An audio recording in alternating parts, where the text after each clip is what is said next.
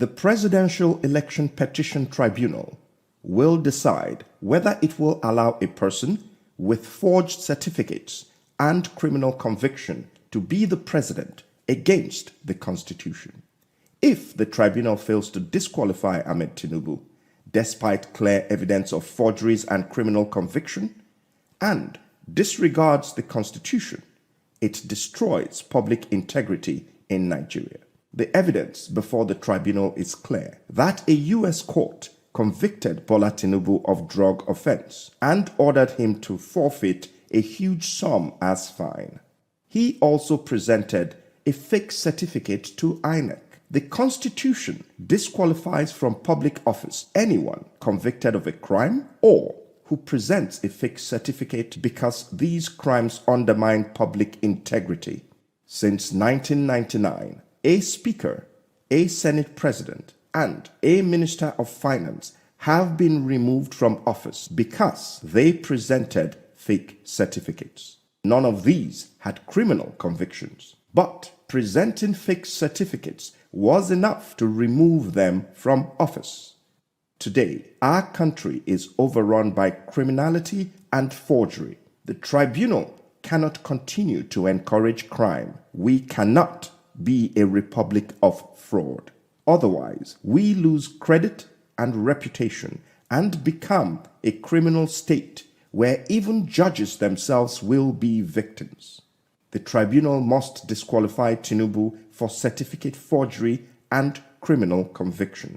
It must heed the advice of the Supreme Court in Saleh versus Abure that the courts must actively fight certificate forgery and should never allow anyone who presented a fake certificate to contest election in any public office.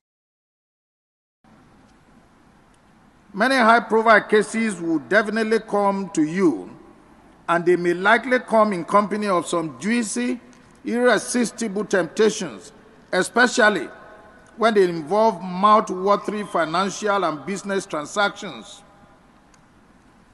I'm making it clear to you now that you must flee from such disguised danger. Your reputation and integrity matter much, and it counts enormously in your rise to honor and fame in life. Let me point out unambiguously that in life, gifts and wealth that are not worked for, which are by extension undeserving, are always wrapped in calamity and destruction. Flee from them and keep your heads high above the murky waters of corruption and favoritism, so that you can be conveniently counted among the very best in the Nigerian judiciary. You must, against all odds, conduct your affairs within the ambit of the law and the oath that you has just been administered on you. If you were hitherto 50% under public scrutiny, I can then confidently tell you now that it has automatically risen to 100% by virtue of this appointment. This tempo of public assessment of your conduct and disposition will now assume astronomical proportion. You must equally redouble your effort and dialogue properly with your conscience in order not to fall out of the grace of Almighty God and the Nigerian people. It absolutely takes nothing to join the crowd, but it takes quite a lot to stand alone with good conscience. Several novel business and industrial disputes are occurring in the country virtually on a daily basis that have now inevitably made litigations to go on a steady rise. No court in the land is spared of this. We are constantly on our toes, and the dockets are ever rising in response to the challenges of the time. This underscores the fact that Nigeria ranks among the most litigious countries in the whole world. The onus is on your lordships to fasten your belt and roll up your sleeves to face the challenges head on. You must redouble your pace to catch up with the expectations of the litigants. As judicial officers, you have a defined mandate on earth that you must discharge with unveiled honesty and sincerity. You must give good account of yourselves to justify your appointment. However, if you decide to do the contrary, of course, the sledgehammer will, without hesitation, descend heavily on you. No judicial officer at any level of our courts will be allowed to drag the reputation of the Nigerian judiciary into the mud. We can't come this far to fail. Take heed of this admonition by working rightly towards occupying an enviable space in the annals of the Nigerian judiciary. Hello. If you are waiting for the judgment of the tribunal with regard to the presidential election held on the 25th of February 2023, and your thoughts are who is going to win or who is going to lose, is there going to be a rerun, I'm batified, I'm obedient, and all of that, if those are your thoughts, then you really don't know the significance of the judgment that Nigerians are waiting for. Trust me when I tell you that the defining moment of what Nigeria truly is will be known before the beginning or within September, somewhere in September. So I've decided to title this video, Beware the Eyes of September. Now, I've been watching reactions and expectations of Nigeria with regard to this judgment. And I'm asking my question, does anyone even understand how much our identity as Nigerians are perceived elsewhere in the world? I was talking with somebody, a friend I met on social media, over the internet, and we were talking and talking because he saw some of my works in another platform anyway, and then he tried to, as much as possible, develop an acquaintance with me, and we got cheering up ourselves. And then somewhere in our discussion, I told him I was a Nigerian, and voila, his countenance changed. He started insulting me, fuck up, using the N-word and all of that, and then blocked me instantly. Now, my crime was not because I said anything wrong. My crime was not because I looked black. My crime was that I was a Nigerian. And because in his own worldview, Nigerians are corrupt, Nigerians are bad, Nigerians have nothing to offer in business except to scam and dupe people. Those were his thoughts about Nigerians. And I, being just somebody looking for an acquaintance, was, unfortunately ran into the tide. And I was also determined as a scam artist or a corrupt person just because I am a Nigerian. Now, here's the catch. If this doesn't bother you, then something must be definitely wrong with you. Now, the judgment of the tribunal is going to spell a lot of things. Two things in particular.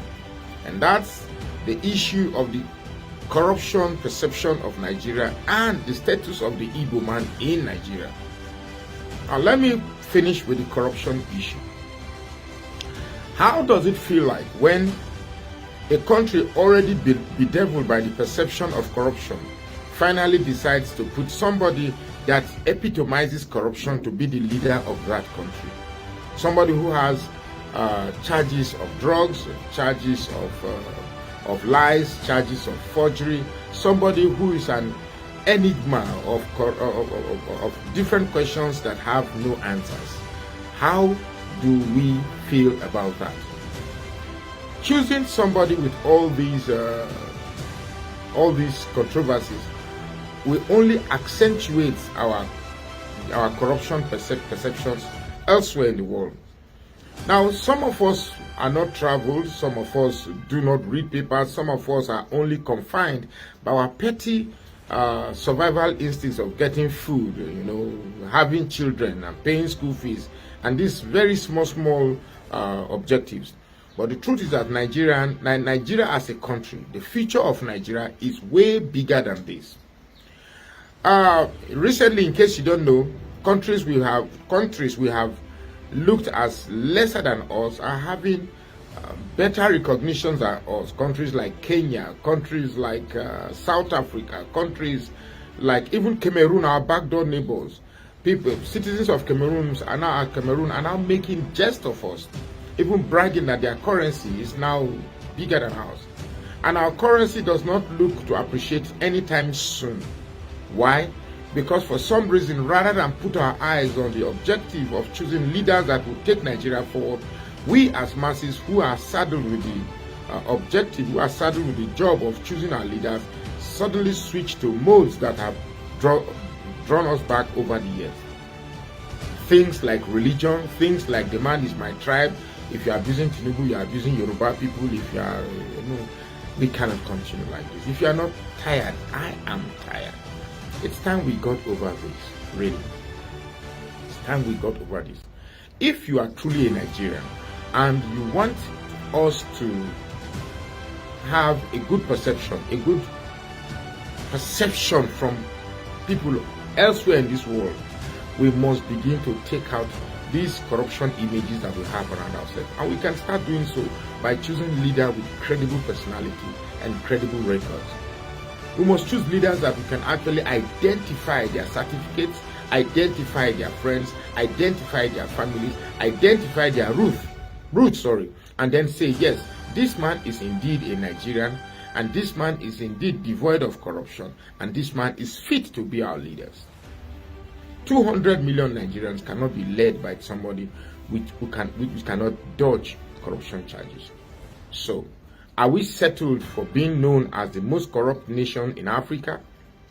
Or we are poised now to actually change our identity? We can do so by accepting the fact that we need better leadership. Now, there are some people who will not listen to me, who would rather stay in that primordial enclave of tribal proclivity. Well, that's your choice. But Nigeria can be better than this. And then finally, the second part of this video is this.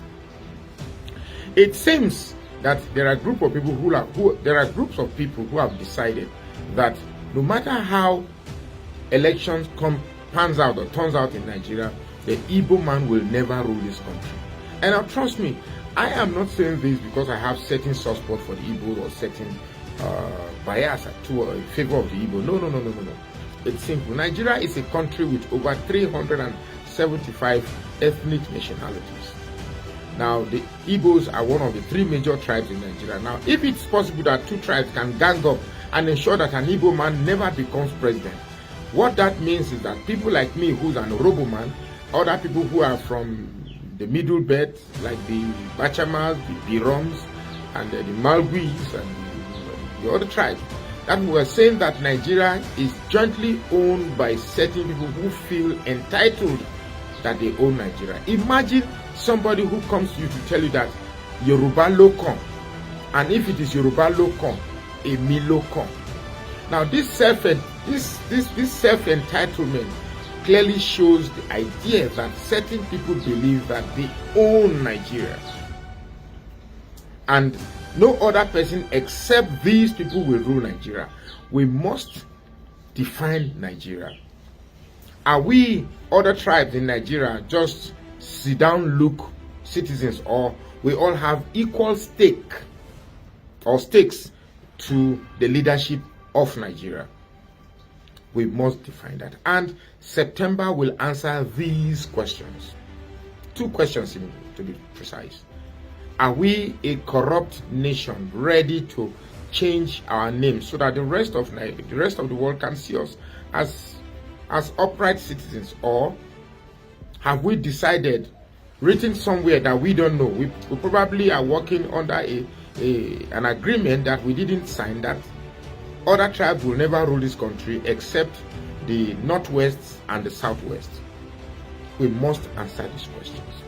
So, in conclusion, the judgment of September is by far going to be the most defining moment of Nigeria.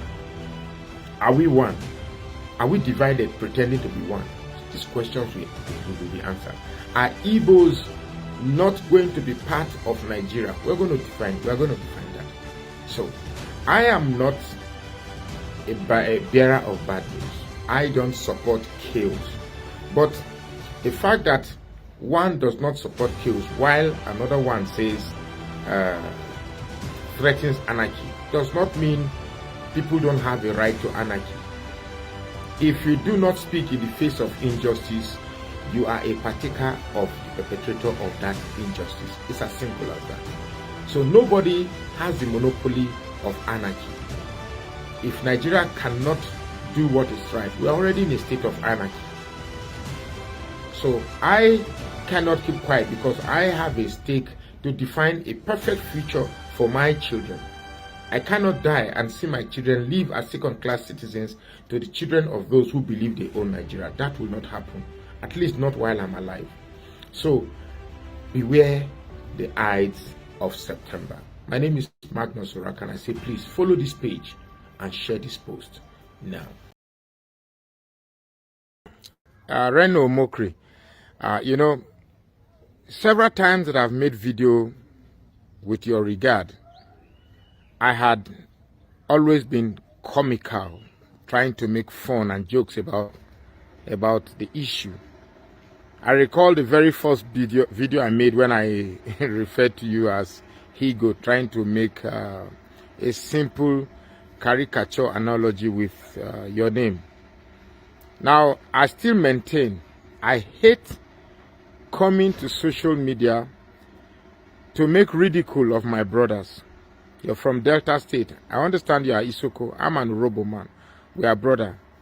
When we greet ourselves, we say Urobo Isoko Wekuye. Now, help me understand something. You seem to be a spokesperson for Atiku, but a critic of Peter Obi and a defender of Tinubu. Help me wrap my head around this confusing triangle. Spokesperson for Atiku, critic of Peter Obi, defender of Tinubu. What even makes it even more confusing is that the person who you claim to be a spokesperson for is in Chicago trying to destroy Tinubu by exposing his fraudulent certificate issue. The same certificate you said and confirmed that Tinubu has in Chicago State University. Please help me. I'm really confused here. However, let me say something. I've come to realize that people like you, Reno, are the very people I've spoken about severally on social media. You see, once a Southern man is equipped with Western education, he thinks being politically correct makes him more intellectually endowed than people he perceived less qualified. And the way we do that is by attacking our own. Peter Obi is your brother. That's regionally speaking, he's your brother. But for some reason, you have chosen to play yourself as one who has a better intellectual perspective to these issues that are in front of us. And that's not true. The truth is that you are trying to pitch your expectations in both places. Because in your small mind, you believe that Peter Obi cannot become the president of Nigeria. So if you pitch your tent with Peter Obi, because of your the investment of expectations that you have, there might not be any return. Therefore, the likelihood of reward for your investment is from either Atiku or Tinubu. That's why you are bestriding your expectation to these people, so that hopefully you can get from Atiku or get from Tinubu. But as for Peter Obi, he's not going anywhere. So you're trying very hard to be against Tinubu so that you occupy the place of thought in either Atiku or Tinubu, because the enemy of my enemy is my friend. So To Tinubu, Peter Obi is his enemy. So if you are the enemy of Peter Obi, you might just become the friend of Tinubu. You see, the level of greed and hungry attitude in our southern politicians, it's so annoying. It's so nauseating. I feel so bad that a man so well educated like you, Reno Mokri, and to add to that, you said you are a pastor, you are a man of the book, you know the Bible. This is not Christian. This is nowhere close to being a Christian. My name is Magnus Oraka. I may not have enjoyed some political spoils like you have, but the truth is that when you have a clear conscience and contented with the little you have, you tend to see things clearly. What you are doing is a clear ridicule, and I trust you that trust me, the end of it all is that you're going to lose from the tripodal settings that you have set from yourself. You're going to lose from Peter Obi, you're going to lose from Atiku, you're going to lose from Tinubu. Might I even add, you might also lose from yourself. Because people like you end up being a very, very big loser. That's where you're heading. Why not you just face what you believe? If you believe that Atiku is the best thing to happen for Nigeria, fine. I don't have a problem with that. I respect everybody's choice. If you believe Peter Obi is not the right candidate, I still don't have a problem with that. But your fixation on Peter Obi is becoming chronic. It's becoming more like an incurable disease. And one is lost as to why the hatred is coming from. Could it where the hatred is coming from? Could it be that the hatred is born from your previous hate for the Igbos? I don't know, because I'm yet to see that. But I still fail to see why a good man like Peter Obi will not resonate to you as a man of candor based on your intellectual input. I find I'm lost. Help me. So, but the truth is that what I can only deduce from the little that I can add up is that you are investing your expectations. You are investing your expectation by talking in pretext that you support this and support that. So, if you are a supporter of Atiku, and Atiku is in Chicago trying to look for certificates that will destroy Tinubu, and you are defending Tinubu that the certificate that Atiku is looking for in Chicago is correct, tell me something. Because attempting to wrap my head around it is getting me even more confused. So I suggest that Reno Mokri, you go back and sit back and recalibrate your thought process, because clearly I think you have exchanged your intestines with your brains, and therefore you are thinking more with your stomach, and therefore at the end of the day you only just become a sore loser, which I think that's the road you are going to, and that's the journey and destination you are heading. My name is Magnus Oraka, and I say please follow this page and share. My friend here, Governor Peter Obi, we're in DC. We came in for the National Prayer Breakfast. But you see, I listened to this man. I listened to Governor Peter Obi. And, you know, ex-Governor Peter Obi, the plans, the ideas, you know, this man raised the bar of leadership in Nigeria. He raised the bar of leadership in Nigeria. Since he left office, can you believe that this man does not take anything, not even like a penny from the Anambra State government? And while he was there, you know, he was a man that built up Anambra State. You know, Anambra State used to be almost educationally disadvantaged. And then in less than 2 years, he brought them to be #1. He left that state with a reserve. Look, you know, we need people like this. I'm so proud of Governor Obi. I listened to him today, and, you know, I was taught, like, do we have fellows like this in Nigeria? I'm very proud of this man. Look at everything that he has touched. He made money for himself in the private sector. He made money for Anambra State in government. Anambra State doesn't borrow money. Are you aware of that? These bailout funds that the current administration is giving states, Anambra State, I mean, he left enough for Anambra State. I'm very proud of this man. You know, Governor B, please just say something to my followers, to my fans. Well, thank you, all of you. All I'm saying is that we have no other country except Nigeria. We must work hard to build it. We must build it. It's our country. We cannot bequeath our children and those coming after us anarchy. We will befit them a better country. Now you heard it. God bless you. Talk to you guys later. President Bola Tinubu has presided over his administration's first Federal Executive Council meeting. Tinubu says the current unemployment rate in Nigeria is unacceptable. The government also says it has no intention to borrow from any local or foreign organization, as the benefits of the petrol subsidy removal will be plowed back into various sectors of the economy to boost revenue. Meanwhile, the finance minister says Nigeria will not be borrowing to create jobs, but will rather seek to encourage investments. State House correspondent Adesuwa Omoran reports. The council chambers of the presidential villa comes alive as President Tinubu convenes his inaugural cabinet meeting, just 9 days shy of 100 days in office. In his address, President Tinubu sets the stage, acknowledging the challenges that lie ahead. He places a spotlight on the pressing issue of unemployment and the state of the economy. The expectation is high, and there's a tough time right now. We must work hard, commit ourselves, and create a buoyant economy that will serve every Nigerian. We have unemployment that is a level that is not acceptable. We are threatened by climate change. But to turn things around,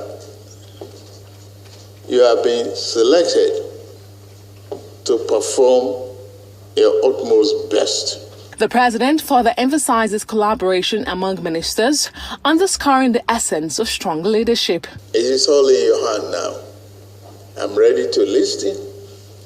Like I said to the NBA yesterday, I'm ready, even for corrections. Only God is perfect. Don't be afraid to take decisions in this situation that you have been called upon to fetch water from a dry well. We will understand what is going on in terms of the 8-point agenda and how to go about that. But we thank you very much, Adesuwa Omoran, for that excellent report as always. Kay, your take on this? Well, today I pray for President Tinubu that as long as he remains the President of the Federal Republic of Nigeria, God, please forgive him and give him wisdom for all the wrongdoings and his sins. Lord, I pray for the sake of innocent Nigerians to show him mercy. For all the deception during electioneering. God, pray for yourself. Nobody sent you to pray on our behalf. Pray for yourself. I disagree. I rebuke your prayer. Nobody asked you to pray on our behalf. Pray that I pray from myself, not on the behalf of any Nigerians. Pray for yourself. Tinubu have not asked anybody to forgive him. If he asks for forgiveness, then he needs to confess. For you to come out to say you pray for Nigerians to forgive Tinubu for all his wrongdoings or on the behalf of Nigerians, oh God, you better stay on your lane. Stay on your lane.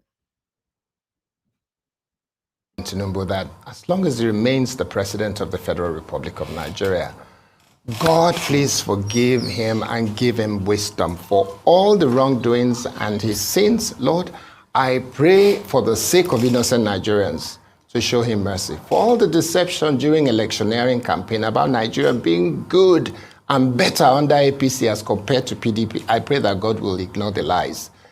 But I am very upset that Vice President Shettima has the effrontery to say that Nigeria is in a mess. All Nigerians cannot forget how the presidential candidate of APC, the one our current president called Ogunefori APC, he said he will give us a recipe or help to remove migraine and headache. For 8 years, Nigerians suffered, but during the campaign, they told us that President Buhari has done well. Please show me the good work that every single one of the APC candidates said President Buhari did that they wanted to continue. Where are the good works I'd like to see? Show me the great improvements on the nation's polity and economy that they're trying. So then why are you praying for Nigerians to forgive him? Why are you praying for God to forgive Tinubu? If you know that Tinubu could not find any good work to emulate or replicate from his predecessor. Then who are you praying to? Who asked you to pray on our behalf? Where's all this hypocrisy coming from in Nigeria, for Christ's sake? What's happening? Trying to improve on. So if that is the case, then they have to show that they have failed us and lied to us about this. But at the moment, we just want to ask, where are the good works? And if there are none, let them acknowledge it. And then we can begin to talk about the fact. Exactly. Let them acknowledge it. Then we cannot begin to think if we want to appreciate, forgive, or embrace, or move on. But they have not acknowledged anything. You are already proactively begging for forgiveness for Tinubu. I don't understand Nigerians. A lot of us are hypocrites. The biggest hypocrites I've ever seen. If you are looking for them, come to Nigeria. They are all there. That we're in a mess and how we're going to improve that mess. The FEC meeting, I said yesterday, it was obvious that that FEC meeting is good.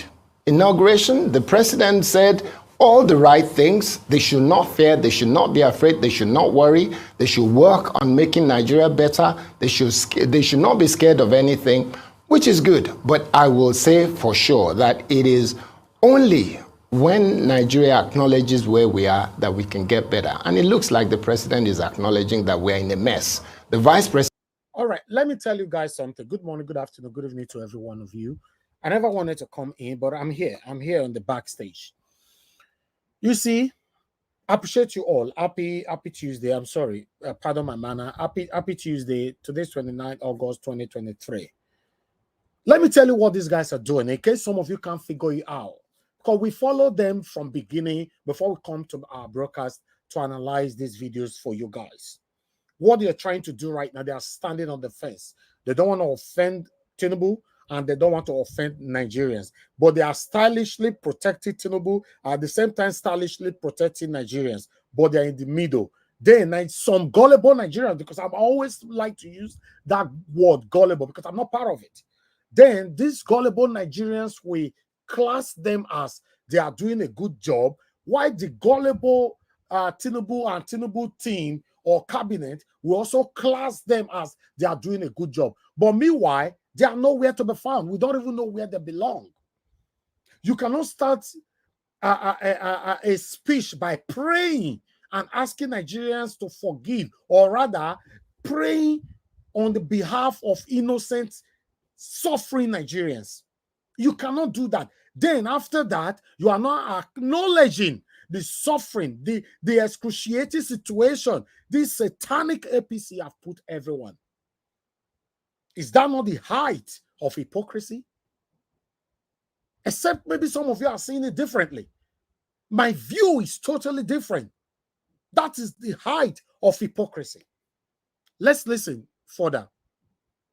We are, that we can get better. And it looks like the president is acknowledging that we're in a mess. The vice president is acknowledging it as well. So let's work towards making sure that Nigeria gets better. All right. So on the focus this morning, well, yesterday into this morning, economic recovery, 8-point agenda, get to work or be fired. Goodness me. Fired. So at first, let me start on a good note. What's the good note? Let me give kudos to President Tinubu for now understanding the level of the problems in the country, which they claimed during the election never existed. Let me also give kudos to him for admitting that there's high unemployment rate, despite the 4.1% we saw, by changing the format. And please, for those that make those arguments as well as international-based formats, I spoke to a reliable source that said we are not getting things right. I would not want to quote my source. And this is the most reliable source on data in this country. That it is evidence there. And if you use that ILO standard, you will not get a true reflection of what is happening. In fact, this source had been pushed before in the past to be able to use that standard, and it was rebuffed. So I'm happy now that all of a sudden, without giving us 2021 data, they give us 2022, 5.3, And now they're giving us 4.1. He has admitted that there's high level of unemployment. And Mr. Kashim Shettima has also admitted that this economic situation is dire. And who made this dire? President Muhammadu Buhari. So I commend and I give kudos to Bola Ahmed Tinubu as he charged the minister. Mr. K, you called it lies. Let me sugarcoat it for them so that they don't say I'm too harsh. What they said during campaign was what we call poetry. Poetry, huh? It's campaign poetry. You know Mario Cuomo? They say we campaign in poetry, but we govern in prose. So they've told us the poetry of campaign. Now they are getting to the prose of governance now. And I'm happy about some things. And that's why I say I give President Tinubu kudos. He said he's going to cut cost of government. People that don't have business with hunger will not go to hunger. Let's see how he implements it. He wants to fix the economy. He wants to do this and all of that. Kudos to him on all of that. But it's in the implementation. It is not just by identifying the problem and romancing the problem. Nnamdi Azikiwe talked about analysis paralysis. We can analyze the problem to a point of paralysis. We know the problem. Everybody knew the problem. Even when the campaign poetry was going on and say, oh, that data is wrong and all of that, when we're giving them the rightful question, and those people were tagging us and calling us, we knew the truth, but we knew their responses were poetry. But now, the same people that told us that, oh, President Muhammadu Buhari, they want to continue his legacy, now they are saying his legacy was not good enough. So they will keep talking because this is time for prose, not poetry any longer. But in order for this, their motivation to change Nigeria does not become poetry or audio, they need to back it up with implementation. And that's why this morning I want to set KPI for the ministers, because the media should do this. The Minister of Finance, for instance, number one, his major priority should be the economy. What will he do with the economy in the next 6 months? Provide jobs, resuscitate the MSMEs and the small businesses, bring about ease of doing business, working with PEBEC. Those are the most important things. Minister of Labor, job creation. Nigeria needs job. I hear in that meeting some people were talking about 50 million jobs. It's about time we get to work. And they have to show us empirical stats of how possible it is. And if they are truly ready about job creation, what they should do is month on month, how many jobs they've created, they should post it out there. It's not some poetry data when it's time for elections again. Accountability in the fold. We've been hearing a story about a certain minister with a conundrum. Decisive action also must be done as regards that. As regards other paraphernalia of government and other ministries, we must have KPIs that impact the people, and these are the targets they must set. And achieve those targets in this stipulated time. And try to achieve, because achieving might be a far-flung one. So those are the things they do. But he has said all the right words. But talking about the problem does not mean solutions to the problem. What we need is solutions. Nigerians are hungry. They are in dire straits. And that's why when Vice President Shettima was talking yesterday, when he was meeting with Mr. Taiwo Oyedele about the tax issue, he said work should be done quickly so that at least we can re-energize the businesses to be able to bring up new taxes. But I'm happy they are saying all of this. That's why I say kudos to President Tinubu. But the kudos will be better when we start to see the results. When Nigeria provides enough job for its people. When we don't need to change the strategy of calculating the number of jobs produced in the country. All the promises they are making now, if care is not taken, if they don't look for proper implementation mechanism, can also be poetry, like the poetry they campaigned during the election. It is time for prose. Let us stop the poetry. I yield the floor. Well, in terms of how bad or dire the situation is, it doesn't have the luxury of that. And divided by 36 months, the last administration was criticized. Nominee sent. What's going on with Nnamdi Kanu? What's going on with is an aspect of government that the last administration was criticized for as well. Unfortunately, this administration hasn't really started on a footing that inspires the confidence of Nigerians that they will indeed respect the rule of law. What's going on with Nnamdi Kanu? What's going on with Rashid Bawa? What's going on with Mr. Emefiele? What's going on with these people? It's not just talk shop. Let us see the actions play out. So great outlining the vision, but beyond outlining the vision, let us see it in action. We move on to the next story.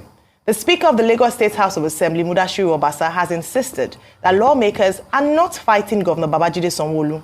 His comments came about a week after the Lagos State House of Assembly rejected 17 out of the 39 commissioners' nominees sent by Sanwo-Olu for screening. Obasa, who presided over the plenary session on Monday, said no matter the threat by some persons, the Assembly will not reveal what it discovered during the screening of the rejected commissioner's nominee. He further highlighted that the mandates the All Progressives Congress won in 1999 must be protected. Information, going got something. We finally had our information ministry there. If you're talking about his experience, his exposure, his daily. Guys, concentrate on this particular part because we're going to move out of this soon.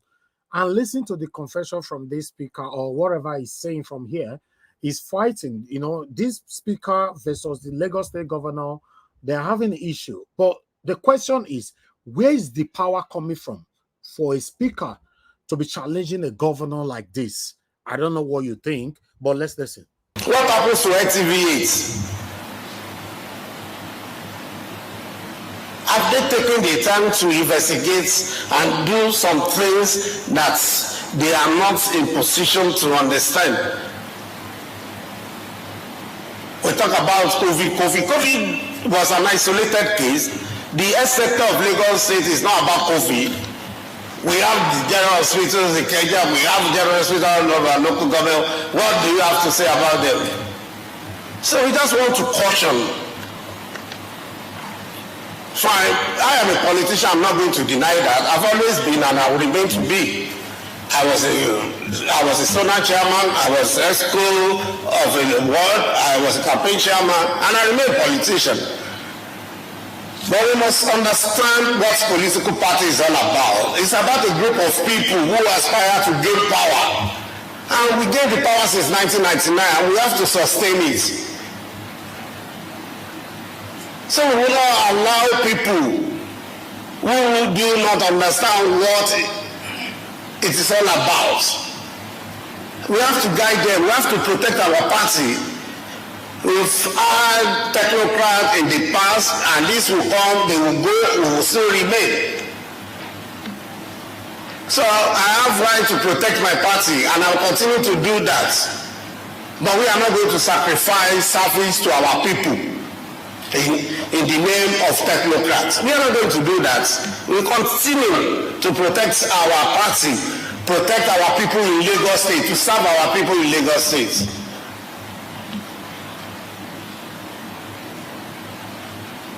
So if anybody is interested to know why we are taking such decision, they should approach the House. And you know, the House as a body restrain itself from exposing what we discovered during the screening exercise. So we are not going to be forced to spill, but we need to caution. We just need to caution I know I will say word, but now say pen, that they should be cautioned in using their pen for the people that have paid them to write whatever they like. We are not going to be threatened. And the civil society organization that are threatening to protest, you can protest, it's your constitutional rights. But don't think you are going to intimidate me or the House. We are not going to be intimidated. We have said no, and we have said no. If there's any reason for us to reverse our decision, if there is, and it is germane and convincing, maybe we may, but not by threats. It's not going to be by threats. We are politicians. If not for us, the technocrats won't be appointed. Somebody said, okay, Mr. Henry said, confession time. I mean, I'm surprised, though. A speaker versus the governor of Lagos State. Why the deputy governor of Edo State versus the governor of Edo State? What is happening? I don't understand. It's because we are successful as politicians. That is why the technocrats are being appointed. So we are about the party, and we are about Lagos. And we continue to serve our people because we are representing their interests. We have been doing that before now, and we continue to do that. The people come first before any other person. It does not matter your degree. It does not matter your we are talking about Julius Berger, somebody serving Julius Berger, somebody is international. Who is not international among us? We have people who came from abroad to contest for Lagos membership of Lagos State House of Assembly. They are still here with us. So as my people will say, we don't want instigation. We don't want conflicts. We are working together. The House and the executive, we are brothers, we are family, and we'll continue to work together. But we need to caution the forthcoming is not to instigate crisis. And those who are living in glass house also to be careful. All right. Honorable Mudashiru Obasa, Speaker of the Lagos State House of Assembly, talking tough and saying that they will not be intimidated. Okay. On the one hand, Rufai and Ayo, on the one hand, I'm enjoying what he is saying because there are facts in some of the things that he's saying. There are facts. There are areas of lapses that you will find in Lagos, and this is across the entire nation. Every state has got areas of lapses, failures by state government and governors across Nigeria. And there are successes as well. In Lagos, for example, there are areas that you cannot fault Governor Sanwo-Olu, that he has done well. And there are areas that led to the situation where Labour Party gave APC a run for every single kobo they could spend. And it was a serious competition, and it was one that is still in court till today, and we don't know how the court decision will go. But at the end of the day, it was obvious that it was a very, very, very, very close fight, that it's almost impossible to see a gap between them. So the Right Honorable Speaker of the House in Lagos State Assembly, he's saying the truth to a large extent. But these are brothers, and their fight should never be on the streets. If you want to wash your dirty linen, keep it within the house, one will say. And I saw something yesterday, and Rufai last night actually, when this video came out, somebody said, Egungun, be careful, you're going on the express. Egungun, be careful, you're going on the express. So when, basically indeed, so when the speaker is speaking like this, and some members of APC, and these are not members of Labour, some members of APC, they are the ones saying, Egungun, be careful, you're going on the express, then definitely the speaker must have listening ear and listen to them, because members of your party are saying, Egungun, be careful, because the way you're dancing, you've got to remember that you will continue to be a member of APC. The governor of Lagos State will continue to be a member of APC.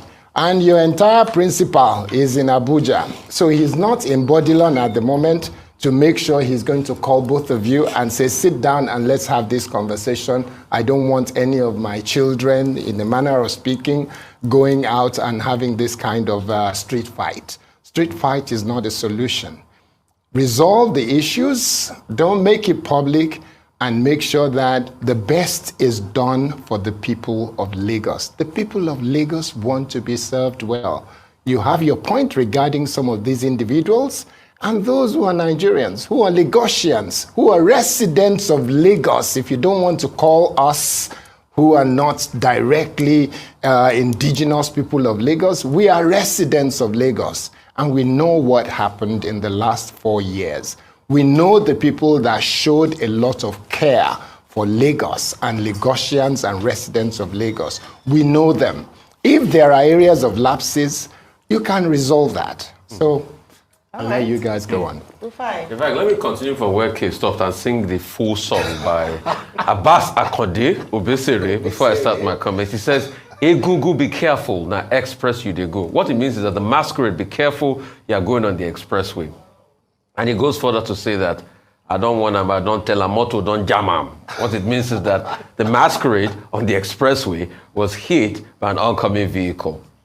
So what it means invariably... Yes. Egungu, be careful, now express you they go. Motto, go jam him. So something happened that day. So that's the full song. Just kidding there. But the truth has to be said. This is an internal fight in the fold of the APC in Lagos. It's a fight between the speaker and also the executive arm. And that's why this is happening. And this is quite unusual, because normally there's always an alignment between the speaker and the governor. He holds the ace. But now this is an open fight internally. He has gone out mudslinging with all of this. Probably in the future, in the grand analysis, this video, he might be called to come and account for the things he said in this video. And that's why I should be careful. Hence, the allusion to what you were saying, that Egungu, be careful, now express you they go. Egungu in Yoruba means masquerade. So, he has said a lot. Thrown direct attack. Thrown direct form of indictment by asking what happened in some government parastatal.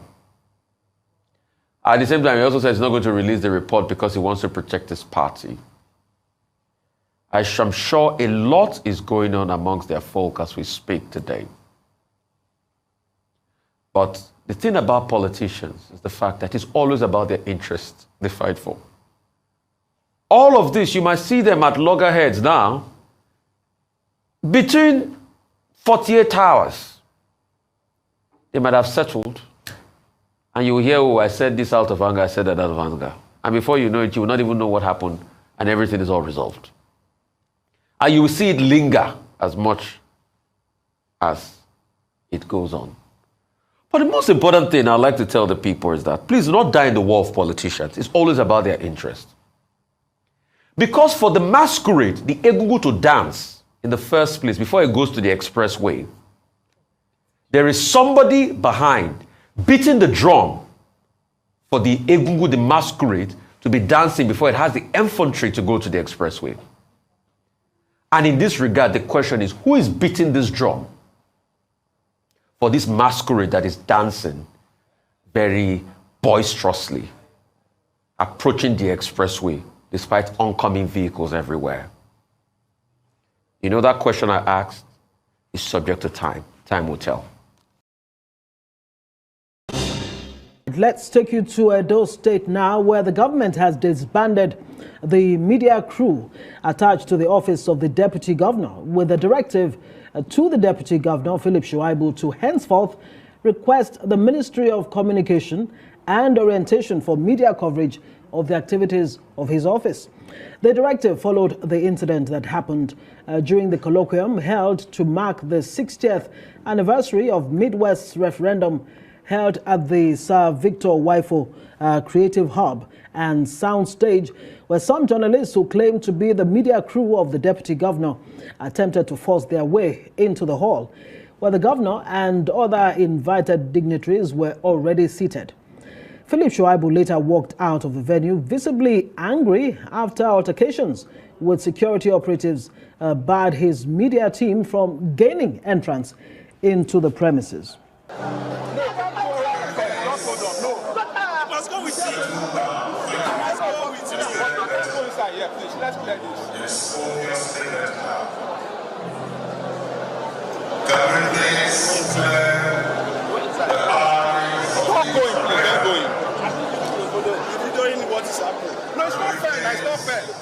Well, Arise analyst Mahmoud Jega and our Director of News and Politics Editor Somna Sambo join us now to unpack this feud. Good to have both of you gentlemen. Let me start with you, Malam Mahmoud Jega.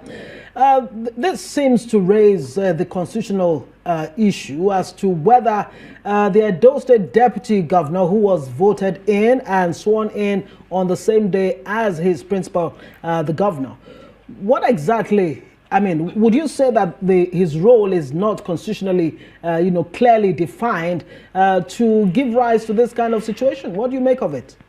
Well, it is a battle for succession, but otherwise, the position of deputy governor in the current Nigerian constitution is always very dicey. And as deputy, shouldn't there be some civil way of resolving matters like this rather than resorting to a show of shame? Yeah, of course, there should be a civil way of resolving this issue, because once it starts affecting governance, then there will be a problem. And I don't know why the security officials would want to stop a deputy governor from performing his official function. Governor Obaseki must understand the constitutional role of a governor and that of the deputy governor. The deputy governor is the deputy governor of Edo State, not the deputy governor of Governor Obaseki. So it's very clear that this was a state event. And if the governor was there, there was no reason why the deputy governor should be absent. These gentlemen were both nominated and got elected the same time. The same rights that the deputy governor has is the same right that the governor has, and the same rights that the governor has is sort of the same right that the deputy governor has, because it's a joint ticket. And once they are elected and they come into government, they are supposed to understand their constitutional rule. And what are the constitutional rules? If you read from section 191 to section 193, you understand that the deputy governor is a governor in waiting, and the governor is just the current occupant. And that's where the problem actually comes from, because section 193 only says that the governor can decide to give any role that he thinks he can to his deputy governor or a commissioner in the cabinet. But it does not expressly state the specific portfolios that a deputy governor can hold. In some states, you see some deputy governors also holding education portfolio or science and tech or any other one, while in some states, I mean most states, they are just left alone like that, with some people even saying that they are just busy reading newspapers in their offices.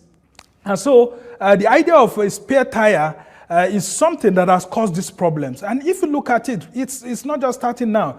Look at the Second Republic, late Governor Ajasin and Ake Omobori. That's where that crisis actually started from, where someone, just like Mahmoud Jega has said, I mean, after the primaries, you see that Ajasin was seen by Deputy Governor Omobori as someone who actually stole some votes from him, and that he was the one that would have even emerged. And because there needed to be a unity for the party to present a united front, they said, look, you be the governor and you be the deputy governor, and then from there, we'll go into the election. But of course, after winning the election, we always have a crisis. But when they are in government, they must understand their constitutional functions. Governor Obaseki cannot tell security operatives to prevent a serving deputy governor from attending a state function. And the state security official needs to be called by the DSS and questioned why he will prevent a constitutionally elected deputy governor from performing his official functions. We believe that, you can win these Nigerian presidential elections. And I ask that question simply because people have pointed out to the fact that you are contesting against more established candidates in more established parties. Your party doesn't even have a single elected official anywhere in Nigeria. People say your party lacks structure. How are you going to defeat these odds? Do you honestly believe you can beat these odds? Well, Peter, you're right. But it's for the people to look at the past years. What brought us to where we are today is cumulative effect of leadership failure over the years by the same people who are elected, by the same people who are in office today. So we're talking about the structure that have kept us where we are, the structure that have produced the highest number of people in poverty in any country, the structure that have produced the highest number of out-of-school children, the structure that have made the country one of the most corrupt countries in the world, the culture that have made it one of the most insecure places in the world, the structure that have brought about highest youth unemployment in the world, the structure that have made drug prevalence in Nigeria the highest, the structure that have made us to overtake India in infant mortality. That's why the fact there are 1.4 billion. So I can go on and tell you about what this structure is all about. The structure that have brought disunity in Nigeria, that is the structure we want to remove. We want to bring a structure that will secure, unite, and bring about production-centered leadership in Nigeria, where we will start pulling people out of poverty. Our children will be in school, where we will start ensuring that people get jobs when they leave school by supporting micro, small enterprises, a structure that will start governing by rule of law, a structure that will fight corruption. This is the structure we need now.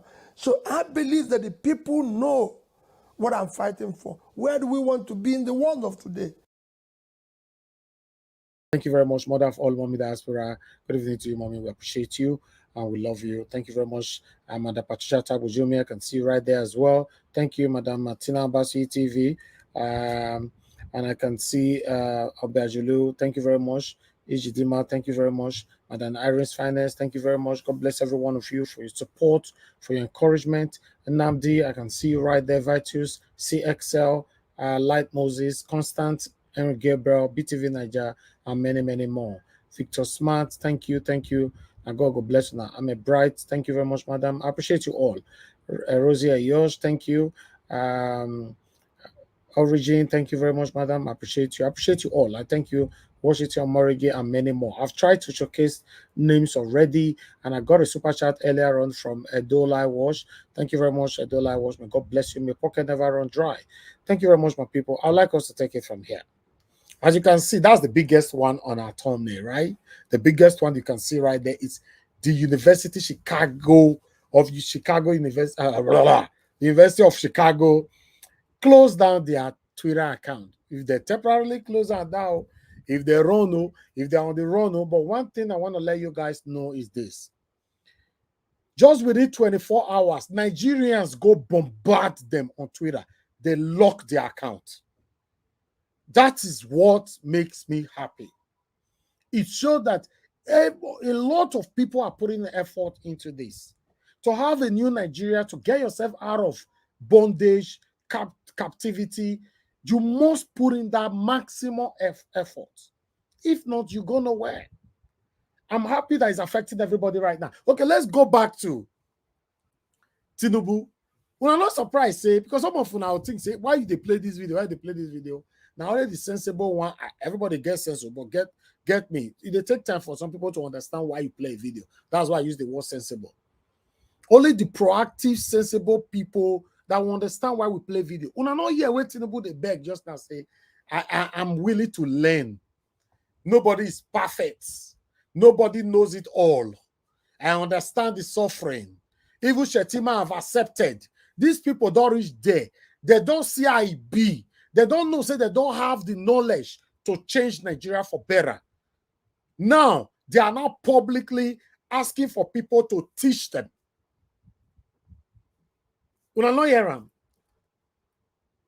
listen, if not because of the hate that we are demonstrating or sharing amongst ourselves, allow Obi to handle this thing. Let us now be the one that will criticize Obi. After all, everything we don't talk, maybe God forbid, not feel can't do one. Just let him do this thing. Tinubu's supposed to be at home. Everybody will be paying homage to him. He's an elderly man. Normally, he's an elderly man. Because if not because of politics, everybody can say Tinubu, Tinubu, Tinubu, Tinubu, Tinubu left, Tinubu right, Tinubu forward, Tinubu. Because of greed, selfishness. If he didn't apply greed or selfishness today, I don't know what Tinubu is looking for. The man get money. This is the things about their house. They read newspaper. They watch all of us from your 10,000 pounds screen, because the Abure 15, the most expensive television in the world now, they are saying 70,000 pounds. Let's say, hey, now that one go there in the living room. They watch us from there. The foldable television. Eh? You can't do this job. Just like somebody look at me from afar and I say, waiting, I want to do that. I go feed one. I go feed one. Yes, not be to just on life, maybe you can't life. If you can't reach them, you can't fumble. Allow Peter Obi to change Nigeria. This man have repeatedly stated it. Allow me to change Nigeria. I don't have any, I've never met Peter Obi one-on-one in my life. But I can categorically say that Peter Obi will be the best president that have ever happened to Nigeria. Some of them is now, I don't do. You are overemphasizing. You are over this, over that. I'm telling you, Peter Obi will be the best president Nigeria have ever produced. Allow him to change Nigeria for us. Let people pay you homage, Tinubu. Restore your name. Not too late. Come out like you did today. I like that. Although you were stylishly telling people what you are passing through, but this time, there's nothing like stylishly. Come out openly. Tell Nigerians, I apologize. I have to resign. I didn't win this election. Just imagine, God, that happened. Just imagine that happened. Me personally, I don't know about you, I will honor Tinubu forever. Because everybody have committed one or two sins in life. The ability and the God,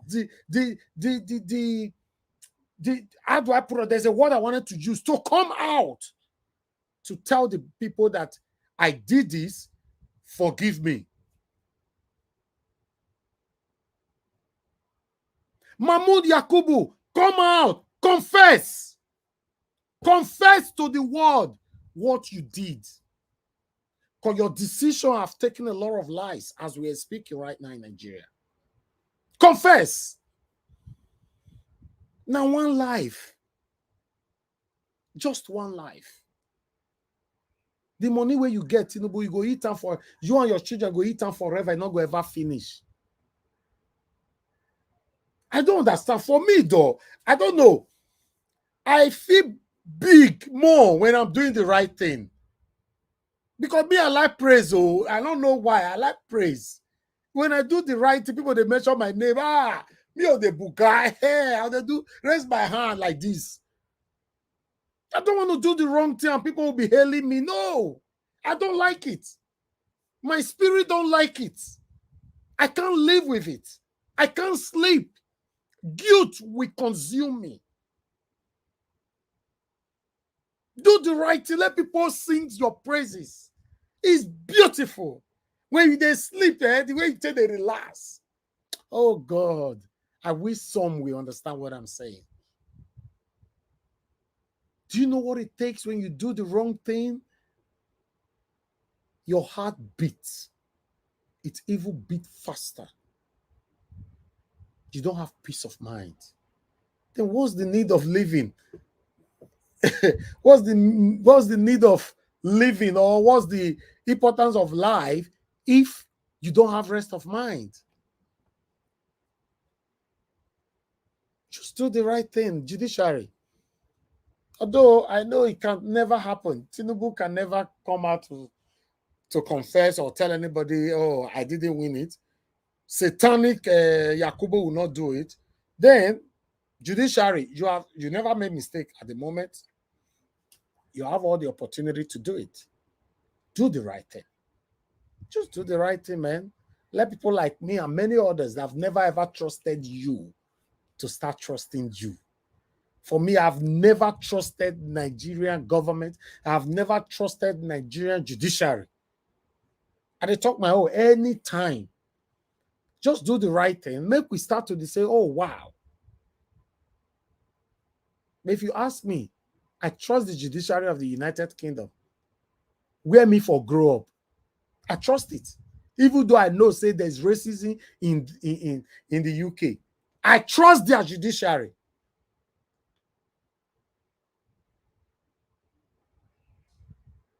We can do the same. In fact, we can even do better. Let's do the right thing, my people. We have one life to live. None of us is going to live forever.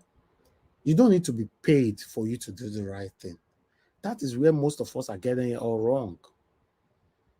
Everybody wants to be rich overnight. You now see 13 years old, 12 years old, 14 years old with ritualism in the name of Yahoo. Everybody wants to be rich.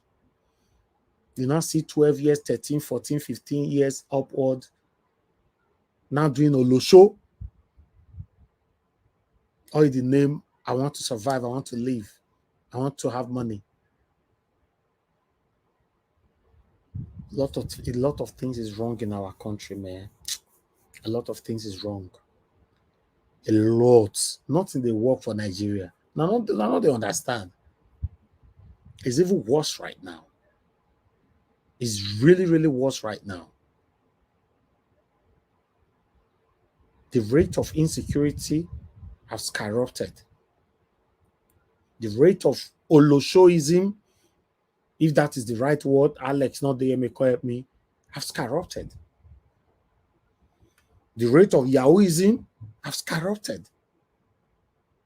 Armed robber, kidnapping, terrorism, and many others, anything to do with crime, have skyrocketed.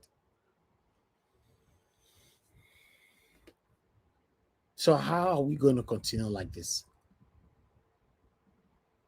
How? We can't continue like this. Unemployment rate have dropped from 5.3% to now 4.1%.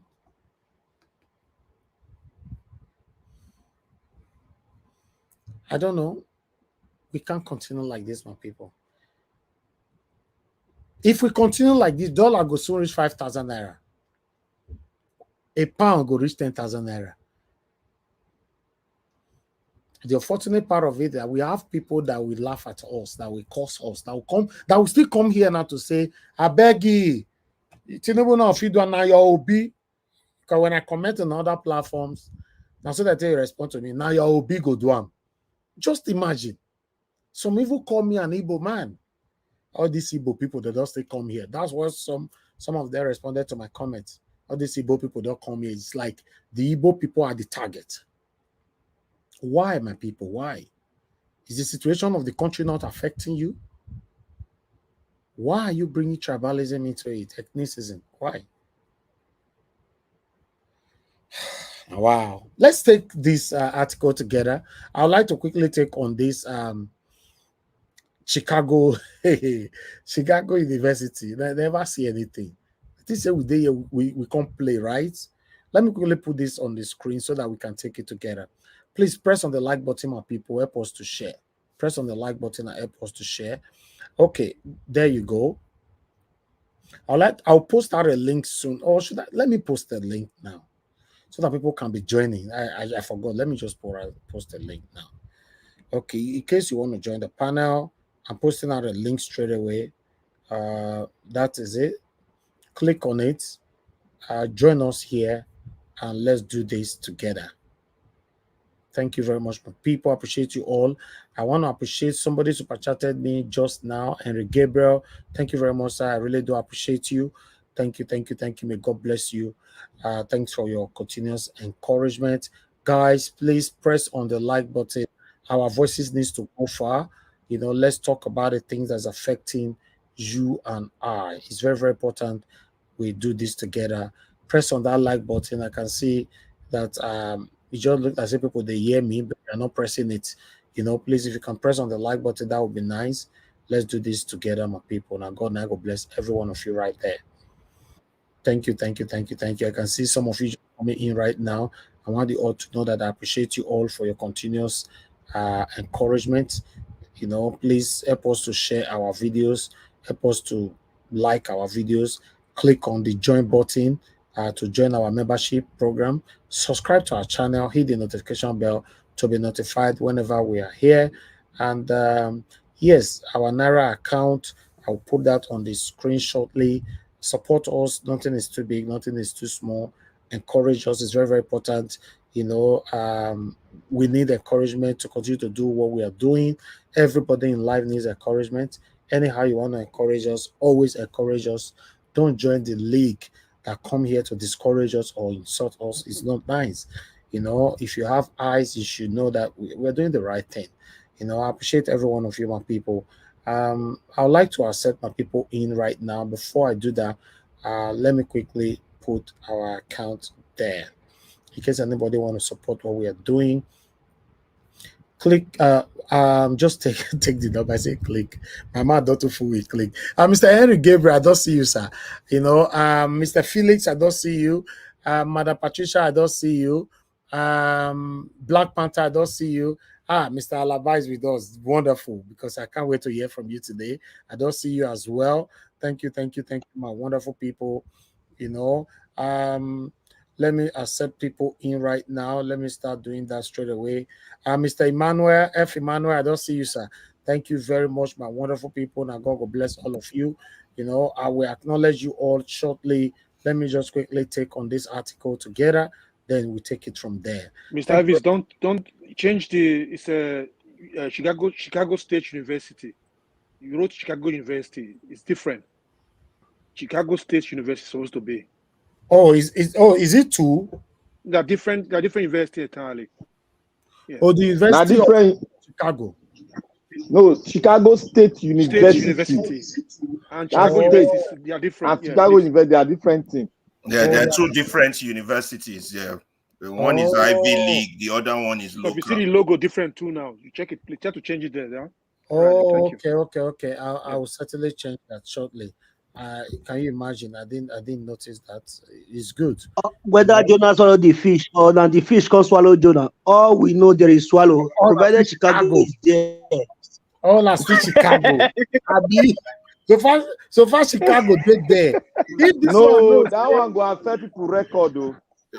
This one will drag the other one come out now. No, it's not the same. One is an Ivy League school. The other one is a local school. The other one is a local school. He get one when my father tell us that time. He say, if small pikin do bad thing, once you don't talk all the bad thing where you do finish, you go ask small one general. Now you go call deny the one way you not do for inside. I said the one way you do.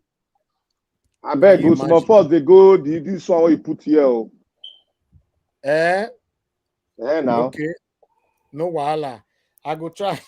I go change that. I go change that. Thank you very much, my brother. I appreciate you all. But meanwhile, let us quickly take on this article here. Then I'll come back to everybody. Okay, we have somebody else on the backstage. I'll come to everybody. Please, everybody just stay mute. Let me take this. Oh, I need to remove this from the screen. One moment, my people. Okay, let me quickly take this here. As you all can see right there, Tinubu certificate, Chicago State University logs X, say Twitter now they can change to X now. A lot of people are still confused. Lock S account after backlash. Okay, I'd like us to take it from here. There's so many adverts everywhere. Chicago State University, the United States has put its X page on private after some Nigerians allegedly stormed the page to inquired whether or not President Bola Tinubu truly graduated from the institution. This is in the wake of a petition filed by the presidential candidate of the People's Democratic Party, Atiku Abubakar, in a United States court to obtain information about Tinubu's academic record at this Chicago State University. A check on the page, which was earlier public on Tuesday, showed it has now been put on private with a message, "These posts are protected." Only confirmed followers have access to at Chicago State post and complete profile. Tap to follow. Okay, that's the only thing they've put there right now. Okay, I'll just stop it right there. I don't really have much to read here. The headline is good on that. Okay, let me take on another one sharply. You know, this is the last one I'm going to take right here so we can move on, my people. I have somebody on the backstage. I will add you shortly. Please bear with me. Let me quickly put this here from the Labour Party National Chairman, Julius Abure. His statement right there in America. Let's take this together, my people. There you go. Okay. As you can see, Obi'll will soon be declared Nigeria president. Abure tells Nigerians in the US. So I'll read from here. Julius Abure, National Chairman of Labour Party LP, says Peter Obi, presidential candidate of the party, will be declared president of Nigeria by the Tribunal. Abure spoke while addressing some Nigerians in the United States during a tour of the country. 1 minute, guys. You know, not say how they use one hand, they remove some things. How they find as I want to read. It's terrible. It's terrible. You cannot just bombard everywhere like this. Okay. Okay, I have one line for you. Obi, who came third in the presidential election, held in February, and his party are challenging the outcome of the poll. Okay, let's see. Okay, continue right here. They are asking the court to nullify the victory of Bola Tinubu, candidate of the All Progressive Congress APC. Abure, who is on a tour to the United Kingdom and the US, said the judgment by the Presidential Election Petition Tribunal, PEPT, is expected to come on or before September 16. Following Peter Obi's participation in the 2023 general election, which changed the political narratives in Nigeria. We gave them a run for their money, he said. They have murdered sleep and they will sleep no more. They have stolen what is not for them, and they will not sleep until we recovered it all. Okay, I think that is it right there. Thank you very much, my people. That is all we have right now. I think while I try to change what we put there earlier on, I will, you know, please, Ogbona, turn off your camera. We don't like movement on camera anymore on the platform, please. If you want to be moving from one seat to another, just turn it off. Better. Thank you, sir. You know, all right. Let me quickly acknowledge the people that is right here with us. Let me start with the first person, Mr. Henry. Thank you very much, sir, for joining us. Good evening to you, sir. How are you doing today? Yeah, good evening, Mr. Elvis. Thank you for the wonderful job you're doing. Thank you for letting our people know what is going on in Nigeria. And thank you for the panelists. We are here to debate on matters that concerns us. Looking forward. I appreciate you, sir. Thank you very much. Let me call on the next person, which is Oga Felix. It's good to have you on the panel, sir. How are you doing today? Happy. I get to my beloved brother. May I first ask you one question? Result Okay, where you take where you dey reach so as we take on here. How it take happen? I been a Yakub Mamu writer because before you talk, say you want send link, me don't click on. It con the row. No problem, shall we see in court? I greet my people. Comment section and all that. Your internet too slow. My internet. Exactly. Not be Your too. internet. Not be Blame your too internet that they use. Oh, No, na EU. na Jama ono. Now they use Jama power. Now they use Jama. Okay, na Jama machine. No wonder. I don't understand Hitler. Oga, blame your internet. Blame your internet. Your internet not good.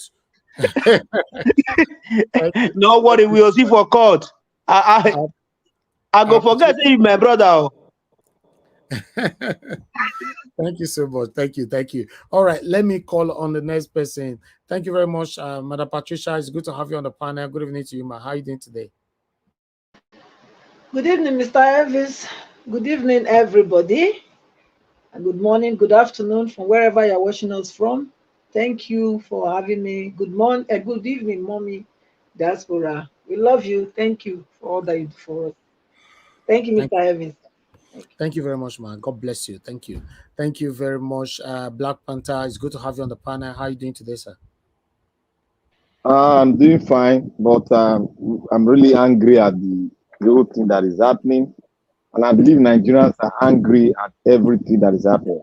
Most especially, we are angry at the University State of Chicago. We are really angry at them and angry with so many things that is happening. We are just, Nigeria is in a disarray. Nigeria is less than an handicap the way it is now. Thank you, Mr. Najawad. You're right. I support you on that, my brother. Thank you very much. Anyway, we're going to expatiate on that shortly. Thank you very much, Mr. Alaba. It's good to have you here. I'm very happy that you find time to join us today. How are you doing today, sir? Good evening to you. Yeah, all protocols observed. Thank you very much, Mr. Elvis. I didn't go to work today. That's why I'm able to join via video. It's always difficult to do it from my job website. I can't, government website. If I join private, I might be in trouble. So that's why you've not been seeing me, but I'm always following, on the everything that is going on. I want to thank you very much for what you're doing. You're doing a great job. You have to keep informing Nigerians and keep letting people know. God will continue to bless you and all the panelists and everybody. By God's grace, we are going to get our mandate back. Amen. Amen. My brother, Mr. Laba, no worry. Once our principal enter, we will give you Mr. Peter Obi, SLS network when they use so that may die on work could not they fuck up again. Thank you. All right. Thank you very much, sir. May God bless you. F. Emmanuel, it's good to have you on the panel, sir. How are you doing today? Okay, F. Emmanuel, you are not there right now. My brother, they here. They always they rush. Calm down. Okay. Wonderful. Good evening to you, sir. I beg, talk to us. How you did today? I did. Good afternoon. How are you today? Yes, so we are happy, especially when you are with us here now. Thank you. Wow. Anyway, I greet each and every one of you, all my Edo in-laws. I hail all my colleague and panelists. I hail you. Today is going to be a wonderful day. Chicago is on fire. Exactly. My brother, our beloved brother, Mr. Elvis, not be say they rush. We not get time to check time. The other time, I tell her, say, if you call me once, call me 2 times, I don't answer you. Come on me for panel. No time to check time, my brother, because the time we don't to waste time for all these political dealers. We not get time to check time again. Thank you. Thank you very much, my brother. Thank you. God bless you. All right, Madam Ame, it's good to have you with us today. Good evening to you, man. How are you doing today? Good evening, Mr. Elvis. It's a pleasure being with you people. Good evening to my fellow panelists. Good evening to the Obedience and Nigeria family. I appreciate to Mr. Elvis. Thank you for your great job for our motherland. And I'm really happy to hear from Abure that Obi'll will soon be declared, because I was almost done already, getting fed up. I was trying to say, no, I'm not the kind of person that if I'm fighting, I don't quickly give up. I was just managing to say, until you also, Elvis, you also gave me the mind yesterday. You also cooled me down. I appreciate you. Thank you very much. Thank you very much, man. Thank you. Yeah, together we are going to have a My brother, today, now so retaliation, me one can retaliate today. Wait till they You happen. cool everybody down. Now let me know they cool down. Now what we will see for Amagba. No, now you and now let's go see for Amagba. No, we'll carry your gem body. Me not there, Amagba. Don't worry. You know, call Amagba. All right, no wahala. If Alex invite me, you must come. But if Alex become the governor or the vice governor of Edo State, you must come and we'll go chop a black soup. No wahala. Thank you very much, my brother. Thank you. Mazi Ogbona, it's good to have you on the broadcast. It's been a while. Good evening to you, sir. How are you doing today? Okay, you are not there, Mazi Ogbona. We can't hear you. Okay, I'll move on now to Mr. Moses. It's good to have you on the show. How are you doing today, sir? Good evening, sir. Thank you, sir. Thank you very much. Good evening, everyone. Good evening, sir. I'm gentle today because everything don't tire me, sir. Thank you. We'll come back to you. Thank you, sir. I just wanted to quickly acknowledge you. Thank you, sir. God bless you, sir. All right. Thank you very much, everybody. Please stay mute, sir. Stay mute. We are hearing your child's voice, please. Okay, thank you. All right, please, if I call you and you have noise on your background, it is better you don't answer at all than to answer and the noise coming to the live broadcast. You know, whatever that comes to the broadcast is recorded. Okay, thank you everybody for your understanding. I guess that is the exact logo, right? The one I've put there now. My people, is that, can anybody? Yes, that's the correct one. Yes. Correct. Yeah. Okay, Yes. good. Thank you. Thank you very much, my people. God bless you all. Okay, now let me call on the first person to speak to us. I would like to start with Mr. Alaba. Please, my people, it's supposed to be Mr. Henry, but Mr. Alaba have a lot because he reached out to Chicago State University and we talked about it briefly yesterday, but we're looking to expatiate on it, but he could not join us. So he's with us today. So I'd like us to hear from him to tell us how it went and the outcome of everything, you know, from him. Talk to us, sir. Thank you very much. Yeah, hi everybody. Good evening, everybody. Niger Watch family. God bless all of you. God bless you, Mr. Elvis. So this is on. You know, I will just sit by the internet, just watching all these bloggers and everybody. So in one of the blogging, I saw that they said that in 1999, Tinubu presented a page of this yearbook at Chicago State University at Chicago State University to the Senate in Lagos, and it was recorded in the Senate in Lagos that he went to school. Then the thing just hit me. Wait a minute. When you apply for a job and you want to use your university degree, is either you send in your transcript or your certificate.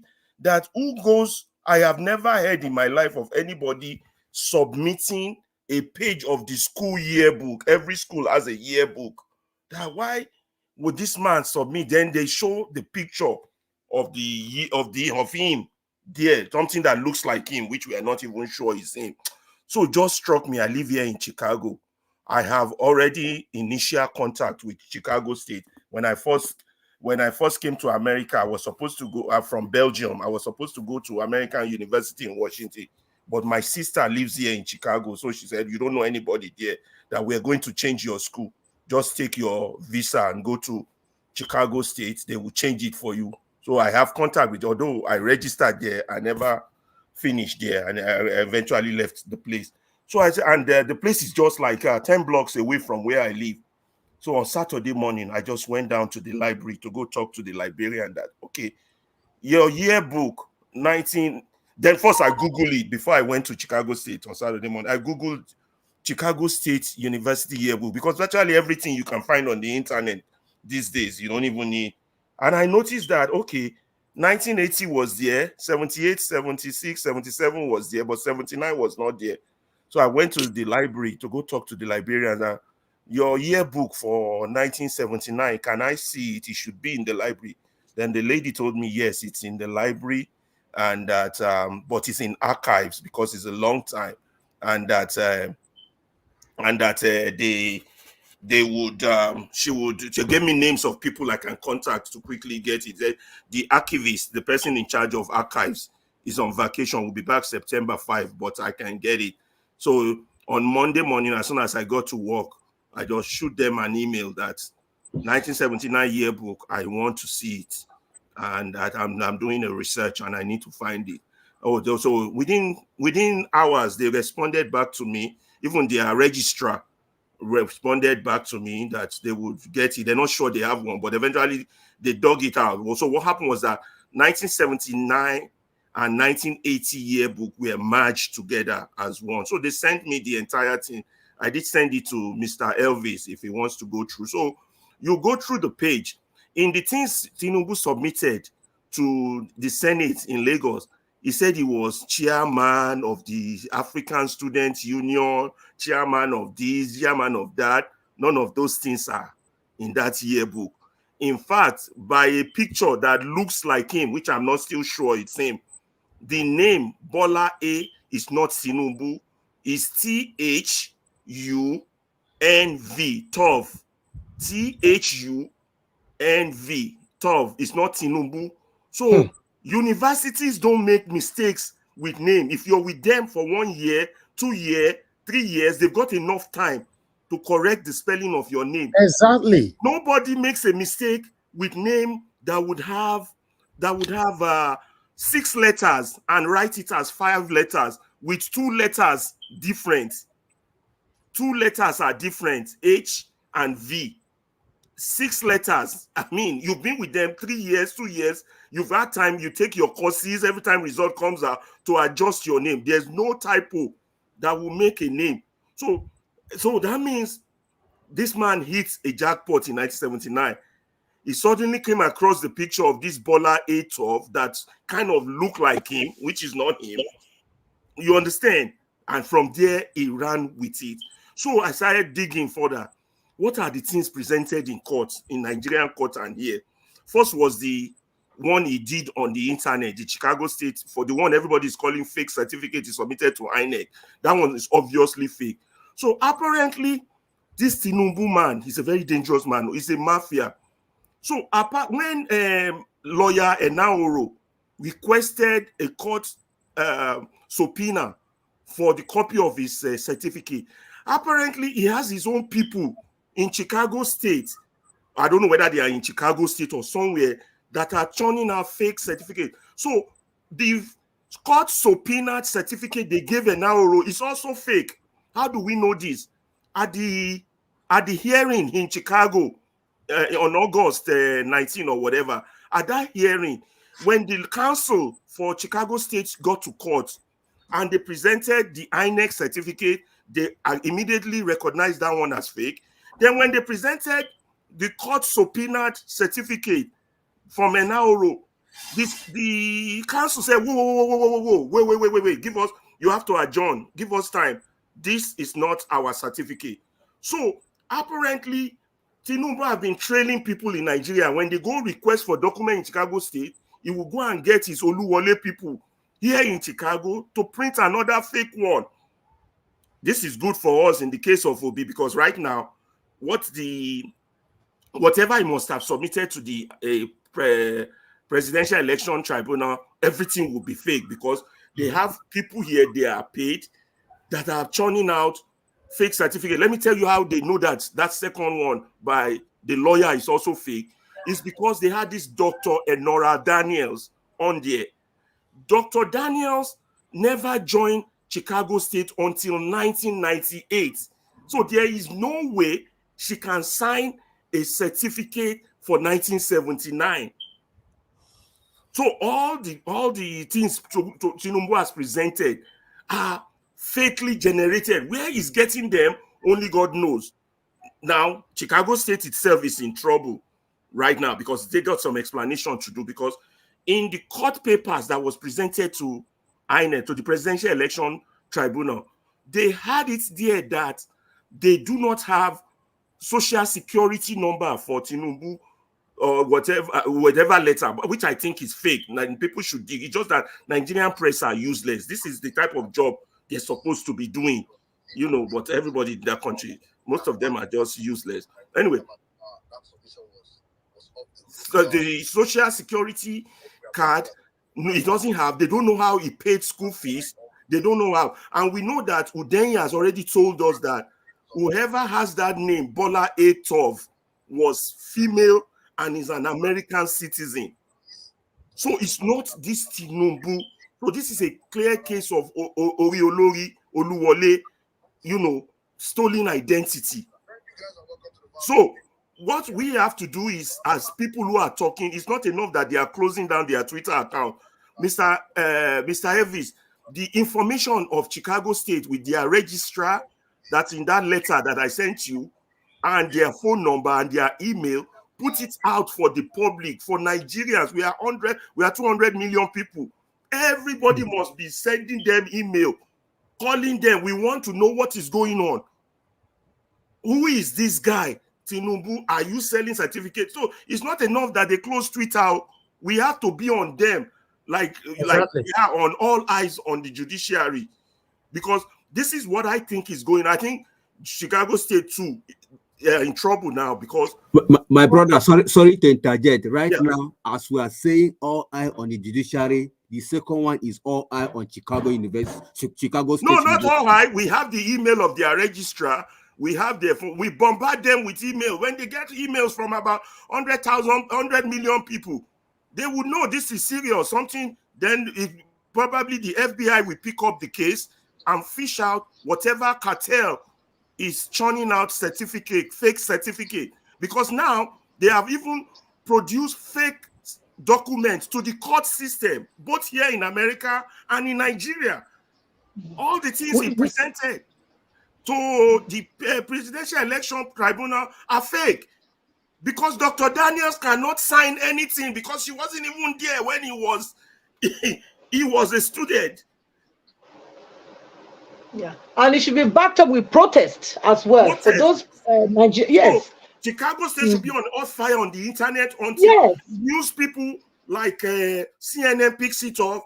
The Department of Education in the US pick up an investigation on who is Bola Tinubu. How did this? It's not even Tinubu that's on their graduation list. So, and then another question I wanted people to do in Nigeria is that, okay, he said he submitted this page to this yearbook page to the Senate in Lagos, right? They should go and see whether the name under that picture was spelled properly. That is how you're going to really know they are the ones doing it. Because if it was spelled wrong, like THUNV, as they have it on the student yearbook, we would know, okay. But if he had changed it, if he had corrected it to Tinubu, you get the Bola A Tinubu in what they submitted to the Senate, then you know they are the real culprit. Although I know they are the real culprit, but this is more evidence to dig out. It's just that you're dealing with a criminal organization, a criminal. These are hardened criminals. These are not by the roadside criminals. These are people who took Oluwole of Lagos and took it international. You know, and the lawyers that represented him, the Nigerian press, if they were not useless, they should be on them. Their certificate should be withdrawn, because you're not supposed to present a forged document to the court system. It's as if these people have no end in stopping their crime. No end in sight for them. So what we can do as the people is we keep putting this information out. The registrar you have is our response to me. You have our email. We put it out. People, Nigerians, contact this woman. Call live. You can call if you're in the state. Email her. We want to know who is Bola Tinubu and who is the syndicate that is producing fake documents from your university. Who are they? My brother, sorry to interject. I think this issue now, for those of us that are in the US, is a big responsibility for us to dig deeper on this matter. Forget the obedience that are in Nigeria. For those of us, now this is the right time now for us to go all out strategically to make sure that we get to the bottom line of this issue, because we are already in the state here. So I don't think that picture is him. I think the person slightly look like him. The name spelling is wrong, and he has been running with that since then. Because somebody who does not have high school information, how did you get into a university? University must have admission paper. So this, what's his name? Atiku's court case is a very good case. And that's why Atiku is happy. That's why Atiku can tweet that the foul, we go soon see chicken yash, that wind don't blow. Because he knows that once the court was only that they will be issuing the judgment or more continuance on the 23rd, which is longer than when the tribunal is supposed to deliver. So because we don't want our tribunal to escape on technicality. Information also reached me from a reliable source, but I would not like to quote my source, that article said that he doesn't mind even though Peter Obi emerged as the president, but his mission is never to see Tinubu rule as the president of Nigeria. That's good. That's good, because that man is a hardened criminal, and all the lawyers that are surrounding him and that are support, they know all these things. How do you go and generate another fake document to present to the court? Who does that? So everything they presented is fake. And Nora Daniels cannot sign anything. She cannot sign a certificate because she wasn't even there when you graduated. And all the people they put there, so they have their people. Maybe they have their own printing press somewhere. So as soon as letters come from Nigeria, we want to find out about this person. They go and generate something. And then one additional point, the student alumni that he joined, he only joined the alumni in 2021. There's nothing like Bola A. Tob or Bola A. Tinubu with the alumni online. So this is, you're just dealing with a hardened criminal, with a terrible criminal. Those are my submission. We must put it all there, put out that registrar's email. It's not just closing Twitter. By the time their email system shuts down from email, phone call, and people, we want to know who is Tinubu, who is printing fake document from your university, because it's a serious offense. And I'm sure the court will get to the bottom of it. I mean, their lawyer had to say, wait. This is not from us. And that was what was presented to the Presidential Election Tribunal. You remember I said he submitted his transcript. Those are not from them. So what is going on? That's all I have to say for now. Those are other people can talk. And all right. Thank you. Thank you very much, my people. Before I will allow other people to speak, we have our other concerns brothers currently talking about this particular statement issue right now on Twitter. I would like us to carry them along for the next 20 minutes so that we can pick more information from there to continue with our broadcast, if that's okay with everybody. Thank you. One moment. Let me put this on the screen. Let's take it from here. My people, please press on the like button. They say, Pikin will say, my man not go sleep. He said not go sleep. I've been up to the camp. So let's take it from here, my people. Thank you very much. God bless you all. Let's listen to this. Because Chicago State University, and I want to make a call especially to any foreign, especially if you're in the US, any media personality, if you're on this space, this is a free case for you. This is a free digging, a free discovery, a free material for you to go and dig and work with. I can tell for certain. I mean, I'm so sure. I would be entirely surprised if, I don't want to do that myself, that Chicago State University has, it may not be the entire school in itself, but there are some dirty people inside that school that needs to be removed. And if you are here, you attended Chicago State University, your parents, your grandparents, great-great-grandparents attended that school, go and tell them that they should call their school, that their school is about to make their certificate very useless. Because if they don't attend to this the way it is going, I don't think people understand how powerful Nigerians are, especially when Nigerians are resolved to do something. If you look at even abroad, the way they like to identify with Nigerians, especially when it comes to social media activities, you will know that Nigeria is a force to reckon with. So Chicago State University needs to help themselves. It's annoying me is that it's annoying. For example, if this was, the way they say Steve Jobs dropped out of school, if this was a real great person, someone that has achieved, and you are trying to protect the person, I'll say, okay, it's worth it. You are trying to protect someone that forfeited $460,000 in 1993. Officially, this is not rumor. This is not. If you go to the Chicago State Court, Illinois Court, you will see it there. Forfeited $460,000 in 1993. Why?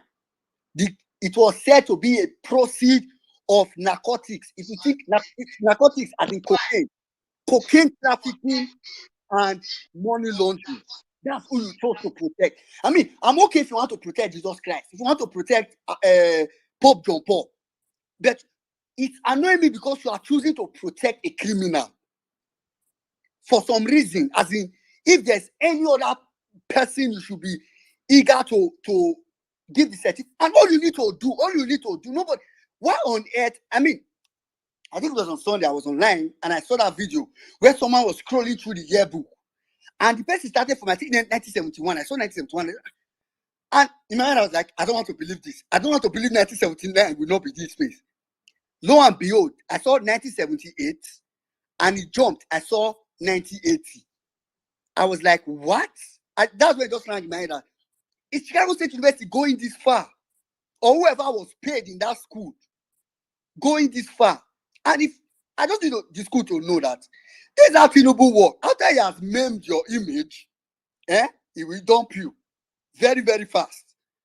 So if you know what you are doing, return our yearbook, because now that 1979 yearbook is everybody's yearbook. Please return our yearbook. We have been looking for Tinubu. We've even heard that, some people said, they said it's in 1980. Then they go to look for 1980. We are not seeing it here. Please bring back our yearbook. Bring back our yearbook. It is very important. And that's for that answer. Saddam, thank you for this is something that I've been pressing in my heart for a long time as well. The free Chike Ebezim, sorry if I don't pronounce the name very well. It's for me, it is the height of rascality. It is the height of rascality. It's a very sad thing. I mean, I'm just thinking, like we were saying just now, Peter Obi, for example, do you know if Peter Obi wants to betray people in prison, Bashi will be in prison, Lino Mokri will be in prison, Fanika Ode will be in prison. In fact, almost all APC people, they will be in prison. Do you know how many? Festus Keyamo will be in prison. Festus Keyamo accused Peter Obi of giving 2 billion to a pastor in this country. He did it so bad that Edo, the European Union, flagged that for him as fake news. But today, Festus Keyamo is a minister. So, for someone that reported something that have been on the air, reported, you go, I mean, you couldn't see the person's, if you couldn't see the person himself, then you rest. You go ahead and carry the person's brother. So I'm calling out on you, DSS, police, whoever you are, Fashola, you yourself, that, I mean, we cannot continue in this lawlessness in Nigeria. That's why I really would urge everybody, please, that hashtag will not cost you anything. Let's make, if you can make multiple tweets with that hashtag, it will not cost you anything.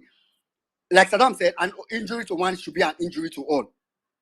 So please and please, let's add our voice, because it's becoming very, very, I mean, I see, it's tweet every now and then. I've even made hashtags.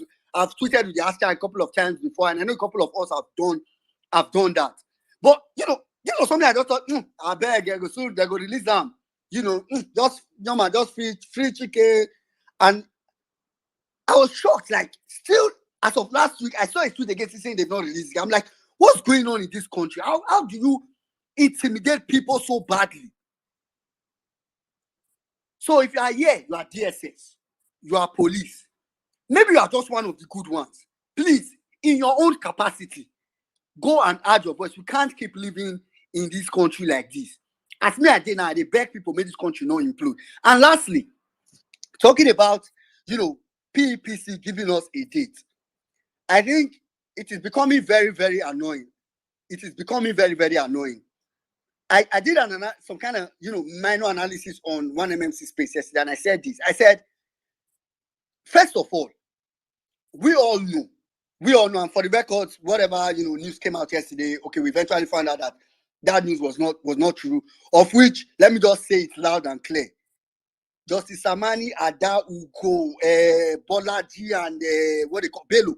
See, if that is inside your mind, if what is inside your mind, is to make that judgment September 16, kill it inside your mind.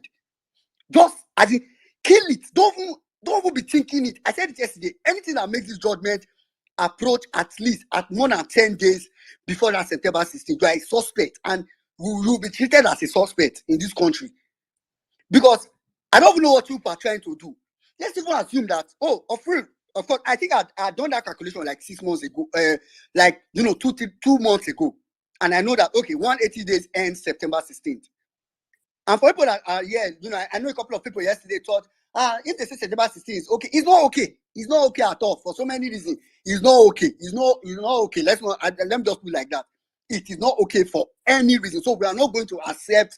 I'm glad that they eventually said it yesterday that, it is not the real news. So I'm just going to assume that you people are not thinking it. Please, if you are thinking it, kill it from your mind, kill it from your being, kill it from your brain. We are not accepting any September 16th.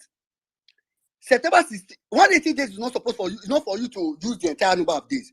And yesterday I was saying on this thing that this case finished earlier than was supposed to be proposed. For those of you that don't know, the pre-hearing started on May 8th and ended May 23rd. And of course, after then they did the one bed. Then the hearing in itself started May 30th. May 30th. And you know, between May 30th and I think June 23rd, Peter Obi and his legal team, Atiku, and the petitioners generally started presenting their evidence and making their case. Then after they did that, if you all can remember, they went on what they call him, Olani Peko, and the rest said, oh, they wanted to take break to go on Salah break, and everybody said, okay, no problem. They went on like 1 week break, and the case continued again on July 12, 2023.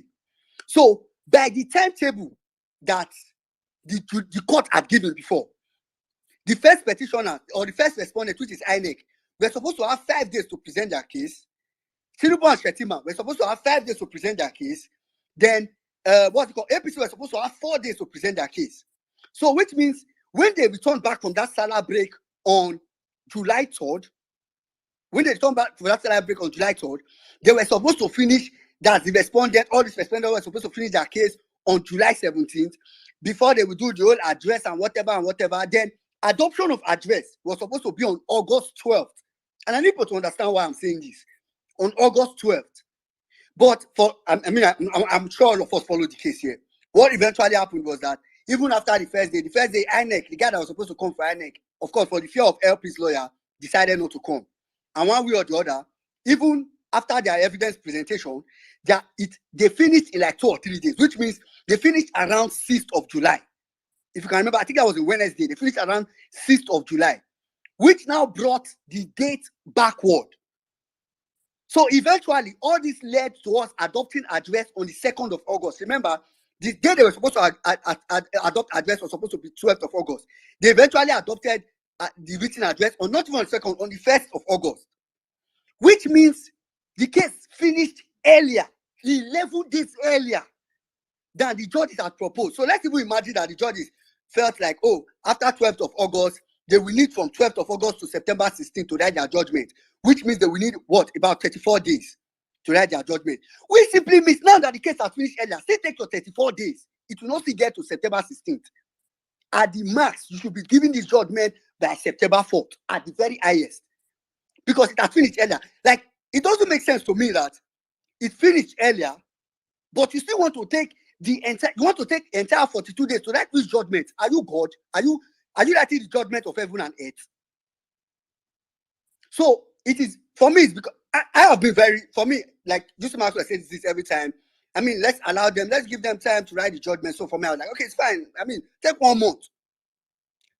By next week here, what's next week? I think by Saturday or thereabout. On Saturday, yeah, we make it, what am I even saying? On Friday, on Friday, we make it exactly 1 month. Exactly 1 month since they did address. I'm saying this so that the judges are here. They should not think we are counting with you guys. So don't think people are, no, Nigerians are not, you just shred everything in secrecy. On Friday, yeah, we make it exactly 1 month.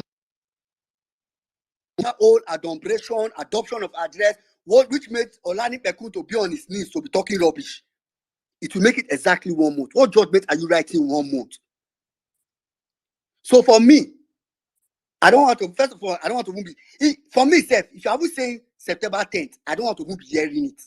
You don't have any reason to not be giving this judgment now, except you are cooking, which I know you are cooking, but just know this.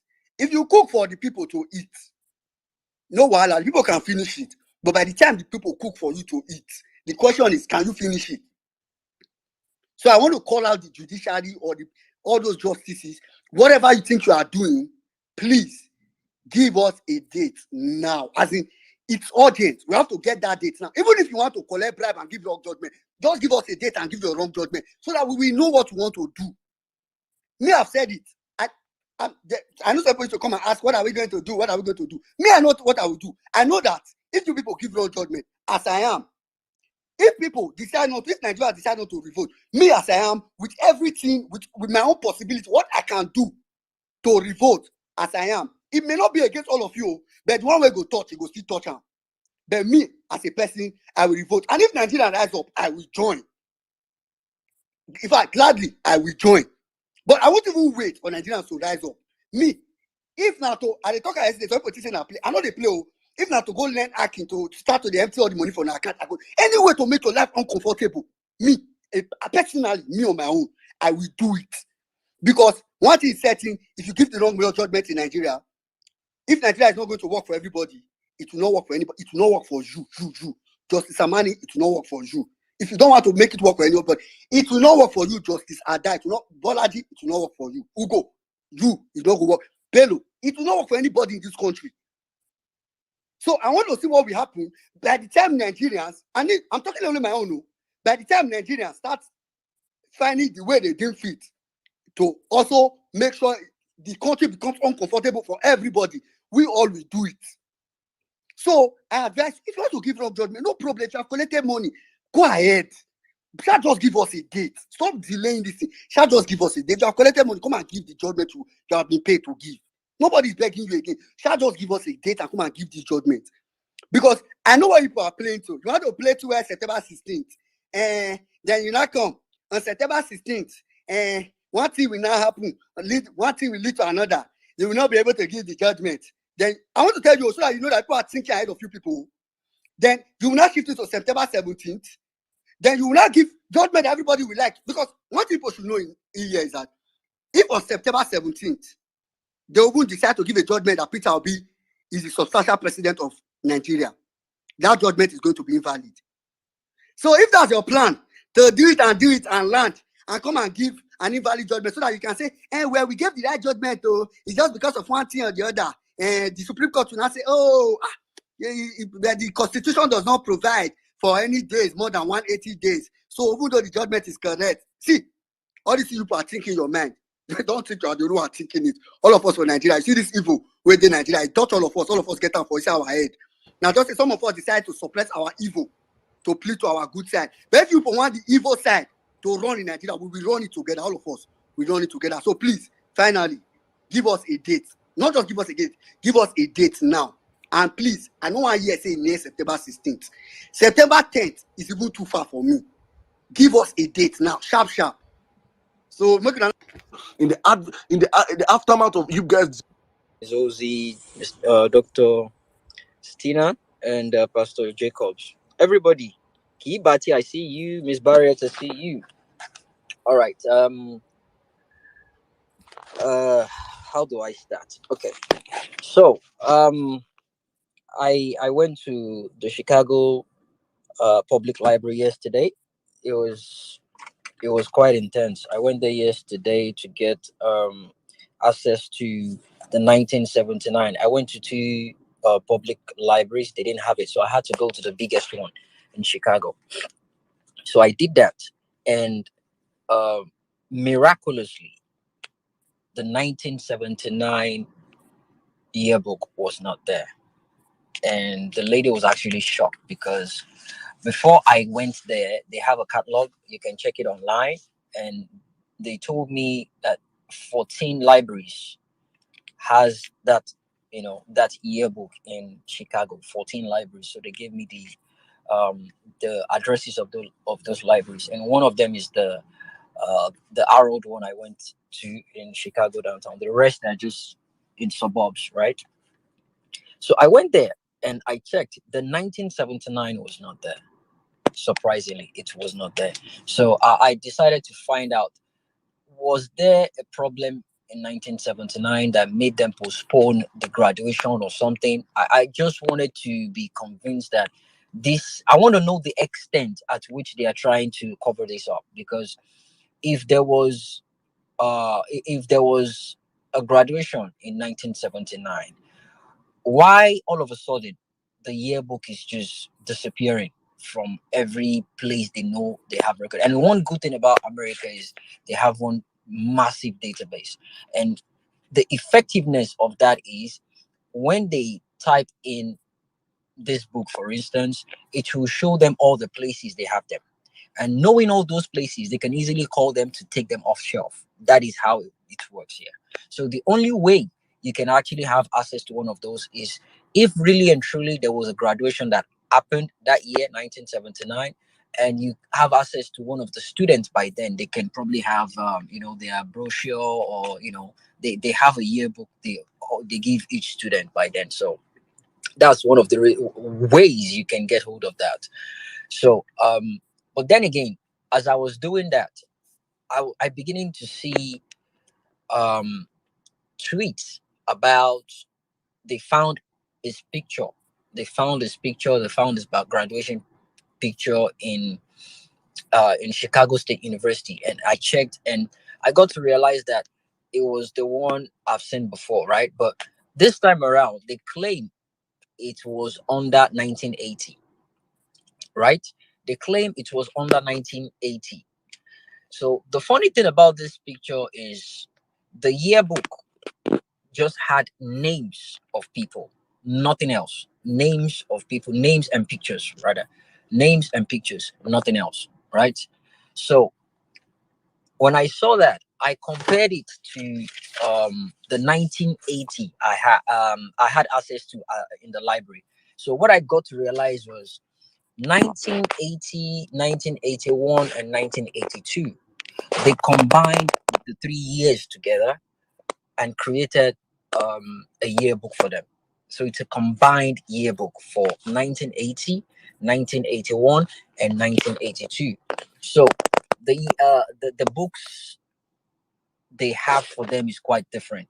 They have the one for 1979 separately, 1978 separately. But you see, 1980, 81, and 82, they combined them together. So now that they say they found Tinubu's picture in the 1980 graduation yearbook. So I asked the lady, do you guys have the 1980 yearbook? And she said, yeah. She typed it in the computer, told us how it was, and we went there, we brought out the book. And they didn't allow me to use my phone to snap it. They have a different policy. So what they did was they've already scanned the book from the front page to the back page. They scanned every single thing back to back. They scanned every single thing with the barcode and everything. They scanned it. They have a PDF file for it. So they just requested for my email. So I gave a Bona email, and they sent it to my email. So I had the copy. So immediately I checked it, and I found that it's exactly what I have in front of me. So what happened is the yearbook was so well detailed that from the beginning they took a picture of a couple of buildings and the head of department, the deans, the president, every single thing, the men's sports, women basketball, men basketball, soccer, every single thing. Then they combined all the graduating students. They have a section for them. All the graduating students, they had a section for them.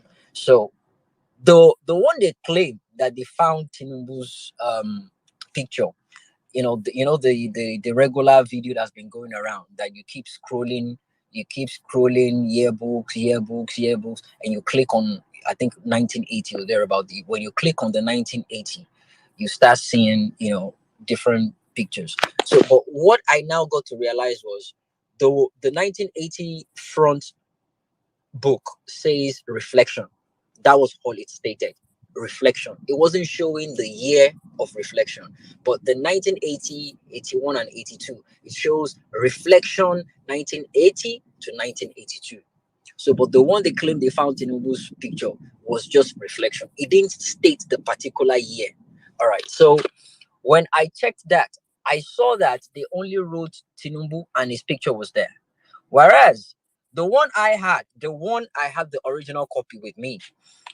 They've combined 3 years together, 80, 81, and 82. So what they did was they put the picture of those students there.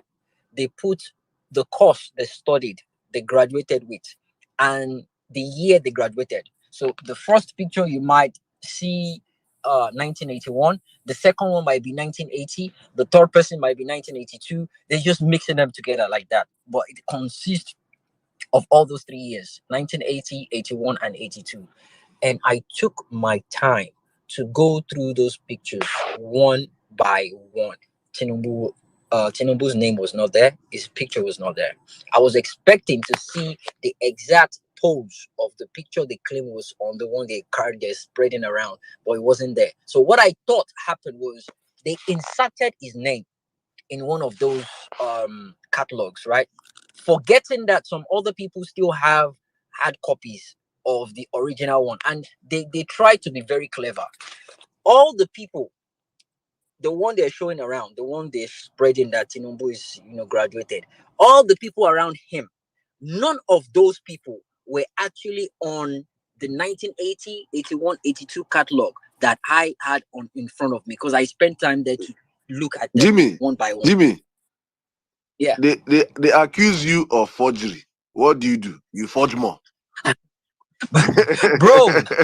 So now I now realize that, because last year I went to the Chicago State University to get a copy of this same thing, but I couldn't, right?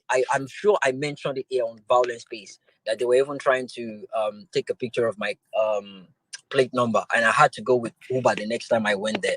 I knew we had an insider there, because normally when you want to request for documentations like that, you pull out your phone number, your name, email, and all those things, and that's just it. You give them those information and they give you what you want.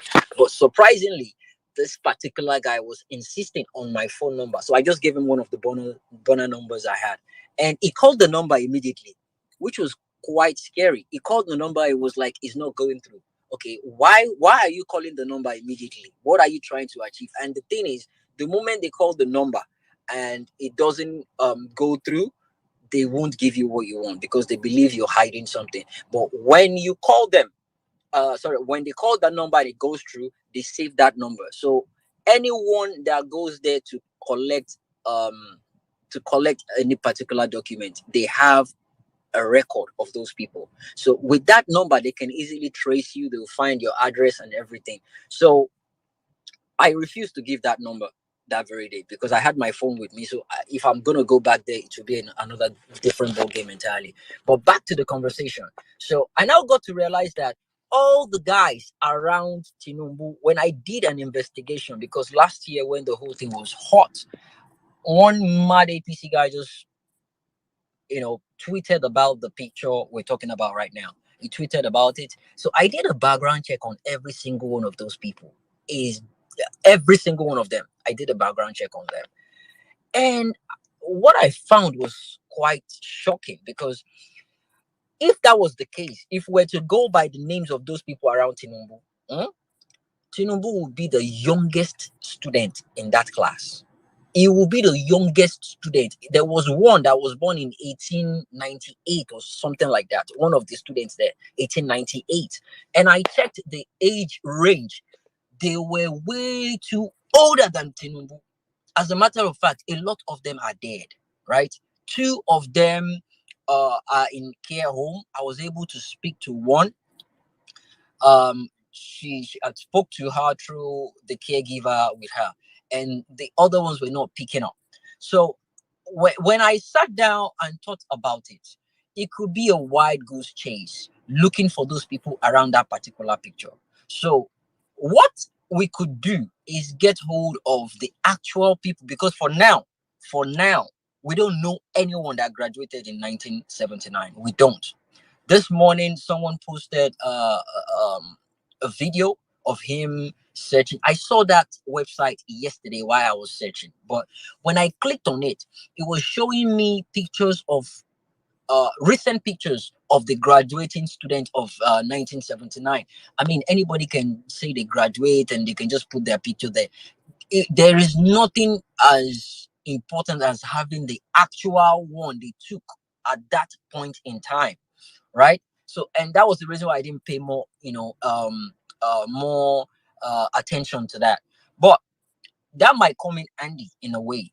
We can use that to reach out to those people with the names there. I can do a background check on them, find out their names, address, and telephone number. I can reach out to them and confirm if they really did attend that school. And I have two names that has been sent to me of people that probably went to that school during 1979 period. So I'll work on that. But for now, Tinubu's name is not on 1980, 81, or 82. So initially they said 79, but when they saw the heat was too much, so I think they just inserted his picture Jimmy, in the. can you check? Yeah. 1879. No, no, no, no way. 1879. So I don't think he graduated from that school, and there's a lot of things that are not adding up. Okay, so there is this letter they sent to they took APC took to court just to convince the judges that this man went to the school, and it was signed as Exhibit 7. This man went to that school. See the letter where they send us from Chicago State University. See. I mean, the letter is out there. Everybody have access to that letter. And I took closer look at that letter, and they clearly stated that a Tinubu went to that school. A Bola Tinubu went to that school. They didn't say if it's a male or a female. They didn't, right? I believe they are working on that technicalities in that aspect. So they work with technicalities since. So Ebola Ahmed Tinubu went to that school. Yes. Okay. Now, Bola A, yeah. So they claimed he studied business admin, right? I just checked the website now, and I think business admin it's about, I think, 2 years or 3 years. I'm actually checking the website right now. So but in the letter they said he joined the school in 1977. He started the course in 1977 and he finished in 1979, August 22nd, 1979. So precisely that's going to be 1 year 10 months.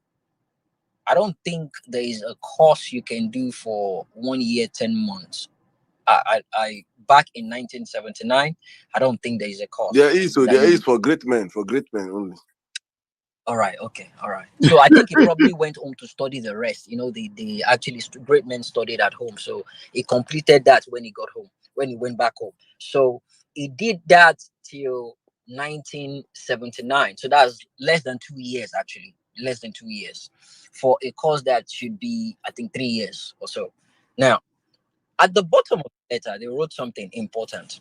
They said that is all the record they have of Bola Tinubu. That is all. They said they do not have a record of his passport, none whatsoever. They do not have a record of his student visa that he used to come and study. Even his driver license. This is a university saying, great men don't need all these things. Jimmy. So I don't know, go keep pressing.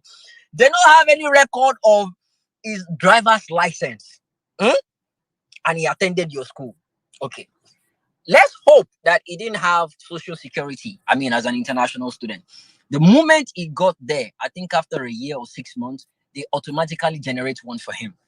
So they claim he doesn't have a social security number. He doesn't have a passport. So when he doesn't have a passport, so how did he present himself to you guys to have registered him for a course in your school?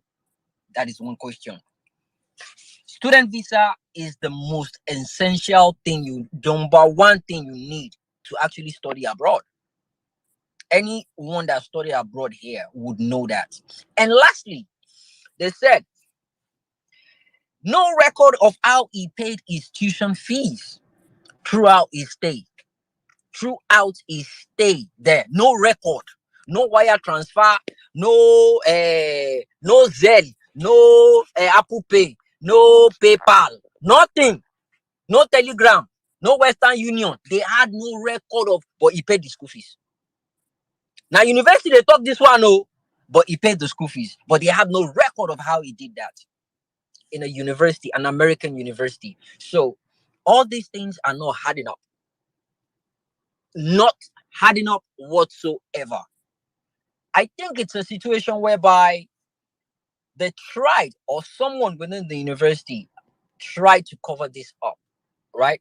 And it got to a level at which it's going to drag the university into the mud.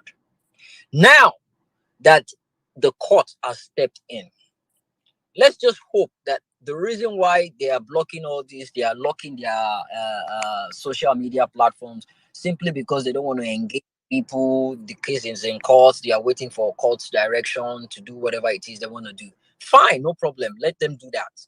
Tomorrow is the deadline for Atiku's lawyers to reply. By 9 a.m. we should get an update from them. 9 a.m. Chicago time. So we're hoping to get something positive from them tomorrow. Whatever it is, we'll see what's going to happen about this particular issue. I see no reason why you don't want people to have access to your documentation, and you claim it's your private property. The moment you became or you came out to run for a president of a country, you've made yourself a public figure. People will dig, and Nigerians, they have the right to find out who is representing them. They have the right to know if really and truly this man has that degree he claims he has. They have to. So this goes out to the PDP, APC guys supporting this man. Sit down. That is even if you have any head or brain in your head. Sit down and ask yourself, really and truly, you're supporting this guy. If he really did attend this school, why can't he just show the result? You yourself, personally, you get results whether you feel sure or not, regardless how you did in school. But that's a topic for another day. So it's going to be Obedience, international there are different disgrace ways for to go Tinubu. about this. A friend of mine drives Uber here every single day. He came up with he met a customer today, he lifted a customer today, and the customer was asking him, how are you? You're from Africa, right? And oh yeah, Africa. Where in Africa? Nigeria. I've been to Africa before. Where have you been to? Uganda. Okay. Nigeria is a big place, a country, blah blah blah. And my friend was telling the guy about a white man, is a lecturer in one of the universities here, was telling the guy about the current president of Nigeria. And the guy was, oh really, is he that bad? And he was about describing what was going on about him. And he said he claimed he went to Chicago State University, and the man said, oh, is that him? Oh yeah, my student told me about him. This is a professor. Yes. And the guy was telling my friend that, oh yeah, my student told me about him. Oh wow, that is a shame. I read about him recently. I don't know why. It's a shame. Why wouldn't you want to let go? When he dropped the guy, he called me back and was telling me, I was on the phone with him when he picked the guy, and they just started talking immediately. So I told him, I know you, let's talk after this, because sometimes the customers want to have an engagement, sometimes they don't want to. So I told him, let's speak after you drop him. And the guy went to drop him at the airport, and they were speaking, and this man was saying, oh yeah, I heard about him. My student told me about him. Right now, they have issues with Nigerian students in diaspora, well, let me say America, that I know of, that they are beginning to check how legitimate their documents are right now in America. Right now in America, they are beginning to check. You got student visa, they want to find out the procedure at which you got it. They are beginning to scrutinize them all over again. Right. So this is how it's going to happen. At this point in time, that pressure just starts. That pressure just starts. This is going to be an international disgrace. But it will be okay for us to come and see it ourselves. And this is what I want to say to people. Obedient. You can go on Google. Just type in international media platform. 10 international media platform. You will see them. They will list them out. CNN is there. BBC is there. Reuters, Yahoo News, Al Jazeera, Mail Online, The Guardian, Al Arabia, all of them, they did here. They have a section. All the media I just mentioned now, they have a section. They call it Media Story Tip. Media Story Tip. They will give you the conditions. The news has to be newsworthy, it has to be broadcast. They are ready to spend their money to do investigation, but it has to be authentic, no be lie. They put their email there. They put their contact number there. In fact, CNN gets email. They get WhatsApp number. When you save the number, send a message to the WhatsApp number. Let them know what is going on in Nigeria. Let them know the man where them put for power for Nigeria. Because right now, what they don't need is international publicity.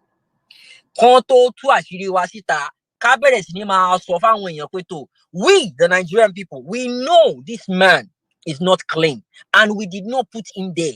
Some set of people put him there. We know support this man.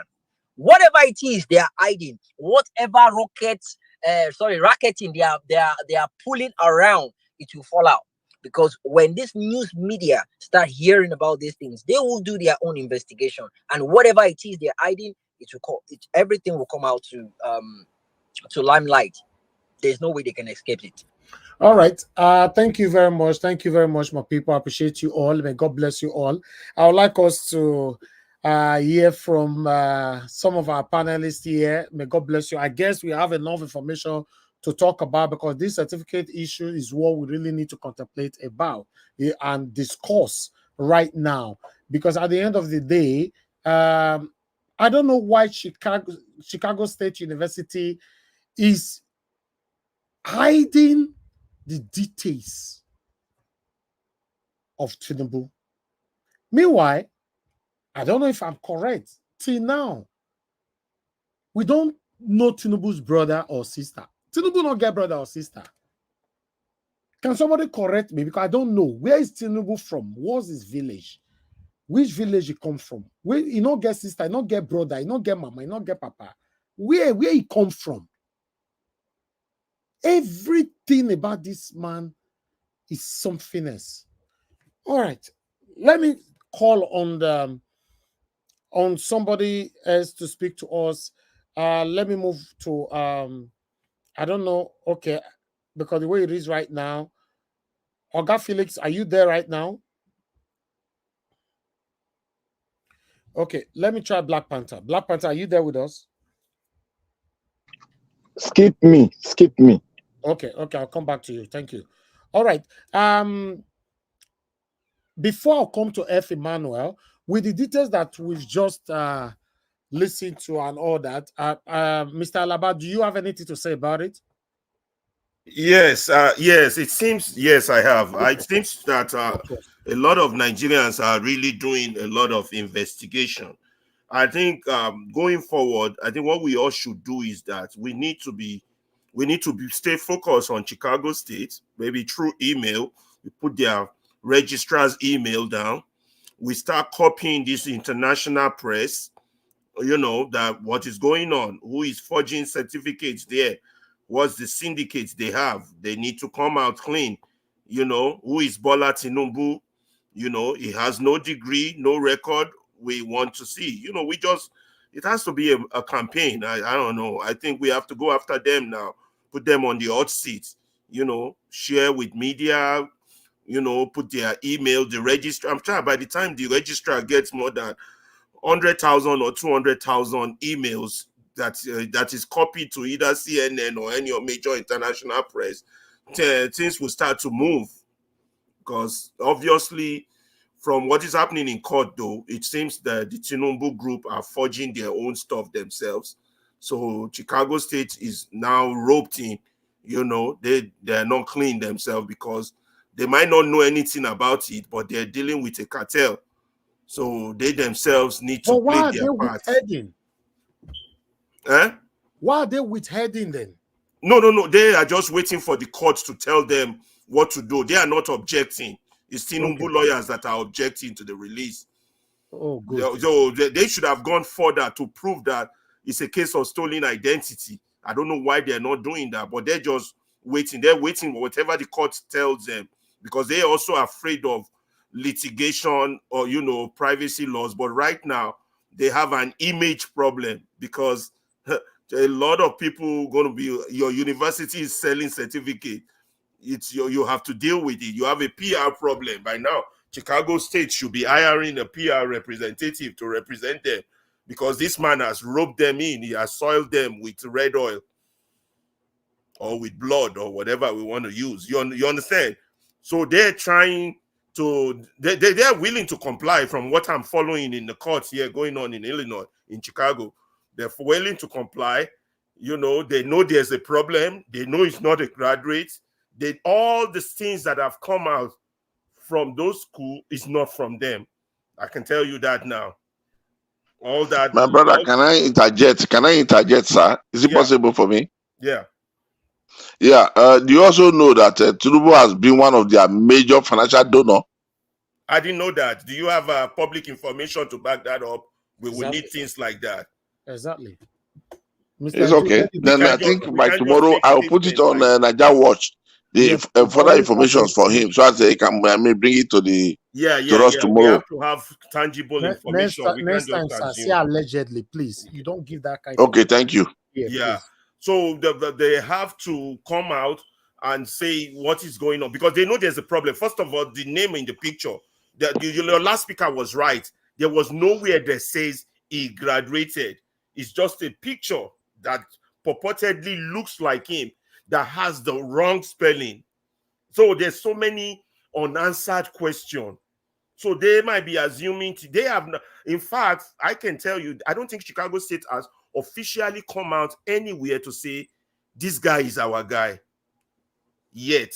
From what I've been following, they have not said this is Bola Tinubu is a product of Chicago State.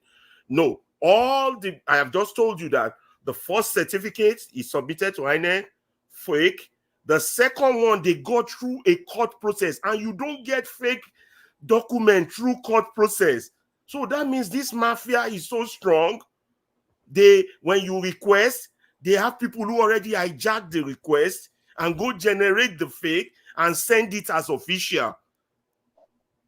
So this is deep. That's why I said the bombarding of the press of Chicago State on everything should open an FBI investigation on these syndicates, whoever they are, wherever they are. But what concerns us now is that we need to shout to the Nigerian judges. The documents Tinubu gave them are forged. So they shouldn't use that to rule on some BS technicality that, Tinubu won anything.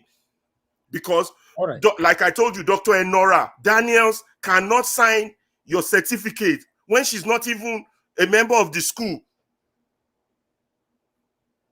All right. So that's forged. Mr. Alaba, I want you to please send their email on the private chat so that I can put it to the public space. Okay. Yeah. If you can do that before we end the broadcast, just put on the private chat. Yeah, the registrar, right? Particularly the registrar, right? Yes, sir. The registrar. Okay, yeah. All right. I have somebody on the phone. Thank you, Chukwunoso, for calling in. Thank you very much, sir. Good evening to you. Talk to us. Yeah, thank you. Good evening, sir. Mr. Evans, thank you for your efforts for a new Nigeria. God will bless you. God will strengthen you more and more. Please, I just have some few questions or suggestions, if you may like, sir. Now, please, I don't know. I heard you telling the last speaker, that he should put those officials, I don't know, the registrar, their phone number or email. Please, I also want to beg, if you can help us put the official mail of all these international media, so that we can be copying them. So me, at least, how much that would it cost me, so that we can hey, please mute yourself. Who is coughing? Copying them. So that one is one. And secondly, again, I want to ask, I don't know, is it not possible, the other speaker that spoke, I don't know if he resides in Chicago, I don't know, why can't the obedient in US, why can't they just try and sacrifice, and maybe just, it's not a protest, just kind of a formal, concerned Nigerian citizens, maybe like like how will I put it now, like an awareness, just to stage an awareness of the university and demand that what we know who this our so-called president INEC has given us, who he is. Because I believe it will go a long way. Maybe even if it's 10 people, just like stage a walk to the university, we meet some officials there. We want to know. We are concerned Nigerians.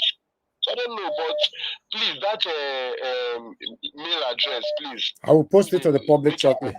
Yes. So that we can start bombarding them. Thank you. Thank you, sir. Thank you, Chukwuno. So God bless you, sir. Thank you very much. All right. We have Mr. Alex on the phone.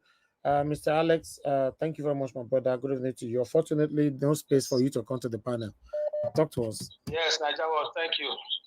Thank you. Thank you so much. Can you hear me, Mr. Najawash? Yes, very clear. Yeah. Yes. I want to thank you. So I thank everybody on the panel and those on the comment section and my viewers worldwide. I'm just laughing about Chicago. There's a guy who used to go to Chicago in my father's house growing up. That guy was deported from Chicago 30-something years ago. So when he came to Nigeria, he started calling himself Chicago. So we call him Mr. Chicago. And he lies a lot. Anyways, that's on a lighter note. When you hear about Chicago in our area, you just know that it's about lies and fraud. But for me, I want to hit the name now, Mr. Najawash. You see, Chicago University is playing the hide and seek game. No need to try to embellish it or go on a grammatical circumlocution. No need of a roundabout, dancing. There's no need of a macabre dance. Chicago University, for me, they are displaying corruption. This is what they've been doing. This is what France does to us, the European Union. I thought being in America, like Chicago University, in the most powerful country, these are white people. These are people we look up to. I thought by now they would just come out and say, "Shut up, Mr. Tinubu. We don't know you. You don't drag us into your mess." But allegedly, things have exchanged hands, here and there. Now they are not speaking in the language of Kabakaso. So for me, what Chicago is doing now to the Labour Party and to Nigerian people right now is what the Western world powers are doing to us. Is what France is doing. Is what the European Union is doing. Is what Britain is doing. This is just a sample, like a specimen of the reality. So when we are a university of a state as big as Chicago is a big name in America. So for me, I thought corruption is for black people. I thought corruption is for Benin or Nigerians or Ugandans or Ghanaians or Somalians. I didn't know you can find corruption in that kind of country. Shame on those who are covering it up. Shame on those who are trying to, make it look as if they collected money from Bola Tinubu, because anything that Tinubu cannot do does not exist. That's why you were asking a question that nobody knows his family. How can you live on earth? You don't have somebody who knows your uncle, who knows your great-grandfather, who knows no record whatsoever. So, and Chicago now, for them to just come out straight to the point, bluntly, if it was arresting a little boy selling cracks in the street of Chicago, the Chicago police will round him up, or will round her up, or, it's just a case of a political hypocrisy. So guys, I'm not against the Western world, but they are not as Western as you think they are. There's an African mentality in them too. So what is going on right now is like Obi'll and us, the Nigerian people, the suffering Nigerian masses, they are fighting against the rest of the world. This is why you see France is ranting against Nigeria. You see Washington is raising hell against, Bola Tinubu to make sure they carry out war. And Chicago University is hiding the truth from us. So Chicago, I want to say it in our local powers. Chicago, Chicago. This very Chicago is a Benin City. This is not American Chicago. There should be another Chicago. Thank you, Nigeria. Chicago. Thank you, Mr. Alex. Thank you very much for your submission. Chicago. Hi, God. Now, wow. All right. Let me hear from somebody else. I don't know who is ready now, but I'll come to F. Emmanuel. I'm ready. I'm ready. No, Blapata, hold on. I'll come to you after F. Emmanuel. I'd already book him down. F. Emmanuel, sir, please talk to us. Good afternoon, good morning, everywhere you're listening from. First of all, I want to join with Alex, Chicago. The fear of Chicago is the beginning of wisdom. Right now, I I can assure you that the school right now is already on a bad note with what is happening right now. It's already on a bad note. Anything you hear Chicago, Illinois, my brother, it's a bad name right now. And who has made it to be so? Agbado. So first of all, I want to commend the guy that went to Chicago to do this thorough investigation. This is actually the work of investigative journalism. You know, if our people back home are already doing their work thoroughly, I think they should be the one that should be projecting this, not the obedience, not even the concerned Nigerians. You know, but unfortunately, our media have become a stomach infrastructure that they are scared of government. You know, they only select, they do selective journalism. They select what to say and what not to say, even when they know the truth. It's just unfortunate. Anyway, but I also want to encourage each and every one of us that are here in diaspora, just like the other guy that says you should send the email and all that, let's put our head together. This system is a documented society. America is a documented society. No matter how they try to, play pranks, try to hide things and all that, I guarantee you it will be fished out. That I can tell you that it will be fished out. No matter how many billion or trillion Agbado want to bribe, it will be definitely be fished out. Just mark my word. So that's for that. And for the date for the tribunal, whether they want to keep it in December, whether they want to declare it tomorrow, whether they want to do it next week, the only one thing that is constant is that Peter Obi won the election, and he has given the judiciary enough evidence for them to declare him the winner of the election. So there's no going back about it. So let's keep all our hope straight. Let's keep our head high up and make sure that on that day we jollificate, and we on this platform we jollificate. The work, especially with David, that you're doing at the end will be crowned, at least with good things. So let's just keep our fingers crossed and let's do all we need to do. Let's do our individual background check. Let's also do our collective background check and make sure that when the medias are saying A, we already have A and B. At least you can tell them, okay, thank God for social media. The information you're dishing out there is wrong. We have more information since they have decided to be doing their work diligently. That's for that for now. I will talk again, Mr. Davis. Thank you. Thank you. Thank you, F. Emmanuel, sir. Thank you very much for your submission. Okay, let me come to Black Panther. Black Panther, please, 8 minutes, sir. Thank you. Thank you, Mr. Niger Watch, and thank to everyone. And thank to our brother who stays in Chicago. Thank you for really going deeper into the issues. And thank you, have some facts. And those facts, we are bound to take those facts and start, exposing those facts to the public. You see, the Chicago State University, I think it's an HBCU university. It's an all-black university. Correct. And then, that's what I want to correct Alex. It's not a white, it's also a mix, it's all black university. And what is going on now is that Chicago State University is very, very, very, very lucky. The reason why I say so is that the case is in court. And why, as it's in court, they have minimal, their image is a little bit protected because the court will channel the proceeding to them.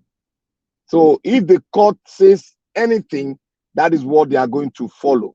Because of image protection, that is why they are very, very conservative in speaking out, because they have to follow the court proceeding. That's why I'm saying they are very, very lucky the case is in court. Assuming the case was not in court, that would have been a very big blow to university, and that their image would have been tarnished, and it would have been ringing all over the United States press. And I want us to do one thing, which is going to pile a lot of pressure, because still they will try to protect some little bit of information, but they might bring it out, but they'll still hold some, like all the cartel that are involved, because they themselves don't know the cartel involved, because there is a sort of, what I see there, there's a sort of intersecting email and intersecting information, and the addition of those information, like what you're seeing before this, before somebody goes there, there is somebody that have intersected it, and somebody will bring out information different from the one this other man has brought out. Chicago State University is very, very lucky the case is in court. If not, man, if FBI goes in before the court, that would have been detriment, and it would have been written all over the United States. And I want us to do something that we can all go. Me personally, I would do that.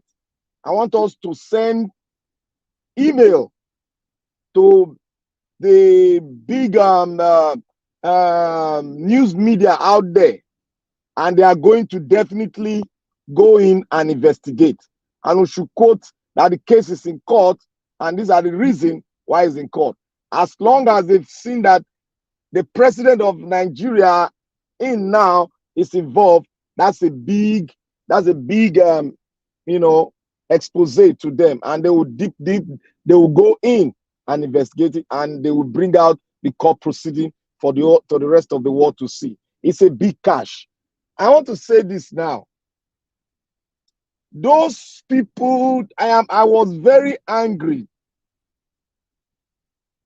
today. But what brought my anger a little bit down was this Chicago stuff. I was very, very angry. You know, after my analysis, after my own deep investigation, and I put aside Nigeria and what is happening in Nigeria, and put it aside with some where we're coming from, and put a country, some countries that we all got independent at the same time. Not in Africa now, but outside Africa. I begin to see that those of us in diaspora and in Nigeria, the educated ones too, and the non-educated one, that are supporting this man, may God dish out his punishment to every one of them. May it not tarry. May it come upon them instantly. May they cry, and their tears, they would not see anybody to wipe their tears from them. Because this is an international disgrace to a country that many great men fought, our military men fought to sustain and to hold this country. But when we, the offspring of the patriot, when we come out to speak, they will say our mouth is smelling. They will say, oh, Nigeria can start with what somebody has given them, and from there we'll build. Can you build on a ground that is shaky? Can you build a house on a sand? Can you do that? Nigeria has no foundation, and Nigeria cannot build on the foundation that is given to us by some group of lunatics, some group of people that have come from the Sahel. Nigeria cannot take those documents and act on those documents, and you feel that those documents will produce a kind of leadership you want. It is virtually impossible. I am angry that intellectuals have found themselves rubbing mind with cartel, people that have by so many people around the world due to their cartelling in drugs and some other narcotic items. They are flamboyantly going around him and say, oh, this is our president. It is a shame and a slap on every black man on earth that we should stood so low, and tear our country apart to support a man that we all know, even your spirit, to all those that are supporting, even your spirit is against you. But you decide to follow and eat from the devil's table. May God show you no mercy, because you have shown Nigeria no mercy. The Bible says, what you sow, you will reap. May God show you no mercy, because you want to see Nigeria fall, and you are standing under the stupid premises of tribalism. May tribalism be buried by the Almighty God, because we are equal before Him. We all came to see tribalism. We all came to meet nepotism here, and we are joined and dining with tribalism and nepotism. I curse tribalism this day, because this is what have been sold to every one of us that don't have brain and can't think. We are there wallowing in impunity and in devilish activities. See your country. Your country doesn't have a military. It doesn't have anything that it can say that I am in Nigeria, I can stand the test of time. Nigeria is a broken state. Nigeria is worse than an epileptic patient.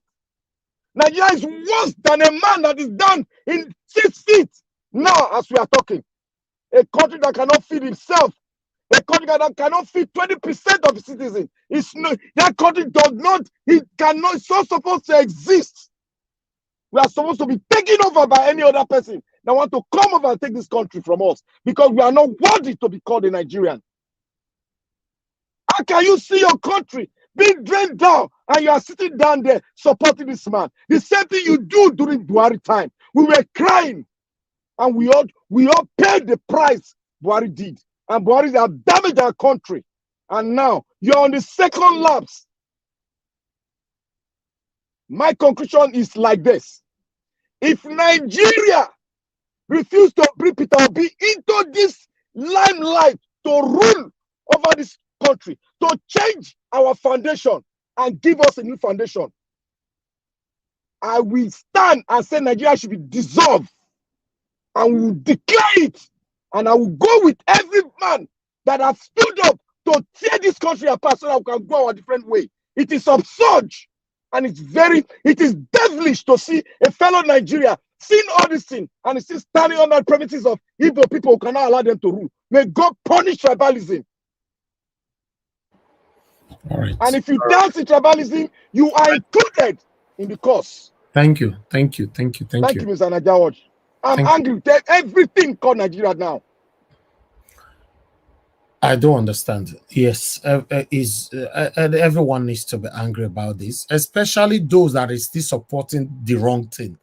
They know Tinubu is not the right person for the job. He didn't win. They are still saying they want him just because it's from the same village with them. You know, so let me call on the next person. Oga Felix, you were trying to call in earlier on. Are you there now?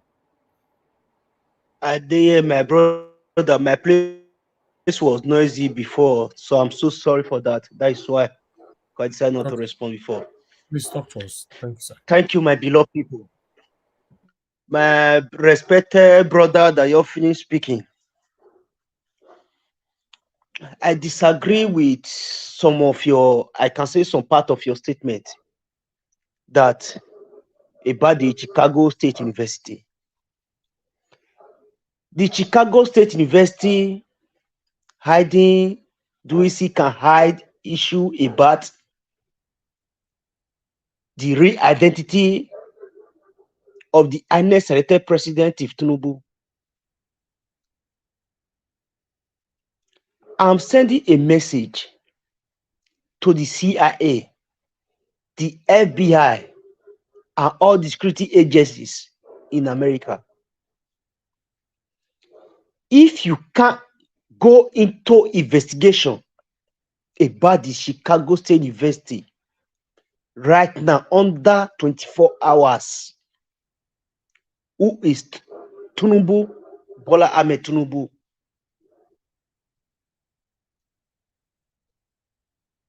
I urge you people to release Hush Puppy, who is in your custody with immediate effect.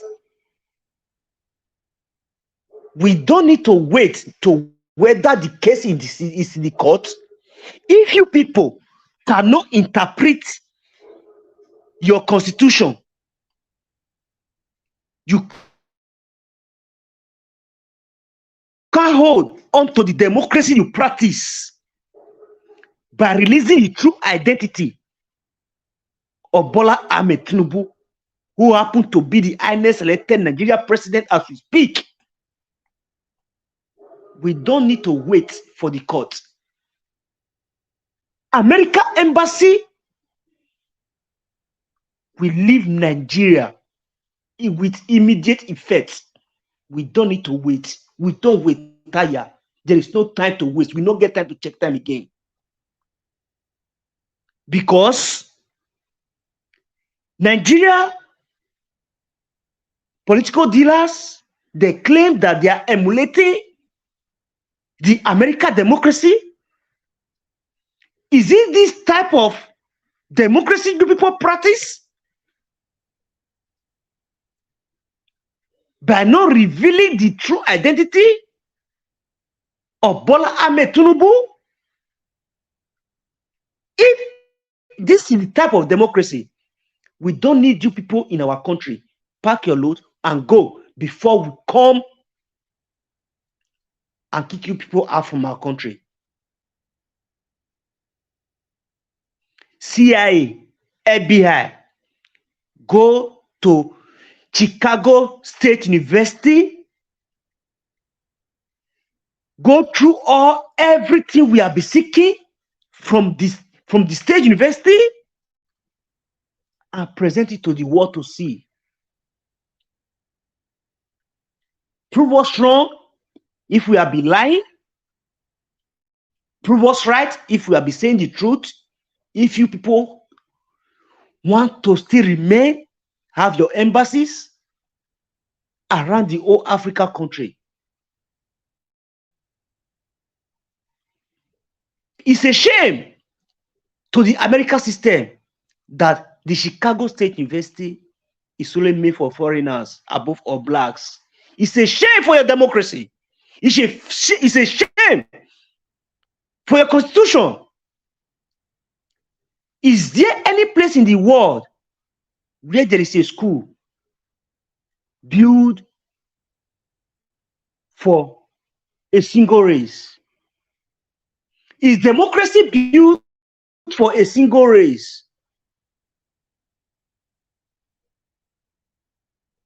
It's a question. Blessed memory Gaddafi once said, democracy is not made for Africa. If you want each and every part of the world to hold on to democracy, do the right thing by presenting to the world the true identity of each and every person that go through the school, Chicago State University, that go through each and every primary, college, and all schools in your country. Everything is in the system. Bola Ahmed Tinubu with the legal team call you people a fool that declare, make a mistake in this name, in the certificate and others. Is that not enough for you to bring everything to the world, to the news, CNN, Al Jazeera, and the rest, BBC, to tell the whole world what you people represent about democracy? It is now or never. Whether we are not begging people to go to the State University and bring us what we need to see and show the world what we need to see. We already know who is Tinubu. If the so claim Tinubu is a citizen of America in Nigeria Constitution, becoming a president, you don't have to be a citizen of other country. Nigeria judicial system The political dealers are push us to the wall. When you put the go to the wall, when it turns at you, you will bite. Cats. I'm very glad I'm from the cat family. I represent the cat family. My name is Felix. Cats are very humble and nice, but when they get hungry, they are worse than the lion, tiger, leopard, puma combined together. We are waiting. The Nigerian judicial system, you can extend your days for the final judgment and others. I don't care. I don't give a F. But I'm just waiting. Many Nigerians are waiting. Whether you will decide to do the right thing, save your name, save your family, save your generation born for the calamity. According to Ariwola said, the sledgehammer that will befall you people if you do the wrong thing. We are waiting to hear the final statement from you people. Then, what will we do? We don't need to talk on air because now it's not time to talk. It's just a little patient we are having. And the patient have get exhausted. Now we have to act. I guess that is all I have to say for now. Because no retreat, no surrender. It is now or never, my brother. Thank you. Thank you, my brother. God bless you, Mr. Felix. I have somebody on the phone. Thank you, Madam Deborah. Thanks for calling in. Please, you have 2 minutes. Talk to us. Yeah, hello, good evening, Nigeria Watch, and good evening to everyone listening. I just want to quickly make a contribution to the broadcast. What I wanted to contribute is that it's just obvious that the Chicago University is protecting the interests of someone. Let's assume if it's under normal circumstances, if it's just a nobody or an ordinary person that is doing this, they will not waste time to expose the truth. They wouldn't be doing what they're doing. So even though they are just trying to beat around the bush, but it's clear that they are protecting the interests of somebody. Let's assume it's just a normal student or an ordinary person that is trying to do this. They will not waste time to expose the truth, and they'll come out and make a press conference and clarify things. But they have been beating around the bush, not coming out clearly to say this is the fact. They have the record. So they are just trying to protect the interests of Tinubu. But we're not going to let it go. We should continue to mount pressure on them for them to do the right thing. It doesn't take them anything to come out and clarify things. So for them to be beating around the bush and not being clear, it's just just the fact that they are trying to protect somebody's interests. So let's just keep putting pressure on them so that they come out and just let us know the truth. You know, otherwise they too, they are going to tarnish their own image. The fact that they are already a black university, and if they are coming out to protect a criminal, what does that say about them as well? It's 2 minutes I give, please. 2 minutes. Thank you. Yeah, thank you so much for the good work you're doing. Thank you, madam. God bless you. Thank you, sir. Thank you. I have somebody on the phone. Thank you very much, Madam Joy. Thanks for calling in. Good evening to you. Please talk to us. You have only 2 minutes, please. Yeah, I may just be less than that today. I just have a point. Hello, everyone, my wonderful family, Niger Watch family. Our eyes are open. We are not sleeping. No retreat, no surrender.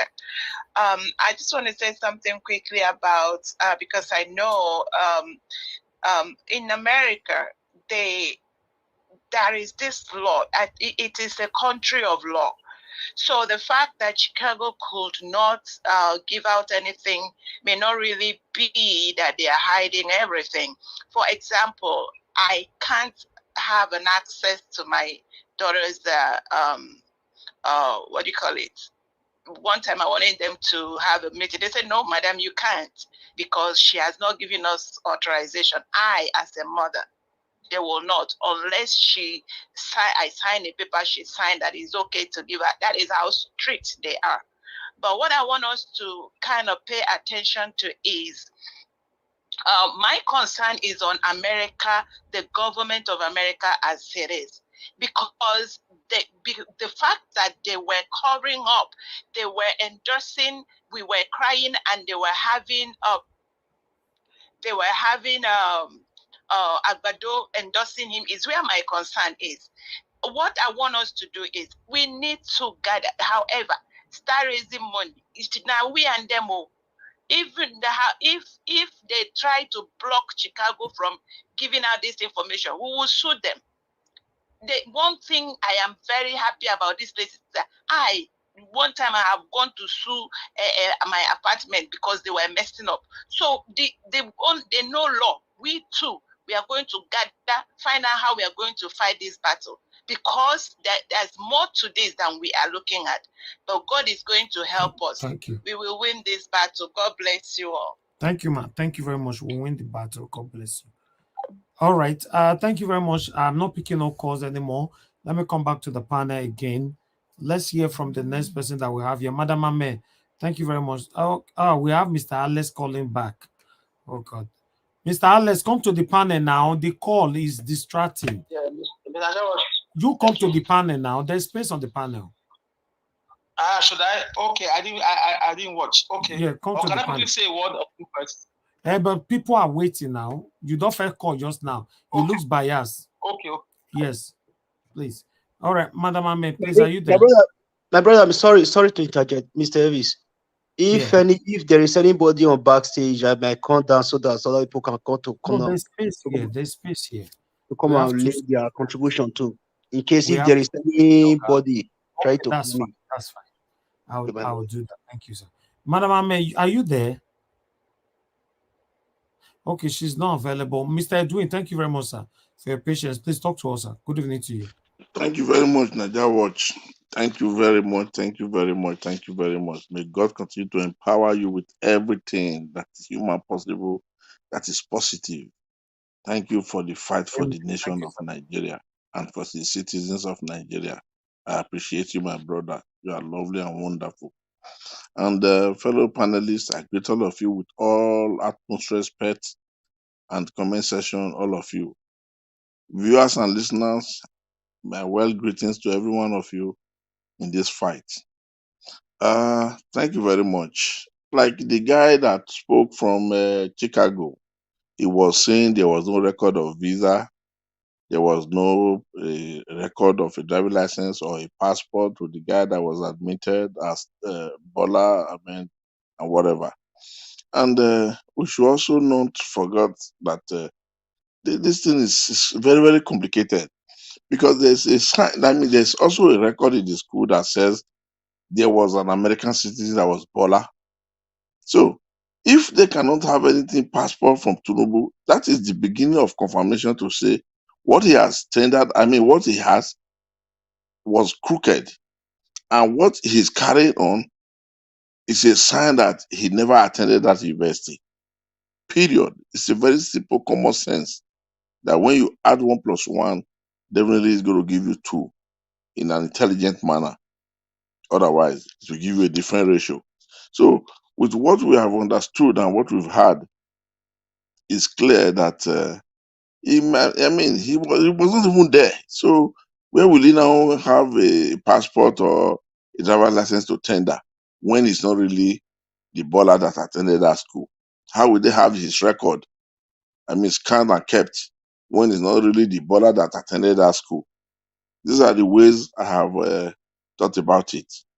And if you listen very carefully, allegedly, like my Naija Watch told me to always put things, Though I have sent some few things to you and you have your time to do it, maybe tomorrow I will resume with you and do some certain things with you. It was also clear that the president that was there when most of these things happened was formerly the vice chancellor of that place, one Mr. Dwayne. And this Dwayne, from what we had, has got a lot of records of falsification. Even at the point he was telling one of the lecturers or some people to now accuse a lecturer of sexual harassment. I'll send most of those things to you tomorrow. So, meaning this man has got a very wrong record, and it happens he was a friend to Tinubu, or he was in contact with Tinubu, let me use that word. And at the end of the day, most of these things, when they were going on, it was through him, allegedly, that Tinubu was he now even became one of the donors of that university. So, but tomorrow, like I have promised, this one I will not forget. I'll push most of those details, informations, and those write up to you, Nigeria Watch, so that you have time to study it if you need bringing it on air. So, what are we saying? Now, they are trying to carry out a forensic audit of the school records now, because he has gone there now to set the school ablaze by saying it was the clerk that made a mistake. And this one now create room and open room to an entire investigation. The Board of American University is already opening an investigation. The Board of American Students Commission is already opening an investigation as we speak on this Chicago State University. Now, we have to allow it go. But what pains me is that this man has not been able to sit down, go back into total retrospect and ask himself, since last year, 2022, that I have started campaigning, everything that I have ever tendered, everything that I have ever tried to do, Nigerians has come and given me one-on-one close mark. An intelligent person will not say, oh, maybe this is not the will of God. Let me pull out. Let me stop. Let me leave this thing to the hand of God. But I am surprised that he's not seeing it that way. Because it's like he has concluded that it's a do or die, that he must be, and he has won, and he will remain. Which, of course, he never won. Another game is open to play, gentlemen. This kind of a man, he's out to delay, make enough money for himself within a short period of time, gain back his election money, election campaign fund he used to do all sort of rubbish, get them back before he would not yield. Because I am seeing one thing. If they declare anybody now, this man is going to appeal, and he will not pull the nation for another 2 months during this the Supreme Court appeal period. And as he's doing it, he's siphoning the treasury. Because this man has nothing in his head more than how to now dry and make how to now make this nation dry as a country. Himself with his co-host. So at the end of the day, we also understand that this man who cannot never in any form expect anything for a second that comes out of him,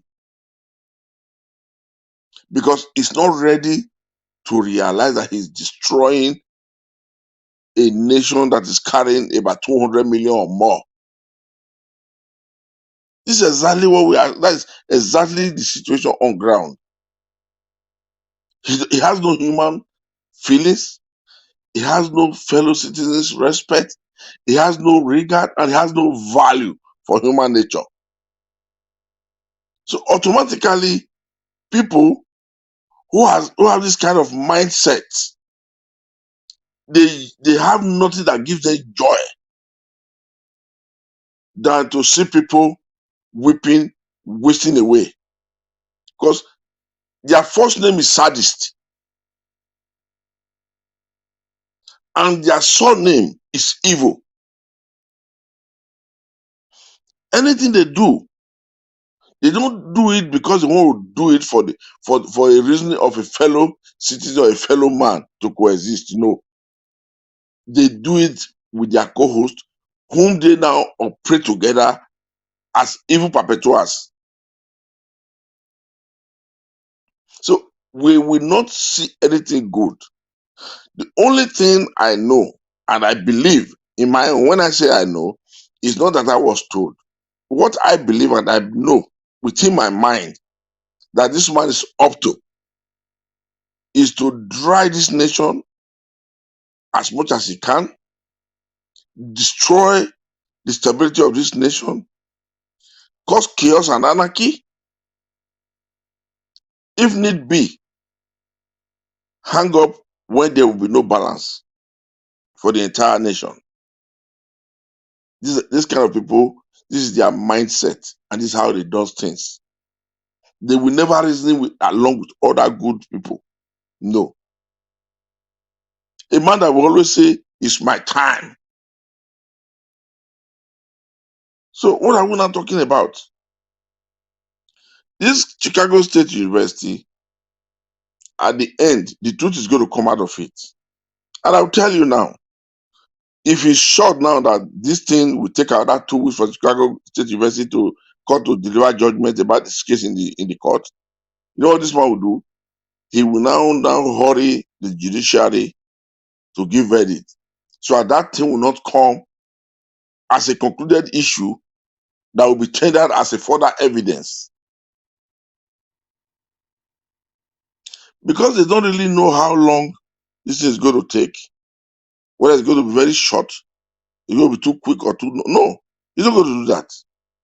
And the second thing is this: if even the judgment comes tomorrow and is on his favor because of the way the situation is going in Nigeria, he will not go to Supreme Court for appeal. Drag this thing again, stay there for another 2 months. And within that period, he believes he must have got more than enough. Dry the nation, leak the nation, dried more than enough.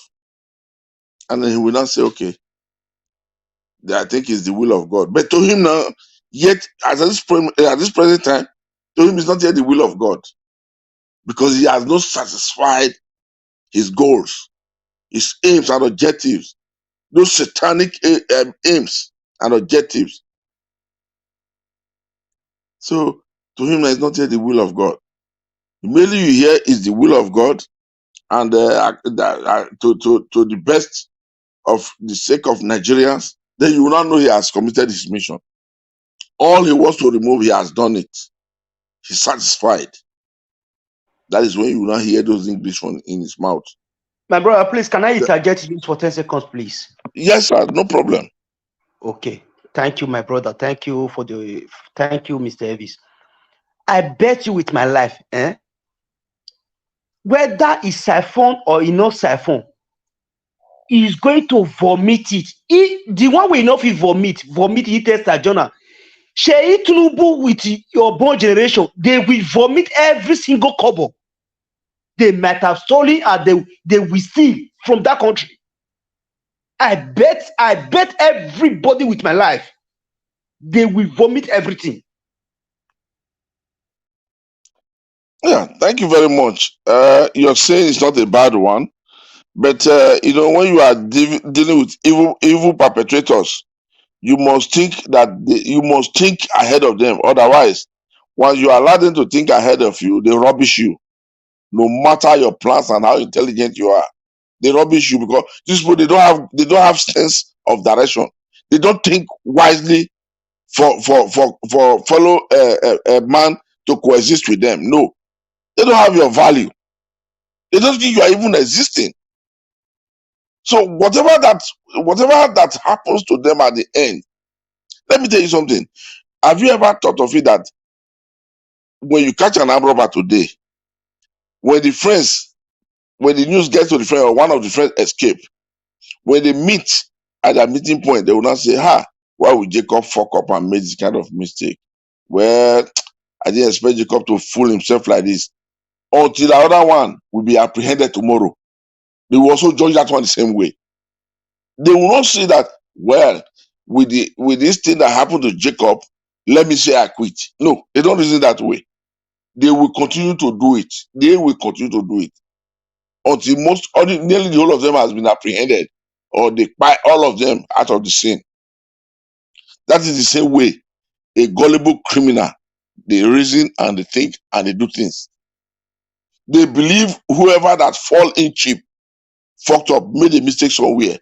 And that mistake is an expensive mistake. That's why the whole thing now crumbled. So they believe they are the standing one, and they are now the Messiah that will do the undoable. That's the way they see themselves. And that's an average African politician for you. They don't believe in any other person. They don't believe somebody else is intelligent. Most especially, the long time they've been taking Nigeria in their own way and in their own stance. Nobody before this time has challenged them and give them a close mark like this now. So the way they are still seeing it, they are seeing it like a child's play. They are seeing it that maybe they are, the people are just trying. They will soon get tired, and then they will leave. They will leave the scene. That's why they are trying and dragging things continuously. They believe people will get tired, and then they will not leave the scene for them to continue. And they will now revitalize their aims and their tentacle. They will spread it properly. That's what they are thinking, my brother. So anytime, any day, let us not see these people as cheap criminals. They are hardened, even worse than armed robbers. They are heartless, more than armed robbers. Last month or so, I had they buy somebody for 10,000 naira in the area where he's living. But people like this will be the people that will not support to say there should be justice. Justice should be carried out. They buy somebody because of 10,000 naira. But they are taking trillions out of treasury. And the money they are even taking must have pushed these people, some of these people, into where they found themselves. I'm not supporting that as the next resort, to go and start taking what does not belong to you in a forcibly manner. That's what I'm not supporting. But these people that present themselves to be gentlemen of politics, they are worse than armed robbers. They are the one that will not say their old boys are everywhere. The police should get them, go after them. They don't see their own to be crime. So that is the situation we are in right now in Nigeria. I'm only going to thank those people that are fighting. The guy that is in Chicago that analyzed the way and what he did. All these things are done for the sake of our wonderful and beloved country, Nigeria. I thank everybody. Thank everybody. Elvis, I cannot thank you enough. You've tried, my brother, at times, in most cases, you've turned from one one time appearance, you've not turned to both morning and evening. And you still speak like you are not tired. May God continue to fortify you, embedded you with every power, every wisdom. Amen. Because it's not easy. What you cannot do when you see somebody else doing it, you have to show appreciation, show love, praise that person, and call God to come to empower that person, because it's not easy. It's not easy. Thank you very much, my brother. Thank you, Mr. May the spirit of our country, Nigeria, continue to raise you up. Amen. Stand with you, empower you, defend you, enclave you with every good spirit. We will always see you to be there for us, for yourself, for your family, for the country, and for everyone that loves any good thing that you stand for. So shall it be with you, my brother. Everybody in the comment section, fellow panelists, I greet all of you. I thank you all. I appreciate everyone. The work that everyone is doing is so wonderful. Money cannot even, no quantified money that can pay this work. But I appreciate everybody. I say thank you very much, Elvis. Thank you, sir. God bless you. We appreciate you. Too. Mr. Elvis, if we don't reclaim our mandate back, we will come sell some one institution. First year, we will take study Mr. Elvis. Second year, we take study Obedience. Third year, we take study His Excellency Mr. Peter Obi. It's going to be a 3-year course. Thank you, my brother. Thank you very much. All right, guys, press on the like button if you are listening to us. If you have not hit on the like, just help us to press on the like button. You know, buy us a coffee, click on the $sign. Appreciate what we're doing here. God bless you all. Let me call on Mr. Alex. Mr. Alex, please talk to us. Thank you very much for coming to the panel. Thank you, Mr. Najao. Thank you for the opportunity. Your voice is low. Yeah, can you hear me? Can you hear me? Your voice is far away, but it's okay. Yes, for the first time. Can you hear me now? Yeah, you are good now. Go ahead. Okay. I thank you, those on the comment section. Thank you, viewers worldwide, and my fellow soldiers, my fellow panelists. Thank you for everything. Yes, let me hit the first name first. To my brother, Mr. Black Panther, thank you. I can see you are now articulating, asserting, verbalizing, you know, like me. I'm grateful. I see me in you, or I see, or should I say, I see you in me. Thank you so much. Nigeria issue is enough for us to have 1,000,001 Black Panthers, or 1,000,001 Nigerians, 1,000,001 Alex, 1,000,001 people who want to reclaim their country from the hands of these political vultures, evil men who cannot think about constant electricity, ordinary electricity. We have countries that are not up to Lagos, countries like Croatia, country like Bulgaria, Romania, as the economy wise and so on and so forth. They are not up to half of Lagos with the economy. They have 24 hours electricity. Nigerians are willing to pay they are willing to pay their bills. Don't believe that boogaboo that Nigerians are not ready. No, they are more than ready. How are they driving their cars? How are they fueling their cars? Are you the one paying their fuel for them?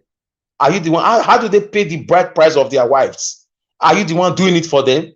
How do they become responsible to look for job? How do they get visas? Are you the one doing it for them? Nigerians can pay. How do they pay their bills abroad? I mean, it stands on leadership, the evil, the wickedness. Don't tell me it's Nigerians, because leaders came together to build Japan, to build Canada, to build Europe, to build Australia. It's leadership. Then the people will follow. If they don't follow, you create capital punishment. Okay, to my brother Black Panther, when I said, you know, I don't know, some people sometimes, some of us will make that mistake. Somebody will say 100 words, we'll look for some little dots. We'll leave the major analysis. When I said the black people about Chicago school, I was not talking about whether the school is all black or white or green. That's not the problem. It's in the United States of America. That's what I'm saying. It's a white-dominated system. I wasn't referring to the color of the students. Chicago is not in Amagba. It's not in Ghana. I said that before. It's in America, the greatest country on the planet. Take that to the bank. You cash money with it. It's a great. Forget about what China is doing. Forget about what Russia is doing. The greatest country on the planet, give it to them. It's America. I did not know that a school in America can be behaving like this. That's my point. I thought this is synonymous with African people. I didn't know that a school can. I mean, for me, in my own opinion, this is my own opinion. My own opinion. Let me just paint a picture of what I have in my head. I may be wrong. I may be right. You know, immediately that the mandate was stolen, the likes of what's it called, Kayamu, and you know, the team of Tinubu, they will storm that school. They will say, okay, this is going to be a problem. They'll meet somebody there, a big person in that school whose salary is like $10,000 a month, or 15,000 or 6,000. So we're going to make a deal with you. There's a problem. They will analyze it for a few days, agree on maybe $5 million or $4 million, $10 million, money that even if it backfires, even if you resign, even if you go to jail, you come out later, you are okay. That's what I think has happened. There's no two ways about it. Tinubu, this is how Tinubu behaves. This is his character. He tried it in Benin, but he failed in Benin. So, and I think with the pressure of the social media and the alumni of the Chicago and the publicity right now, is backfiring already. This is what my mind is telling me has happened. Because normally, if you go to my school where I went to school, and I'm telling my school not to release my result, I don't understand. They'll be like, "What's wrong with you? Hello?" So long you are on earth, your school is forever above you, even if you are a president. Because you were once a student there, you still shake your VC, even if he's a young person right now, with 2 hands. It doesn't matter. So what I'm saying here is that, what about the FBI, my dear brother Black Panther? Is the FBI also all black? Have they not seen these things flying around since our mandate was stolen? About Tinubu's problem with Chicago? Were the FBI not aware, the CIA, the Interpol that went to Dubai to kidnap or to arrest Hush Puppy? Why can't they? Can I interject you? Yes, let me finish, my brother. You interject. Okay. My point is this: the way they go after small things or other big things, I expected them to do more. Is what I'm saying. If this was happening in Lagos now, or Abuja, or Ghana, or Somalia, or any other Africa, third world country, Brazil was okay. It's corruption, it's poor country. This is the greatest country on the planet. It's a disgrace. I generally have people to say it's a disgrace on Chicago University, Chicago Police Department. Don't hide under that matter that is in court. No, don't hide. That is the shit everybody is using now. Is in court. They are protecting their image. Like somebody said, it's a PRO problem right now. They should do a PRO cleanup. It's a big problem. It's a stain. In America, really? United States of America. We're not talking about South America. United States. You don't know what that is. It's a shame. So I'm overgasted. I'm flabbergasted at the way this is happening in America. I've been wondering. I was just laughing. I said, Chicago, in America. For God's sake, Obama was he was in Chicago at some point of his life, serving as a community organizer. Go and check. Go and fast check. That's American president. Once American president. So my point is this: if for this to be happening, for Tinubu to have penetrated that school, because by now you don't need to care about the case being in court. It's not in court. It's not an excuse not to say, we don't know this person. They know they don't know this man. They know. So who is now playing the Anki packing double-decker game? So my brother, interject. I'll give you 20 seconds. Thank you. Yeah, Mr. Alex, one, I want to correct you on issues. Tinubu did not penetrate. This is a case of identity theft. Two, when the HBC University was created because of some reason that blacks cannot get into some schools that are dominated by white. But it's not that white cannot go to the HBC school, no. But it's basically was set up. That was not even my point. I didn't anchor that. It's you that ever brought that out. And I said one thing. I said, in America, FBI, before FBI will come out, FBI has already done their due job that if they take it to court, there is no escape for the accused. That's how they operate. They don't just jump into issue. They start underground investigation and they'll get to their end point. I believe they will finish the investigation when Tinubu has done 4 years. Abi, continue, my brother. No. If you look the Tinubu case of drug, it was well over for over 2-3 years before they get to their final destination. These are done in turn by turn. It is not a case of I'll just bulldoze my way. There's a lot of bottleneck that you need to open. Get it. There's a law guiding. Okay, are you aware? Okay, what about our brother was saying that he went there and they were trying to get his number and all those bottlenecks our brother was meeting in Chicago? Yes, if you want to get information, they will have to certify your number so that you are not stealing somebody else's number, because that one can be used against you. No, that's something else. That's something else you are saying. Anyways, thank you. That's something. Our brother lives. Our brother also lives. Listen, our brother also lives in America, right? What it is entail when you are going for any information, your number. Yeah, I understand. Even here in Nigeria is normal. And they will call that number. They must confirm that number. Anyways. Okay, your interjection is taking over my time already. Thank you, my brother. I get you. I'll come back to you. Okay, thank you. Anyway, if I leave you you just make Nigeria tell me I have 1 minute left. Mr. Black Panther. Anyways, for me, I just feel You know, when you are in a house of, there's some families, you don't know that this is a family of professors. They're always going to school, doctors, lawyer, engineer, barrister, whatever. You know, such a family, there are some things you should never expect from them, and you will never expect such things from them. When you start seeing certain characters among them, you'll be like, are you sure it's from that house? So the same thing with the United States.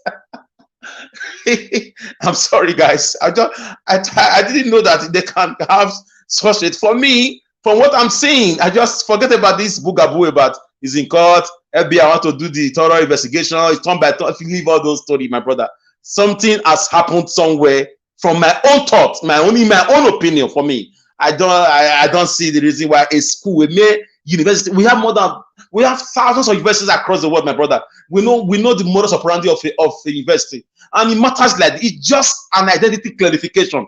This is who we have. She was a female. She's late. We got his next of kin. We're able to reach somebody in the family.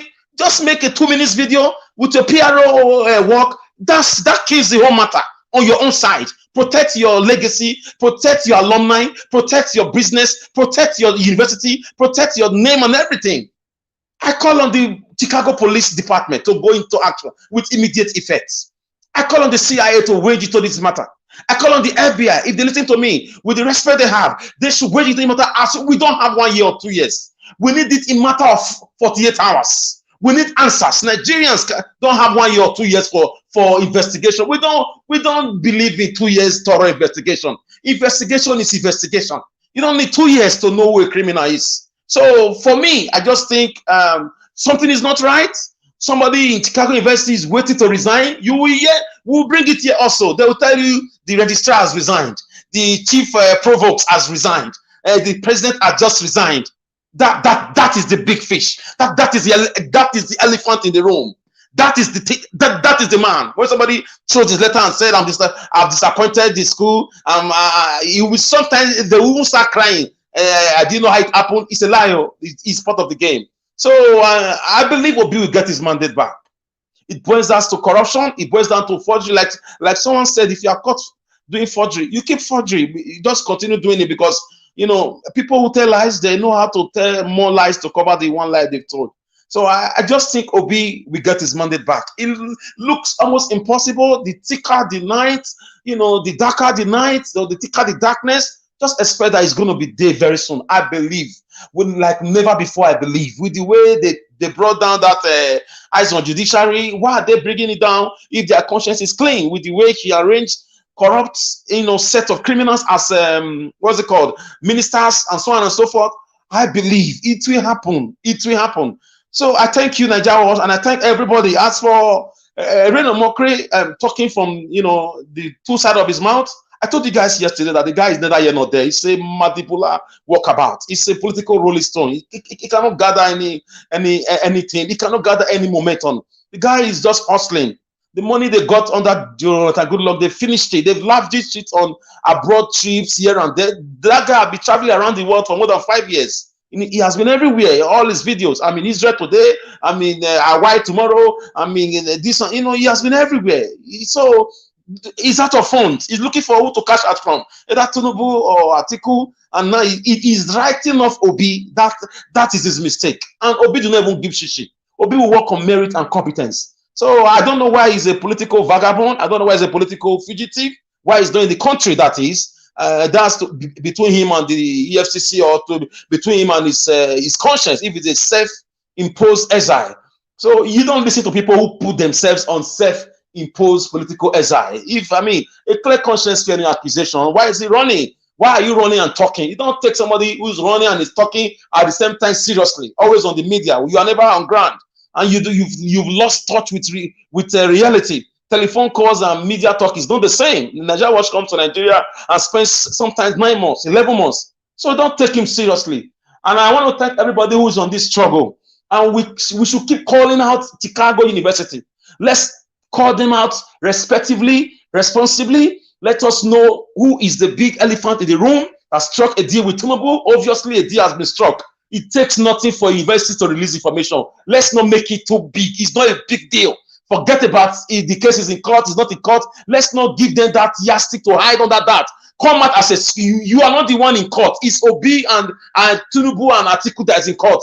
The university is not in court. So say your own and enter house. According to Madam Rita will say, enter house as a school. Just present your information and get out. So what is difficult there? If millions of dollars have not exchanged hands, that's the point.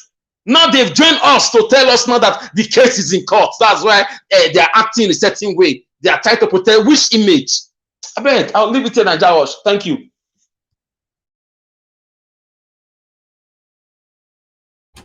Thank you, Mr. Alex. Thank you very much for your wonderful submission. Thank you.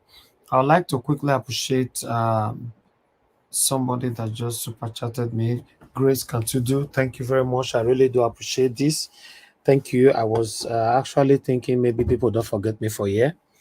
Now you remember me. Thank you. May God bless you. May God remember you too. Guys, press on the like button. Help us to share. Appreciate what we are doing here. Thank you. God bless you all. I would like to call on the next one. I believe everybody, yes, everybody have given their submission right now. We are going to go on the final submission now, but I'll start with Mother Patricia on this. Mother Patricia, do you have anything to say? Okay, she's... Yeah, I think... Oh, you want us to come back to you? Yeah, at all. What? I do. Okay. Okay, even though it's a minute or two, just talk to us. Thank you. Okay, thank you so much for everyone that have given their submission. Mr. Oraka, yes, what you said, I want to go with that. I think what's it called? Is it Omokri?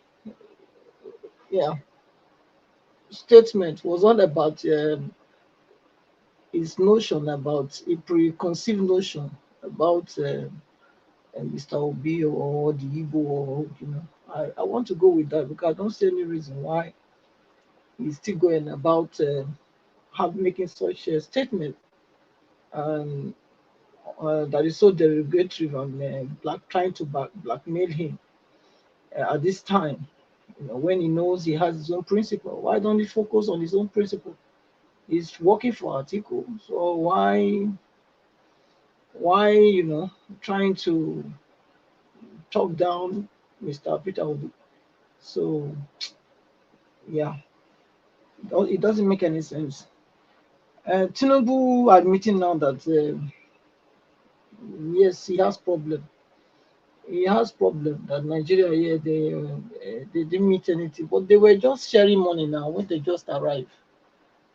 Immediately he took over power. They shared some amount of money, and if they are saying yes, Nigeria is having difficulty with financial problem, why don't they bring all those money that they shared? Plus that, what about Buhari? The people that suck Nigeria dry was mentioning that the ministers that he appointed, his ministers, they had to go and bring water in a dry well. Why the dry well? Don't you know where the money are? The monies are. The money are in their hands. Some of them are in Tinubu's hand and the senators' hands. And then, of course, Buhari and all the cabinet people that Buhari work with. That's where the money is. So I think it's right time they probe them and bring them to book. What about the one that did Nigerians, the more you look, the less you see with Nigeria Airways? Is that not the trillions of money? What about Mahmoud Yakubu, that has put Nigeria in this quagmire? Isn't not a lot of money they gave him to? So the money is we know where the monies are. So he should be bold enough to get these people probed and let them bring back all the money that they have taken from Nigerians. So that's it. So they shouldn't come. He shouldn't be telling us now that yes, he understands the hardship in the country. He doesn't. All this now just a way of trying to still ploy of trying to get some approval from Nigerians. But of course, we will never ever accept, we will never ever admit, we will never ever agree to this man to be the leader. It doesn't matter how long he's there, he has to go because nobody voted him. He cannot lead with a stolen mandate.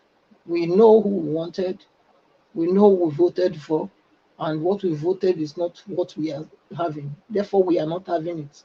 Tinubu, you just have to go. Nobody wants you. So that's my take on that. And then the Speaker of Lagos State? I mean, they always show themselves now. You can imagine the audacity, the way he was speaking, and he said that it was because of their party. You know, his decision is to protect his party before the people. He first said party, then the people, which means everything is about party. So depending on which party is protecting in this case, because apparently him and the governor, they are from the same party. So maybe they have another party that is talking about, you know. So yes. Then the Chicago, whatever they call it, Chicago State University. It's clear that Tinubu did not attend the school now. It's a very clear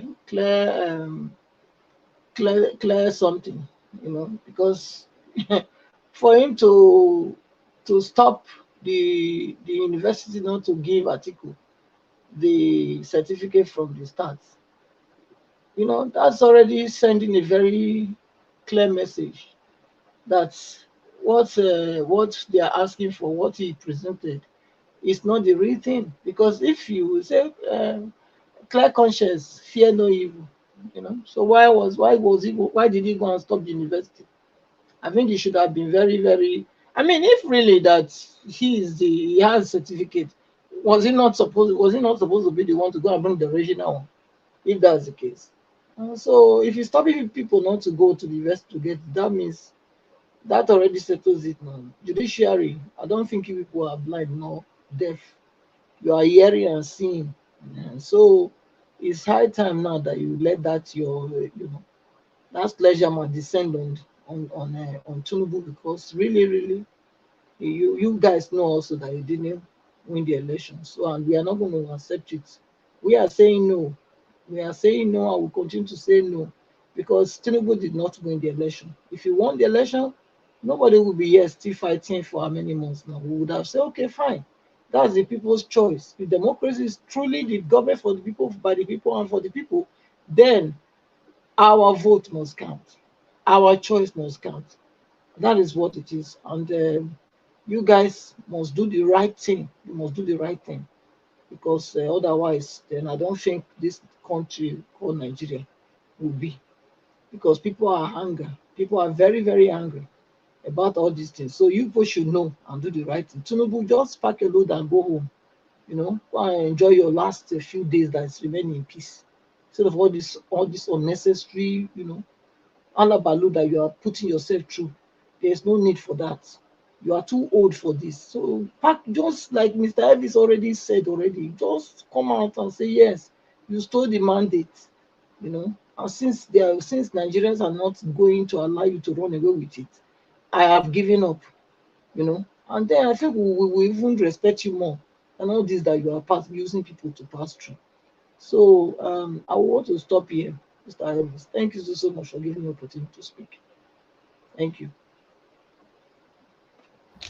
Thank you, Madam Patricia. That was a wonderful submission. Thank you. Okay. I would like to call on the next person, but let me appreciate you. Thank you, Edo Watch, for the super chat. May God bless you. Thank you, my brother, for always being there. Please go to the private chat, please. Your attention is needed. All right, that's fine. Let me call on the next person before that. Okay. The formations. All right. Let me see.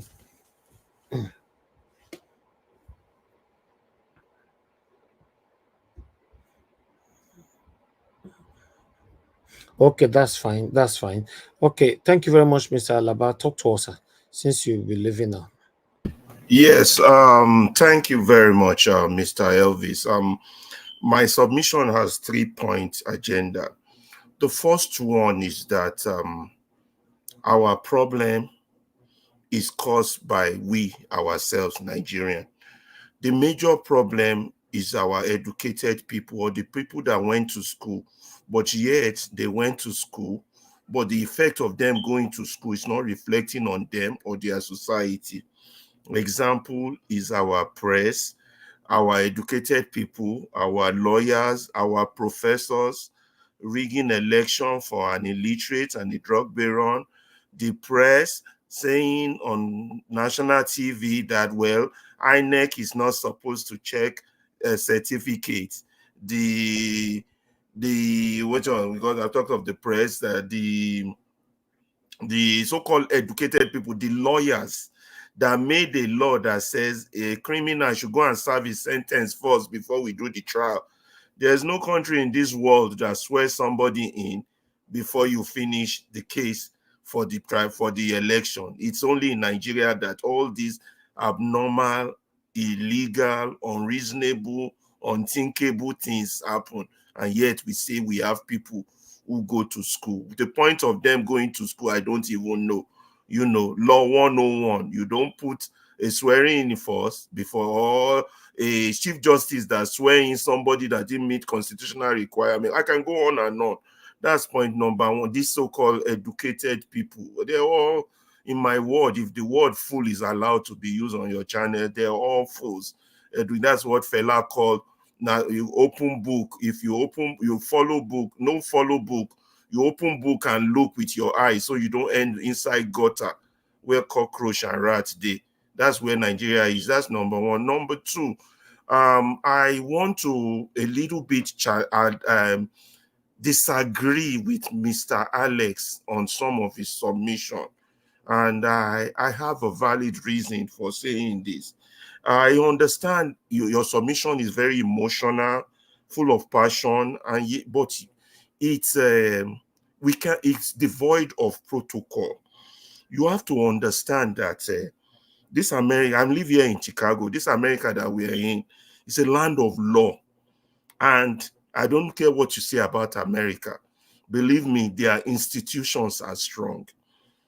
If something comes out that something is wrong with Chicago State, they will deal with it. But they have to let it play out. They have to follow protocol. It's not going to be wishy-wash, wish-wash. For example, you can't just come from another country like Atiku is from Nigeria and say, yeah, I want the information on so-so-so person.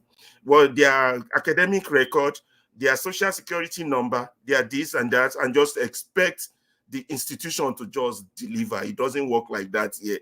Because as an individual, you have rights and rights to privacy. But in this case, we know there's corruption. We know there's a problem.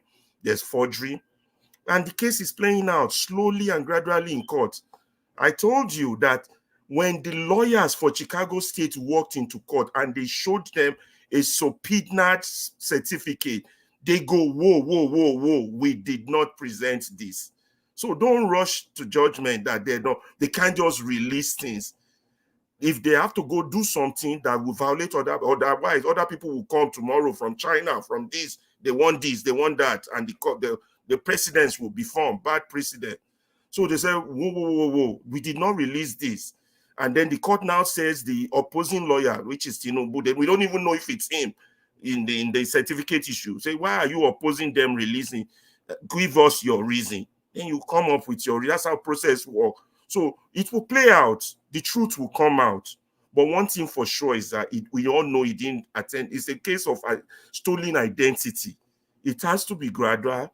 It's a case of a cartel operating within the university. It doesn't mean the university itself is implicated. You understand? But everything will play out eventually because the truth will come out, and it's already coming out. You know, before I didn't know the second certificate delivered by Attorney Enaroro was forged. It was in this Chicago court proceeding that we found that out. The same thing, if the letter submitted as Exhibit 7 to the INEC that says, well, he went to this school, we didn't know how he pays his school fees or this, if all those appears in this court, and it will show also. That's what good thing about court. Court bring facts to life, and you have to let that process play out, irrespective of how emotional. Yeah, sorry, my brother. Which, please, can you enlighten me on which of the Antonio Nauros and what case was that? Sorry. Yeah. So what happened was that last year, since the issue of Tinubu forgery has come out, and now a lawyer from Nigeria, one Mike Enaoro or something like that, came to the US and through the US court subpoenaed. Yes, I just wanted you to correct that name, not Antonio. You just did, Mekenaro. You are right. Yes. Now I know. Thank you. Yeah. Because you said Antonio Nauro before. Oh, Antonio Nauro is the man that moved the motion for Nigeria independence, not okay, Mekenaro. Yes. So right. he subpoenaed the system to produce this certificate so we can compare it to the one Tinubu submit to INEC. But apparently, when you're dealing with a cartel, it's like spy work. They have agents within a system. It doesn't mean the system itself is bad, but the cartel will come in, pay somebody, dig their own stuff out, send it, hijack your letter will not get to the. So things are playing out. Right now, the Higher Institution Commission have started investigation on these things. You understand? The system works here, because even as local as Chicago State is, it's a viable institution. A lot of Americans got their degree there, and they would not want their name to be rubbish. So it will play out. Now, it might not play out the time we want it, which is a problem. But for what we still have with the INEC court right now, we're still good, because they know he submitted forged document. Even if Enaoro's document, they don't know about that one. The original one is submitted. That's enough for them to rule. But let's leave that. So that's why I said all this attacking Chicago State. But this is what we have to do as a people. Now, we have the email address of Chicago State Registrar. We need to find the FBI email, and we need to find one of these international press, CNN. And as Nigerians, just like you bombarded their Twitter page, X page, and they have to close it down, we start bombarding them.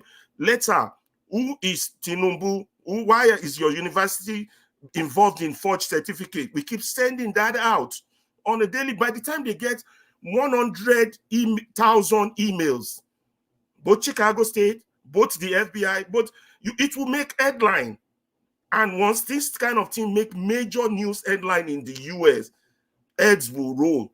They will get to the bottom of it, to the very last person that collected money from Tinubu. They will fish them out. Their system here works. So, from what is out there so far, there's no tangible evidence. I have not seen one single evidence that says Tinubu got a degree from Chicago State. So let the system play out. Let's not watch. And we Nigerians got to do our own part by sending out. Mr. Elvis, I beg you, help put out all this information, like the email. If you have FBI email, put it. If you have CNN email, let Nigerians send, bombard them. And that's all we can do. We got to do our own part. Thank you all very much. God bless you. My brother, before you leave, never run come out. I want your try disagree with one word that you said, that all these educated people that went to school. Yes, they have failed us. All these political dealers, they didn't went to school. School went through them. Okay, good point. Good point. Yeah, they didn't went. Yeah, because they've all failed us, all of them. They don't know what they are doing. They say rubbish every time in the media. They're just, oh God, I don't even know. That's a topic for another day.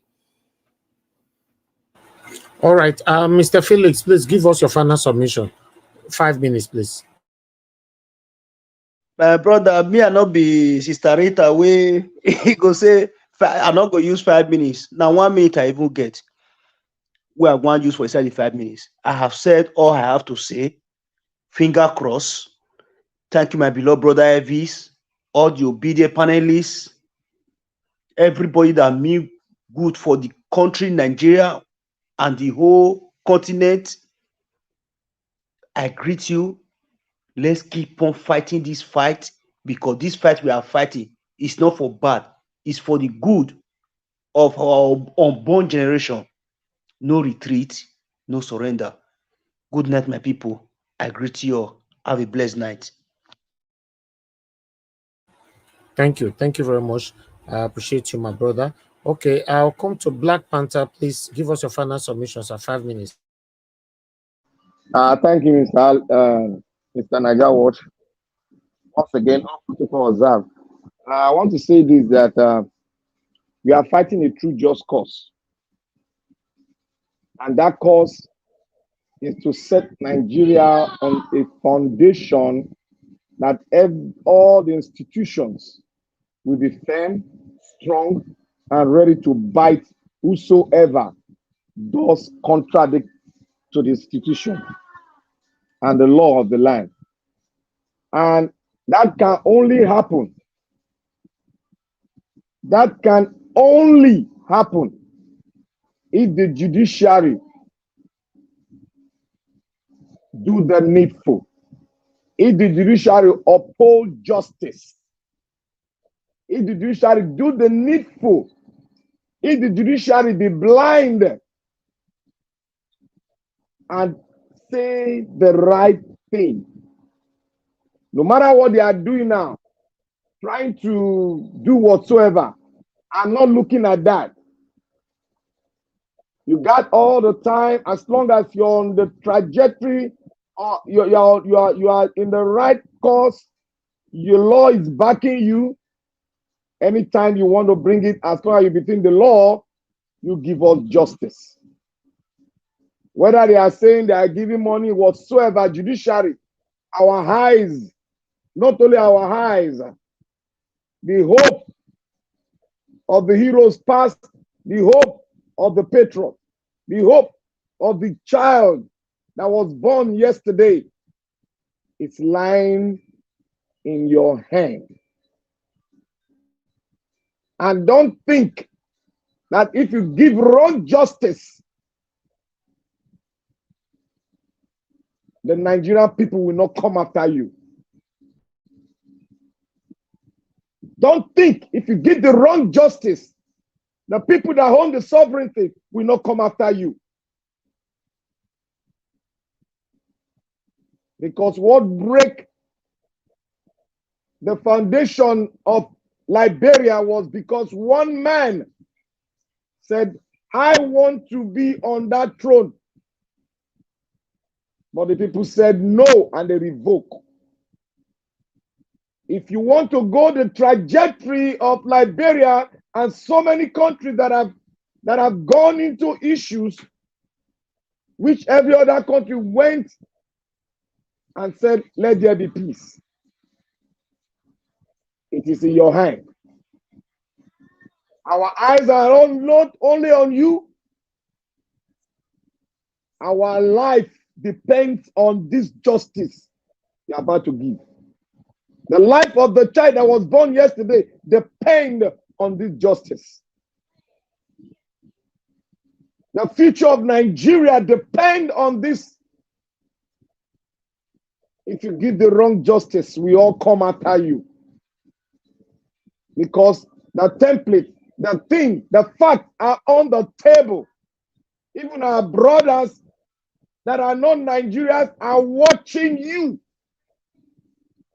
If you set a wrong precedent, you have thrown an arrow into the heart of every Nigerian. And we will never forgive you for it. I repeat, we will never forgive you for it. We will never forgive your generation for it. Because this is our life. Our hope is on this. If you want Nigeria to continue in the 21st century and meet up with countries, then you do the right thing and give justice. The question we are asking you is, Mr. Tinubu a Nigerian? Is Mr. Tinubu qualified to come up and vie for the presidency of Nigeria? Is Mr. Tinubu a Guinean? Is he holding a Guinean passport or not? The second question, the other question we're asking you, Did it meet the requirements of the Federal Capital Territory? If that is a yes to you, you go ahead. And if you want the generation of the true Nigeria, if you want the true legacy to be left for them, you do the needful and give justice to this. Our heart is focused on you. Our eyes is focused on you. The heroes of our past, those patriots that are lying in the 6 feet under the ground, they are looking, their eyes, their spiritual eyes are on you. If you want to set the country ablaze, we are ready for you. It's either you give justice or you do the otherwise. Anything apart from justice, we got to say goodbye to the country called Nigeria, and every man should go his own way. We cannot continue to toy in the futures of people whom God has created. We have a life to live, and we have a right to live. That is the right God has given unto us, to live a good life. And we are here, we are looking at you. Our heart is on you. The hope of the child that was born yesterday is looking on you. Give the right justice. And we know what happened during the election. We know we did not vote this alien into that office. And we want you to dig further. And I ask, is Tinubu a citizen of the Federal Republic of Nigeria? Is he qualified to be the president of Nigeria? That is the question we are asking. And the proceeding, the process in which he get there, was it right? Was it well done? Those are the questions we are asking you. And if you have answer, give justice. Thank you, Mr. Nigeria Watch. All we need is justice. May God bless the Federal Republic of Nigeria. May God bless every patriot who have stand for the truth. May God bless everyone who is propagating the truth all over the world for justice to reign in Nigeria. Nigeria is the greatest country in Africa and the hope of the black race in the world. Thank you, Mr. Nigeria Watch. Thank you, my dear brother, Black Panther. Thank you very much for your wonderful submission. All right, Mr. Ferreira, thank you very much for the super chat. Thank you for your wonderful submissions today on the panel as well. I appreciate you, sir. Thank you. All right, let me call on F. Emmanuel. If you are there, sir, your 5 minutes starts now, sir. Okay, you are not there. Thank you again, Mr. Elvis, for the opportunity to speak. Thank you, sir. Final submission, 5 minutes, sir. All right, Black Panther, thank you so much for that wonderful submission. That was that's a superb one. I'm going to speak to 3 categories of people in our country, Nigeria. And the first people is going to be the judiciary. Then the next is going to be the political, luminaries. Then the third is going to be the Agbado himself. Number 1 is the judiciary.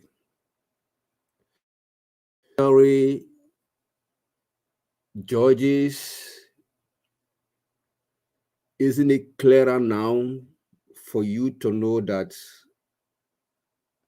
the real definition of government is the people? If the government is for the people and by the people, then you should do the right thing. Because right now, the people has taken it upon themselves to make sure that the right person governs them. We have been doing trial and error. We have tested the so-called experienced people, so to say, in quotes, and they have brought us to where we are today. Now, we don't want any experience anymore. Just do the right thing, give us our mandate. Then we'll decide who rules us. That is for you. Because the error has already started right from the day Chief Justice swore in this Agbado man. Because you should have known better that you are doing the wrong thing. You are putting your profession on the line for doing the wrong thing. The Vice President to Labour Party, Ahmed Dati, said it. Whosoever sworn in Tinubu has done what? Has killed democracy in Nigeria. Has pied democracy in Nigeria. So, get that into your brain. Then, let me go to the political luminaries in our country. Listen and listen very clearly. You have your children, grandchildren, both born and unborn. You have looted us since from the beginning of democracy in Nigeria, and you have brought us to where we are today. I beg you, please, the amount you have looted or whatever you have done in the system that has brought us where we are today, enough is enough. Stop there and give us a chance. All of you should enter house. Let me borrow Madam Rita's word. All our political gigonos, please enter house and give us some space. Let's manage our country. The Nigerians have demonstrated it, and they are still on course. I don't think Nigeria is going to be any difference. That is for that. Then for the Agbado man, Baba, Ekuroleo, Ekushemetao, I beg you, Mabinu, just honorably, nobody's going to contest about your certificate, whether you get it right or you don't get it wrong. We are not after it. Just quietly come out and say, this is your mandate. I'm not interested again. I did it wrongly. I stole it. I snatched it and I ran with it. So I'm returning it back with immediate alacrity. I'm not interested anymore. Otherwise, your BP will keep going up. I will never come down. I know what that means. That is tantamount to buying. I'm not wishing you that, but for the sake of your grandchildren, for the sake of your generation unborn, please, a good name is better than silver and gold. Please, Baba, come down from that high horse and give the rightful person that won the election. You know down your heart, deep down your heart, that you didn't win the election. For the sake of peace, step down, give it to the rightful person, then you will see how Nigeria will be transformed. Otherwise, what happened in Niger, I guarantee you, it's going to happen in Nigeria. Thank you. I raise my case. Mr. Davis, thank for you, you, keep up the good work. More grease to your elbow, rather. God will increase your strength, and you never will weary. So you never be weary in well doing. You're already doing well. But then I pray that you never be weary. Until we get to the promised land, we will never back out. Thank you so much for giving me the opportunity again to speak. Good night. Thank you, sir. People. Amen. A big amen to that. May God bless you. Thank you, Mr. F. Emmanuel. I appreciate you. Thank you. All right. Let me come to the last person. Mr. Alex, please give us your final submission, sir. Yes. Mr. Edris, I see them here. Thank you. No, Madam, we don't call you so many times, Taya. You don't answer us now. Oh, sorry. Maybe a sleep catch me. Sorry. Okay. After Mr. Alex, I'll come to you.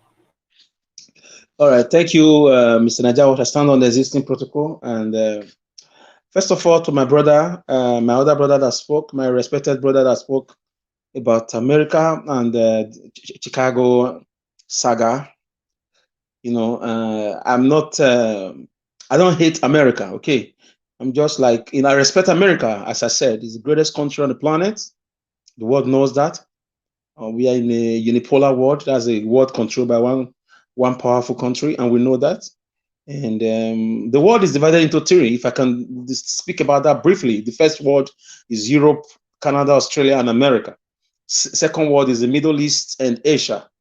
Third world is Africa, South America, captained by Brazil and India. India is gradually leaving now. The Academia of the United States, they wanted to form a fourth world in the early 2000s. That they ought to be a fourth world with countries like Eritrea, Somalia, even this Niger Republic, and so on and so forth. But it met a bottleneck. It didn't go through. So that's on a lighter note. So if the captain of the fourth world, which is the United States of America, because after the Hiroshima and Nagasaki bomb blast, the dissolving of the Soviet Union and the USSR and so on and so forth, America became the police of the world. So I did not, I'm speaking from the point of respect. I didn't expect such a thing to be happening if it is happening. As I said, it's my opinion, not of Nigeria Watch platform. So it's not out of disrespect. I'm only overgasted or flabbergasted or flabberwhelmed. So like surprised that Chicago is feet dragging instead of just coming out. I mean, Chicago University is feet dragging instead of just coming out to say, "Oh God, we don't know this man. Oh, the person we study for our school now, woman, she's late. We have our records and so on and so forth." It's very simple. If you want to do it, you do it. If nothing, I really exchange hands. It's taking a long time. So FBI can do their research for 1 or 2 years. Is their protocol. I don't have problem with their modus operandi. Is their modus vivendi. Who am I to question it? The CIA. So they should also make sure they get to the root, the way they got to the root of Hush Puppy and so on and so forth. That's my point. Instead of the way they get to the root of young people selling cracks in the streets of America and Europe, they should also get to the root of Tinubu about his Chicago saga just now, certificate forgery and the drug activities and so on and so forth. Yes, let's come back home now. I want to thank everybody who, in one way or the other, believe in better country, because I don't see, it's only in Nigeria, you just see leaders. Oh God, Nigeria is a fraud for me. It exists in our mind because we love our country. We love our land. In the minds of these men and women, there is no Nigeria. They are just wicked. Every country, like you, some of you have houses. When you are building your house, you think about the room, you think about this kitchen. Some of you that have opportunity, you think about security posts, the fence, the electricity, the sockets, and the power box and so on. But the same thing with countries. People stood up to build Singapore less than 20 years. I stand to be corrected. People stood up to arrange Malaysia less than 15 years. In Festac 77, Singapore and Malaysia came to Nigeria, cap in hand, under Obasanjo, begging for different aid. Malaysia was asking for Obasanjo to give them rights to Benin, to Midwest, to Bender State, to go and use palm kernel to experiment how to do agriculture. Singapore was asking for loan. They were asking for financial aid. Today, they are one of the greatest economies of the world, one of the strongest currencies. Sometimes they are the strongest passport. It fluctuates between Singapore, Japan, sometimes Denmark. So, and we have leaders since 1970s, 60s, 80s, 90s, and 2000 who will just decide that there will never be electricity in your country. Atiku just say, "I'm the one selling generator, no light," and he wants to be president, and he was a vice president. I don't know how you will just declare darkness in your own house. You will not want to fix the bulb. You don't want your children to just have light to read their books or to do their thing. I don't understand. I don't get it. You just wake up and say there will never be food in your house, like agriculture. It will never happen. There will never be stability. There will never be progress. I don't know where leaders be. Even animal kingdom, even ant. The Bible says, "Oh, sluggard, go and learn from the ant." The ant during the dry season, they make their own houses against the rainy season. Nigerian leaders don't just have any clue. They don't just care. The wickedness on them is continuous. It's from generation to to generation. They did it to our great-grandfathers, our grandfather, our father, and us. And we are the one putting an end to it, to say it will not get to our children. That's what we are doing now. And God so kind, social media has come to help us like 70% to fight this battle. They've weaponized hunger, weaponized wickedness, weaponized courtesy. This courtesy you are seeing that our young boys are now fighting themselves, it started from our leaders. It started from them. It's not courtesy, it's called occultism. They have the, I don't want to mention their names. It now went down to the school side where Wole Soyinka started his own. It's all about leadership failure. I mean, the mindset of people in politics is so terrible. How did people come to wake up in Rwanda to build their own? That is an African country. How did they get to where they are getting to now? I don't know what to think about. How human beings will not just sit down to think about how they can either divide the country or make the country work for the future generation. People are planning for the next 50 years. Germany is planning for the next 200 years of their country right now. The same with England. The same with Italy. The same with France. Nigeria is just there. Our leaders are just thinking of the next style of agbada to sew, the next woman to marry, the next beauty queen to buy to their wives, the next country to go and buy a house. That is all they think about. I've never seen that barbaricness, that backwardness, myopic life. That's, I'm short of vocabulary to use for them. I don't know where they come from. Just eat, go and sleep in House of Assembly or House of Rep or Senate. Just if you believe, say hi. If you don't believe, say nay. The nay have it. 6 billion naira go. If you believe, say hi. If you don't agree, say nay. The high have it. 200 billion naira. Now, it's a case of political big bambism. It's just animal farm. Animal farm is even better than this. I don't understand. They don't care about our ranking among community of nations, the ranking of our passports, the ranking of our currency, the image building of our nation. They don't care about our national security. They don't care about the inflow of our border control, of our productive sector, how we can produce things. A country that don't think about production, it's all about consumption. They don't even care about our ranking across the world, military-wise. Algeria is among the most powerful military. They have very strong marine. Morocco is following suit. India is doing the same thing, building a nuclear plant. Burkina Faso is asking Russia for a nuclear plant now. They are signing a deal. Don't be surprised to hear them say they are the first African country after Gaddafi left Libya to have a nuclear plant. Because if you don't have a nuclear plant, the West will not respect you. The reason why they leave North Korea alone is nuclear power. And Nigeria is not even thinking. The world is thinking about the AI technology, the first con. We are not even thinking, our leaders, I mean. And our people are doing exploits across the globe. Our leaders are not even tapping into the diaspora activities, economically, politically. Our leaders are not even thinking. Diasporans built Japan. Diasporans is building India. Diasporans is contributing to Rwanda. Our own, they just think about remittance. We receive 25 billion into the economy from diasporans. Is that what you think about? What about bringing this talent back home? Creating a conducive environment.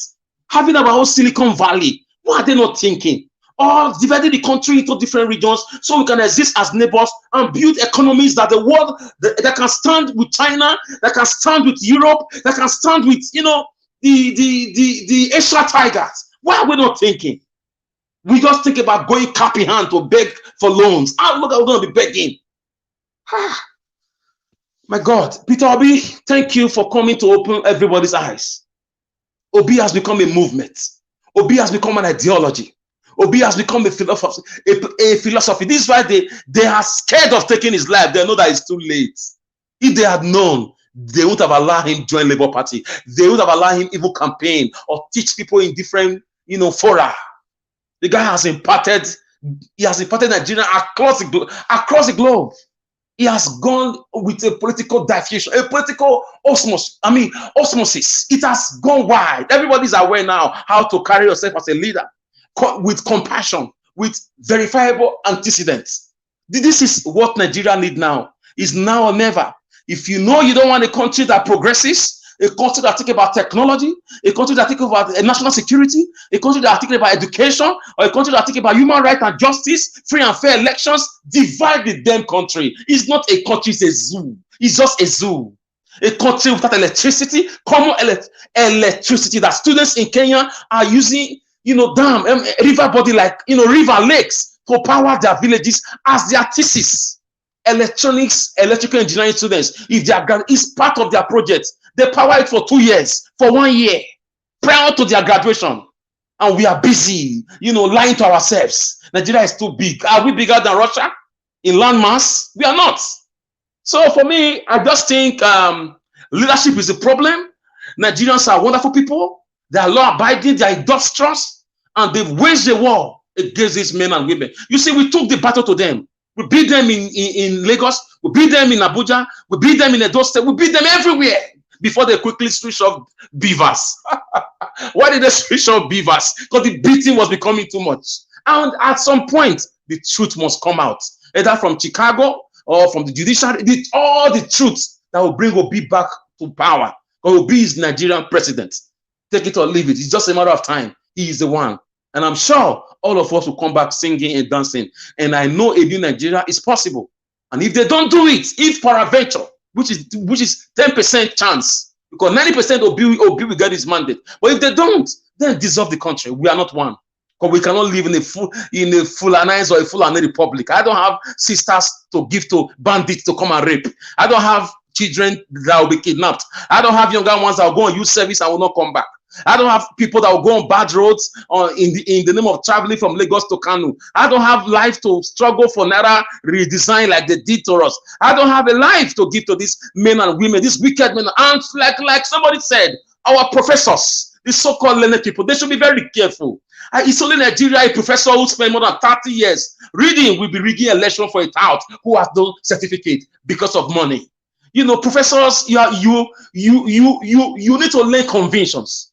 Conviction is what made Mandela go to prison for 27 years. He said, my Lord, this is a cause. I'm willing to lay my life if need be. That's conviction. Our professors just read and read. They don't have inspiration. They don't have any mentor. They don't know the meaning of mentorship. They have no role model. Just about reading and passing. That's why they just fall away. Immediately any politician can go, just jingle some carrots around them. They are one of the problems we have in Nigeria.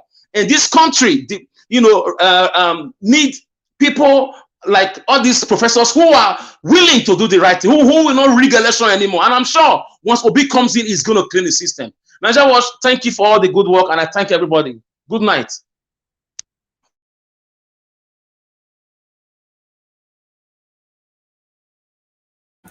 Thank you, my brother, Mr. Alex. Thank you for always saying it. Iris, God bless you, my brother. All right, Madam Ame, please, if you are there, talk to us. Thank you very much.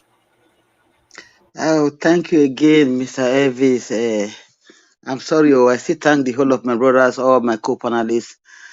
I'm sorry that this one have never happened to me before. I was waiting for you to call me. I didn't know before I got off, So when I heard you saying your last one, I said, have this man called me or what? So I'm really sorry for that. My greetings to all the whole house, to your own submission. Mostly my brother, Fire, I thank you for your submission.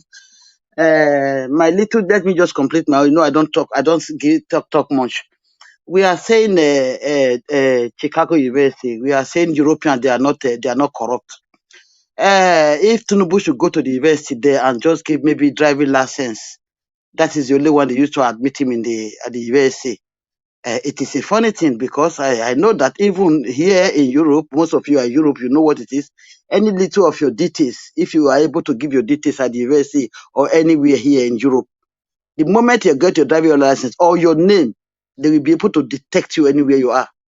And we also have it in mind that even Europe, if they want to get anybody internationally, they can put your name everywhere. You can be caught anywhere you are, whether in that state you are or any other way, any other Europe or in any part of the world, they will get you. I want to ask now, before now, that 400 something $1,000 or $1 million Tinubu left for US. They want to tell me that they don't know that this same man that they be looking for because of drug problem. They want to tell me that they don't know that this man was a governor for 8 years in Lagos for years. Why don't they come out to our governor and said, okay, this man will be looking for him. Why is he a governor? Till now, nothing happened. So that is a question. And again, where they use this library, I thank our brother, what is his name? Chukwunosa, that have gone to look far more, checking everything out. And I hope that the Chicago will comply with us. I hope that they will come, as one of our brothers said. This man have tried enough. We should all go to that email, bring them out so that we get all the information. Any one of us can start writing if we are able to get all this email. Whether he said we should go to international media tip or international press media TV, I don't know. So we should bring all those things out so that we get all this information. Anybody that is capable can start writing to all these companies. It will be necessary. And again, I'm wondering that one of our brother also who talked now that is in Chicago, who went to find out details in the libraries. I wonder, the way they keep their libraries here, or the little one I know, it is more authentic than this. I don't know why they should be able, when Tinubu certificate is 1979, and my brother going to look at that 79, he was told there no details about your Tinubu, and going down so deep, going to 1980, 81, 82, they merge it together. What kind of library is that?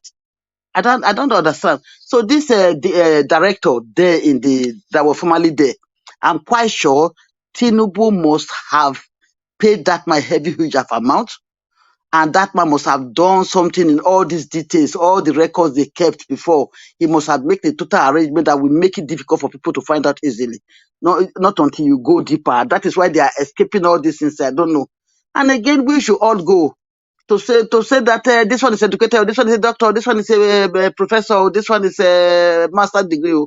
We should go and check all our governors, all our ministers, all our senators, all those House of Representatives. It's up to our president. We should go and look at them. And if we should go to President Tinubu, being that he's a fake somebody, has a lot of groups of criminals that he must have introduced to this university to get some of his members that he wanted to go to. He wanted them to join him in politics. They must have gone there to buy certificates for themselves. We should check all of them. And now we should not tell our generation, I hope I live longer. We that are elderly people, I hope we live longer.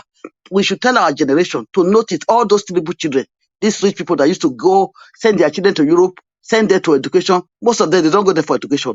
They just go there to buy certificates. Since they are young, they can attend the school for just 1 year. They will just sit an examination, they will just pass. We should check them very well. It is not all those that hold qualification. That's why I've been saying those that are not educated, they might be well blessed, naturally talented. So long as they don't have that criminal heart, they don't have that, they can be more talented than those educated ones. It is not when you come to blow English, we know that you are well educated. There are no few educated ones. The poor children of poor people, they are the more talented people, but they don't give them the chance to do it. It is not all those that fail out that are doomed. There are some people that feel like don't have the chance to go. We should all check on all those people. And I pray that the Chicago should really comply with us and give us the full details. That is, I'm just waiting for that. My brother, I don't know. Since Tinubu said that we said the democracy is for the people, by the people, it's of the people, by the people, for the people. I think Tinubu own type of a democracy now is for him to grab it, snatch it, and run away with it. His own democracy is a democracy of Agbado and a democracy by his wife, democracy of Agbado by his wife and for his children and friends. That is what. Yes, madam.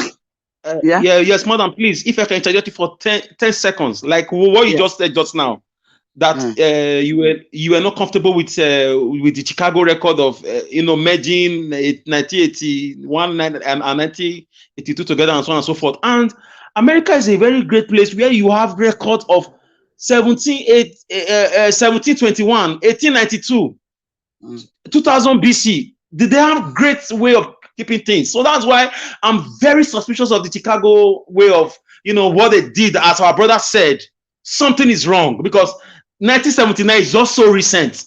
If they have records of Abraham Lincoln, if they have records of, great American history of 300 years ago, 200 years ago rather, what is 1979? Come on now.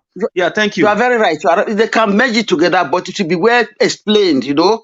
Not that when my brother get to where Tinubu is, no details, nothing. So I'm quite sure the director that have collected money from Tinubu must have done that criminal act. They will know how to keep the details. I was here in 1972. Go to my university, you will see my details there.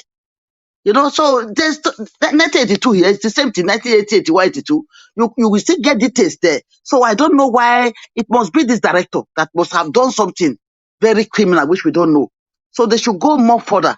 My prayer is that it is enough even for our judiciary to know what is going on. If they are all not criminals, as far as we've gone now, it is time for them. You don't know to tell a baby knows now. You don't need to tell a blind man that see, you are not seeing the road. Oh. He knows now. They know all these things. They know the right thing. I don't know what they are still waiting for. I don't know how much people have given to them that they are still delaying even to give us a date. It's a problem to them. I don't understand it again.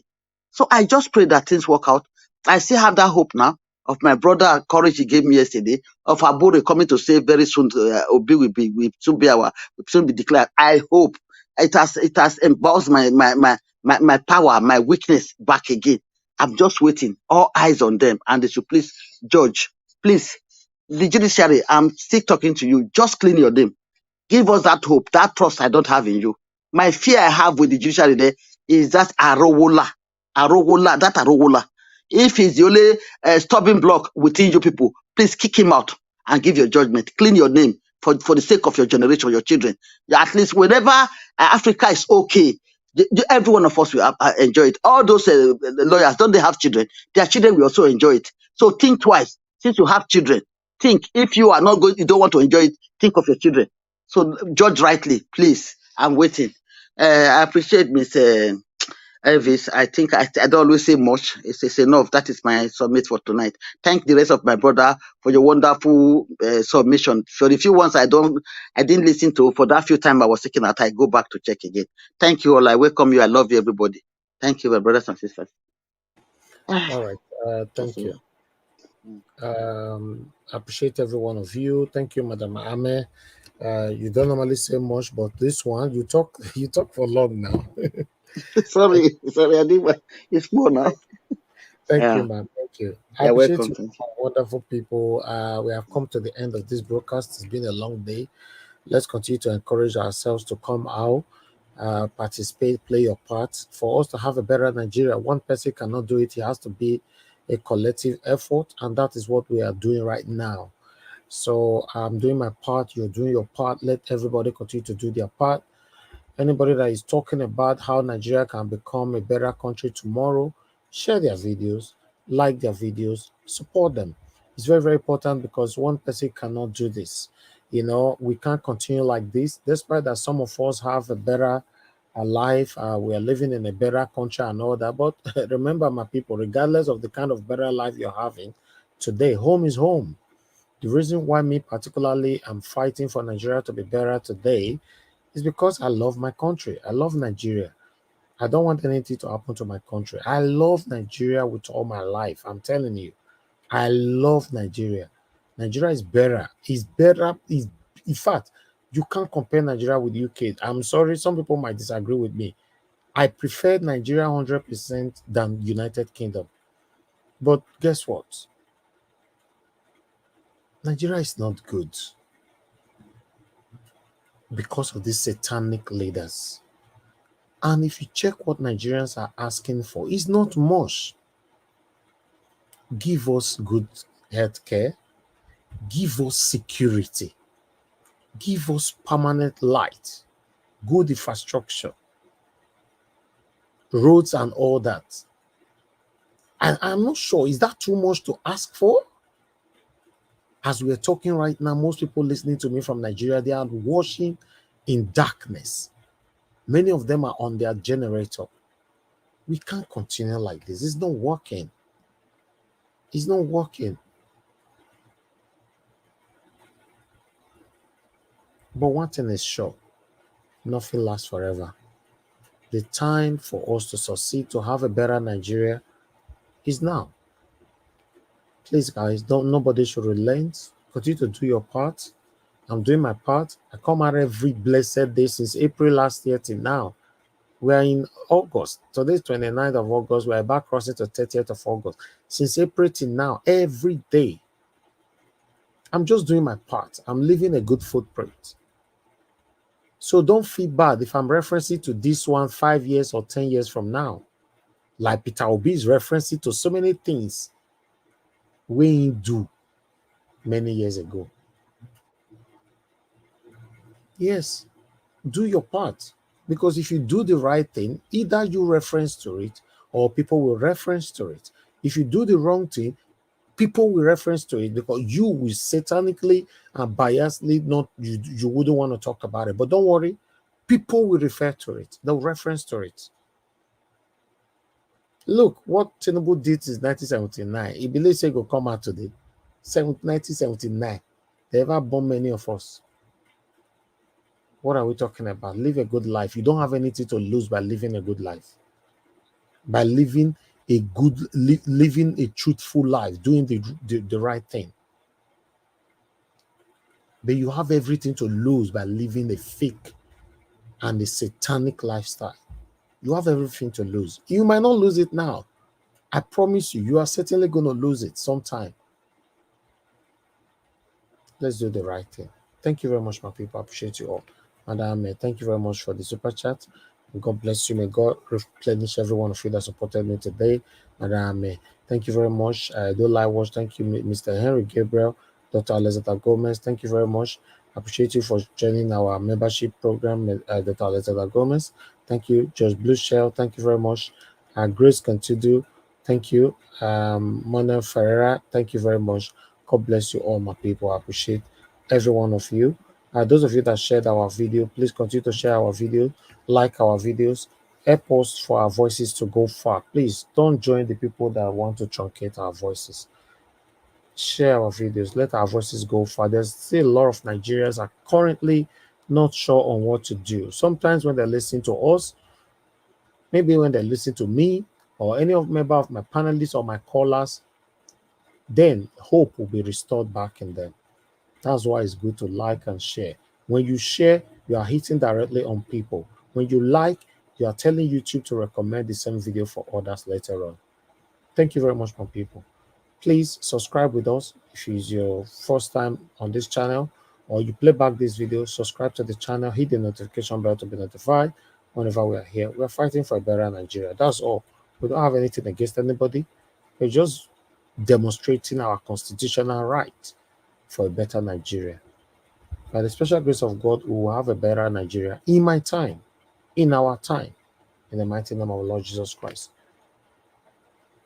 Thank you very much, my people. People on the comment section, Mother of all Mommy Diaspora, thank you very much, Mommy. I appreciate you. Always, always, always write us. Thank you very much. I can see you. Tony Africa, I can see you as well. Thank you very much. And I can see more people right there. Kingsley Ogeriaki, thank you very much. I appreciate your mother. Two Sabis with us as well. Thank you, Chris. I can see you as well. Thank you. May God bless you all.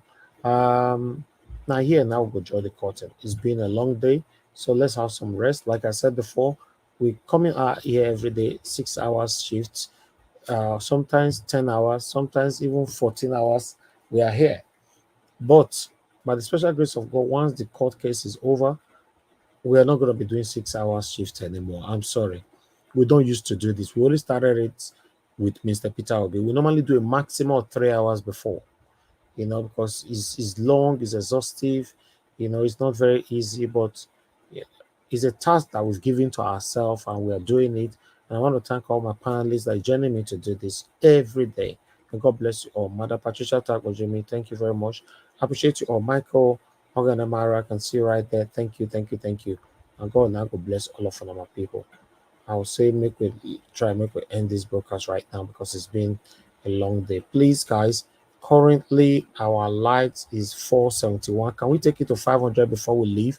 Because we still have over 600 people watching us. So the light is 471. Let's just take it to 500, guys. It's currently on 471. Let's take it to 500. It looks like nobody's even listening to me anymore. Looks like some people don't sleep or they are far away from their gadget and all that. But nevertheless, it's okay. I just want you guys to know that I appreciate every one of you. You know, thank you.